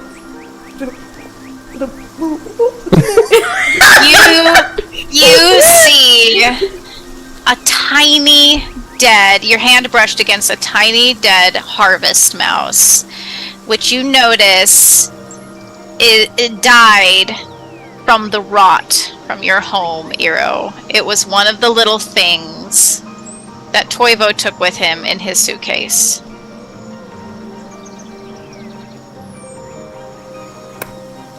Ariel, what's wrong? It's an invasion of privacy, and when he's ready to tell us, he'll tell us. Oh my god, I love Eero so much. But Calvic also he literally has a holds dead his hand mouse up in for a his high five. I will say that there is a dead mouse in his pocket. Ew, gross. He's on my back. Why does he have a dead mouse in his pocket? I don't know. That's a choice. He is. Insight check on Eero. I don't know. Versus my, is it charm v charm? Charm v charm, yeah. I It would be your rolled a ability to 12, lie. so I got a 4 and I exploded. 6. okay, I beat you by 6. So are you lying? I don't know. Look over there. Calvic, you would probably hear this because you're carrying him, but as you are carrying, and Conway's having nightmares on your back, you will hear him mumbling, it's not my fault. Oh, of course. It's God not my fault. damn it. What did you do to my family? Excuse me? Him and Cyber were fucking, and something went wrong. Oh my god! No, the timelines don't match up. The timeline. Okay, Maris, you're carrying the wood, right? Yes, Maris has the tree. The And as you giant guys branch. make your way back to the castle, you've got the alderwood, you've got your master in tow. Achilles, what did you want to do to end us off? Yes. At some point, if Achilles will just be gone when they get to the castle for the majority of the day of Saturday. She'll just be gone. And then that evening, when Eero goes to sleep, they'll see what kind of looks like a lump of coal with a crisscross of hempen cord holding it together sitting on their bed. Approach, I'll take a look at this. Do I have any idea what it is? Would I recognize? If you pick it up and it feels a little damp and it's falling apart in some places. And I think with Eero's brains, he would gather that Achilles tried to make her own paper from a variety of things and wrapped something inside of this a present. And it smells like the paper, her homemade paper smells like ash and wool, and it's got stringy little bits in it that maybe hair, and it's dark and splotchy. That's so lovely. Did you said it was wrapping something? It's wrapped up something. There's something heavy inside. Eero will do their best. They'll move it onto the nightstand and try to open it up without tearing the paper. They want to preserve the paper. It's very hard. It's poorly made. Their best. It's very poorly made. Wrapped up, you see a very large, ancient obol coin. And Danny, that is Achilles' last obol coin. And written very sloppily, only because her paper is obviously so poorly made. But you also notice that words have been written and crossed out and written and then scribbled out in frustration. But at the bottom, you read, "Fixing is for mistakes. You are no mistake. Helping is love. You are love." And that's what she wrote. Eero's gonna cry. Oh my goodness. Eero's gonna hold that. Eero's gonna appreciate very much that you left this on her bed instead of giving it to him in person. Oh, you probably would have seen a shadow right behind her curtain the moment you walked through the door.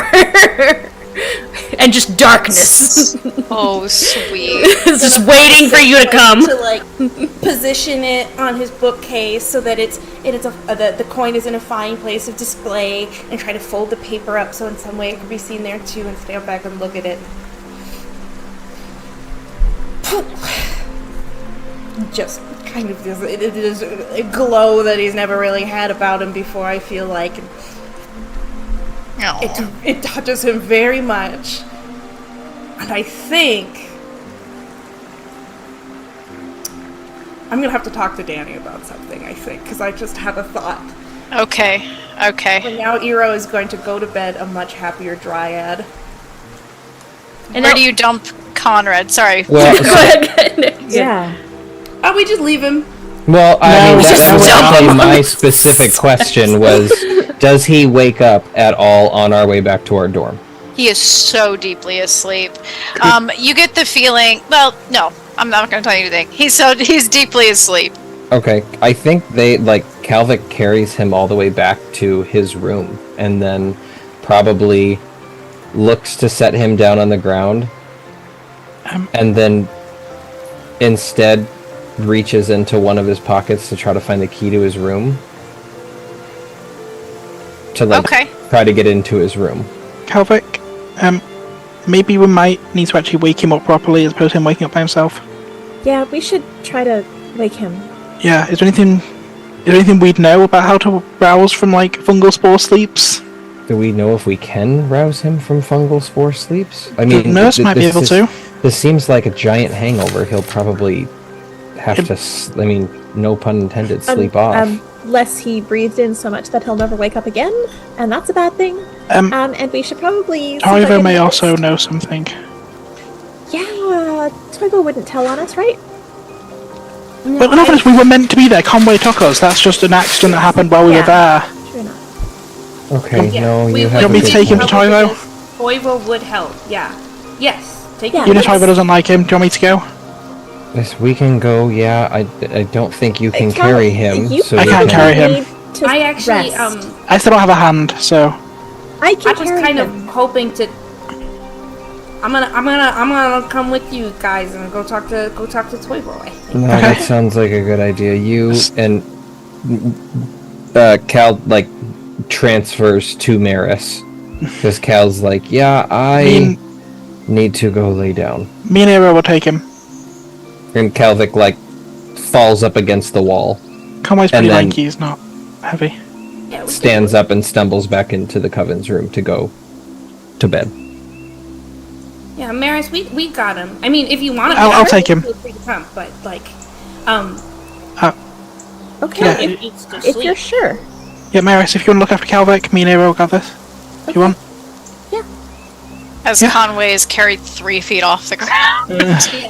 Yeah, they're both real short. I feel like we go to the Vivarium, we get a wheelbarrow, and we just kind of push him. There are a lot of those. The Vivarium staff are used to Nero walking in, taking something, then leaving without words. That is where we're going to leave off today, though.